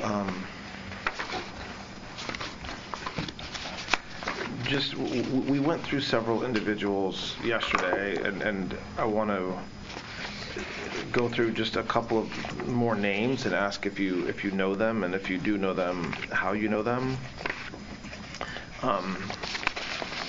Do you know Elon Musk? I do. And how did you meet Mr. Musk? I met him in, I don't remember the year, but it's going to be in 2010, 11, something like that, I think, if my memory serves. And I was at an event for Sergey Brin, the co-founder of Google, and Sergey had arranged it was for his birthday, and we were, a bunch of us, I don't even remember how many we were, but not many of us, maybe, I don't know, if I say 40, I could be wrong. If it was 30 or 50, I don't remember, I'm sorry. Went to another friend's island, somebody called Mr. Bigotzi in the Caribbean, and not with Epstein. He was not there to celebrate Sergey's birthday. And we were there together for, I want to say 3 or 4 days, something like that, in my memory. And Mr. Musk was present for that. And that was the first time you met him, as far as you know? As far as I remember, yes. Did you know his brother, Mr. Musk's brother? I don't know if I've ever met him. I know that he has a brother, and but I don't think I met him. Aside from that time in around 2010 on the island of the Caribbean for a couple of days, do you know Mr. Musk beyond that time? We met at, I was at the Oscars, and we met at the Oscars. What year was that? Earlier or later? It was post that event, I believe. And do you know whether Mr. Epstein knew Mr. Musk? I believe they did. And the only reason I say that is not from my memory, but because I think I saw, my memory is that in Discovery, they were communicating on email. So you have no personal knowledge of that. It's just what you've seen from the press or from Discovery. And I believe his brother as well, actually. Excuse me? Mr. Musk's brother as well. But I don't. Like I said, my memory is not it's not as good as I would like it to be, and I just want to say that. Do you mentioned, I think yesterday in passing, not in passing, but as part of another answer, Andrew Cuomo? Yes. Did you know Mr. Cuomo? Well, only because he was married to Carrie. Yes, okay. And I think I knew his brother as well. He has a brother, right? He's on TV. What's his name? Right, Christopher. Yeah, Chris. You mean the former TV anchor, or yes, the TV anchor? Yes. Chris Cuomo? Okay. So, but I would say just socially, I'm not close friends or anything, but because I was friends with Carrie, and I met him a few times, and I've certainly met his brother as well a few times. And the same questions that I asked about Mr. Musk, do you know whether Mr. Epstein knew Andrew Cuomo or Chris Cuomo or Miss Kennedy, your friend? I don't think so. And so you don't recall any of those 3 individuals like flying on Mr. Epstein's plane or visiting him in Palm Beach or at the island? No. I think you mentioned former Secretary of State John Kerry yesterday, but if not, do you know Mr. Kerry or no?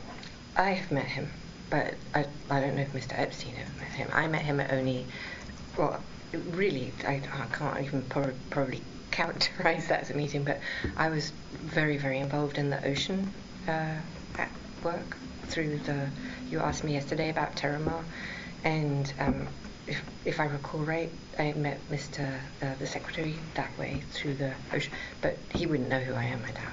I don't think. Do you know whether, former Senator Ted Kennedy? Yes. And is that through your own life or through Mr. Epstein? My life. Do you know whether Mr. Epstein knew Senator Kennedy? I don't believe so. And so for the folks we just talked about, so former Secretary of State John Kerry, Ted Kennedy,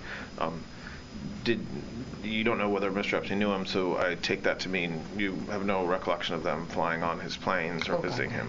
Okay. But Bobby Kennedy knew him. Bobby, the health.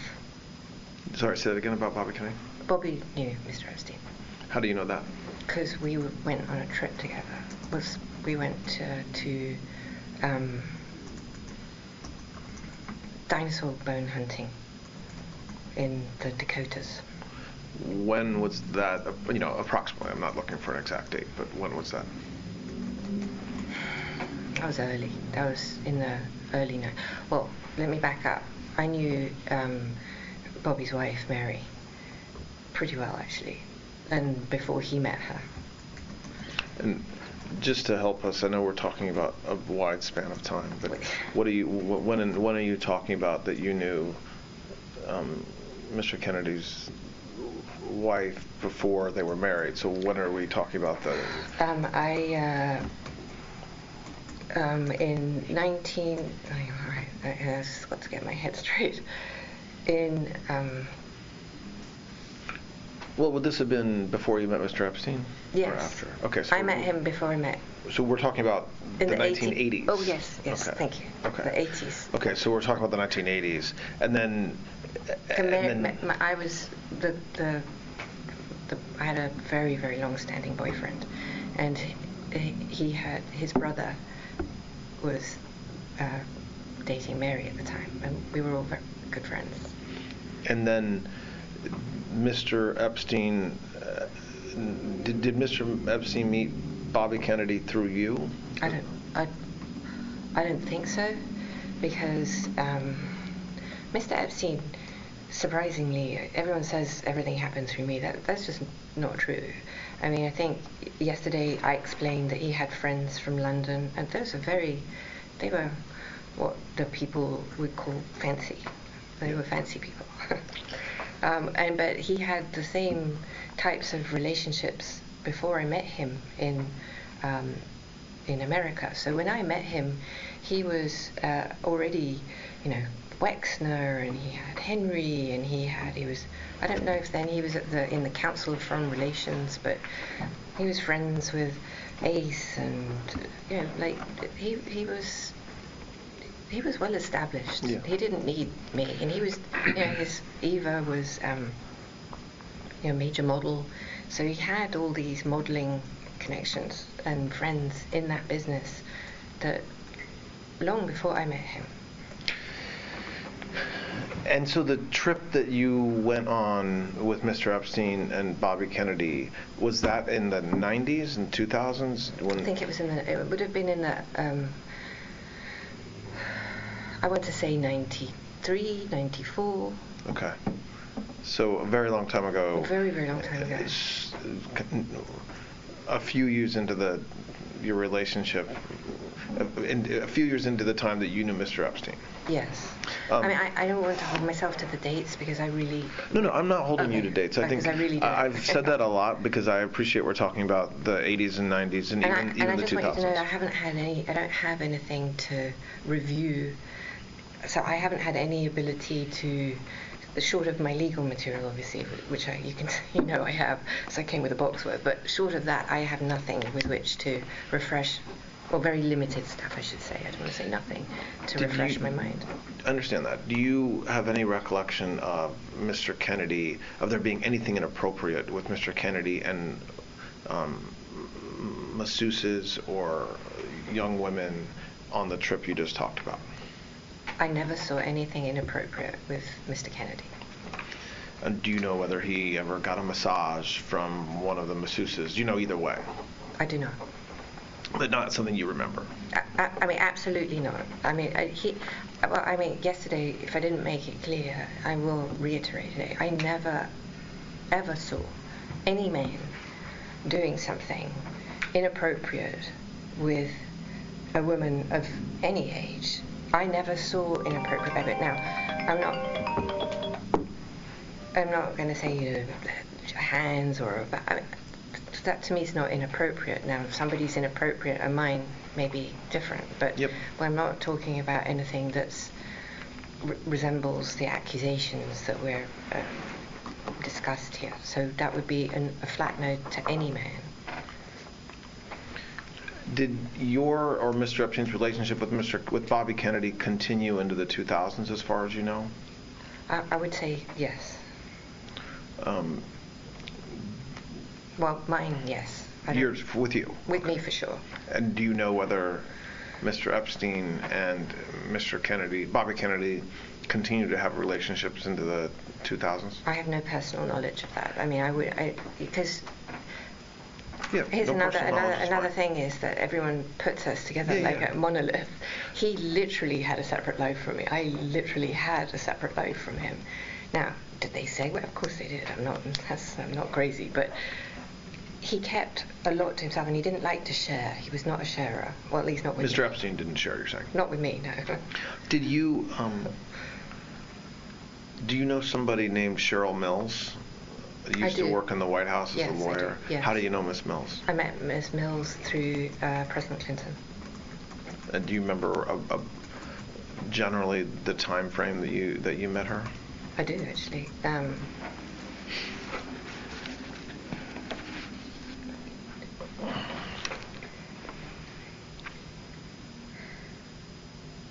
on. I'm sorry, I'm just trying to remember. I'm trying to get my dates right. Approximately. Well, okay, I can't get my dates right. But it's something you probably can. But it's going to be in the early 2000s. Okay. So what I don't recall. So I think I wanted to say 2002. So it was after President Clinton left office. Oh yes. And so it was in the 2000s. Definitely. And how did you meet her? What were the circumstances under which you met Miss Mills? I went on a trip with the president to South America. With which president? Oh, sorry, President Clinton. Yeah. Okay. Just sorry. I just wanted to make sure it was clear. Okay. So you went on a trip to where? Latin America. And so Miss Mills was on that trip. She was. And President Clinton was on that trip. He was. Who else was on that trip? Doug Band. Who worked with President Clinton? Yes. And was Mr. Epstein? No. And what was the purpose of that trip? Well, the president had been. I don't know. I mean, the president met with. I can't even remember all the presidents, and we were. But was this part of President Clinton's work after he left office with his foundation, or was a meaning? I don't think the foundation. Was it something for him, or was it? I don't remember when the Clinton Global Initiative started. So if you give me that date, I can tell you if it was pre or post. Because without that, I can't pin the reason. Do you remember what it was for or not? No, I don't recall. I mean, yeah, don't overthink or underthink the reason for my questions. I don't have any idea why you went on that trip. So okay, I don't know an answer that I'm keeping. No, I'm just trying to be as accurate as possible and give you the information that you see. Do you remember why you were invited to go? Like, were you friends with somebody? What was your role going on that trip? I didn't have a role. So, do you remember why? Do you remember who invited you to go?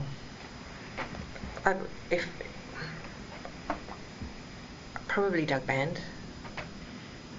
And how did you know Doug? Because Doug again back with Philip Levine.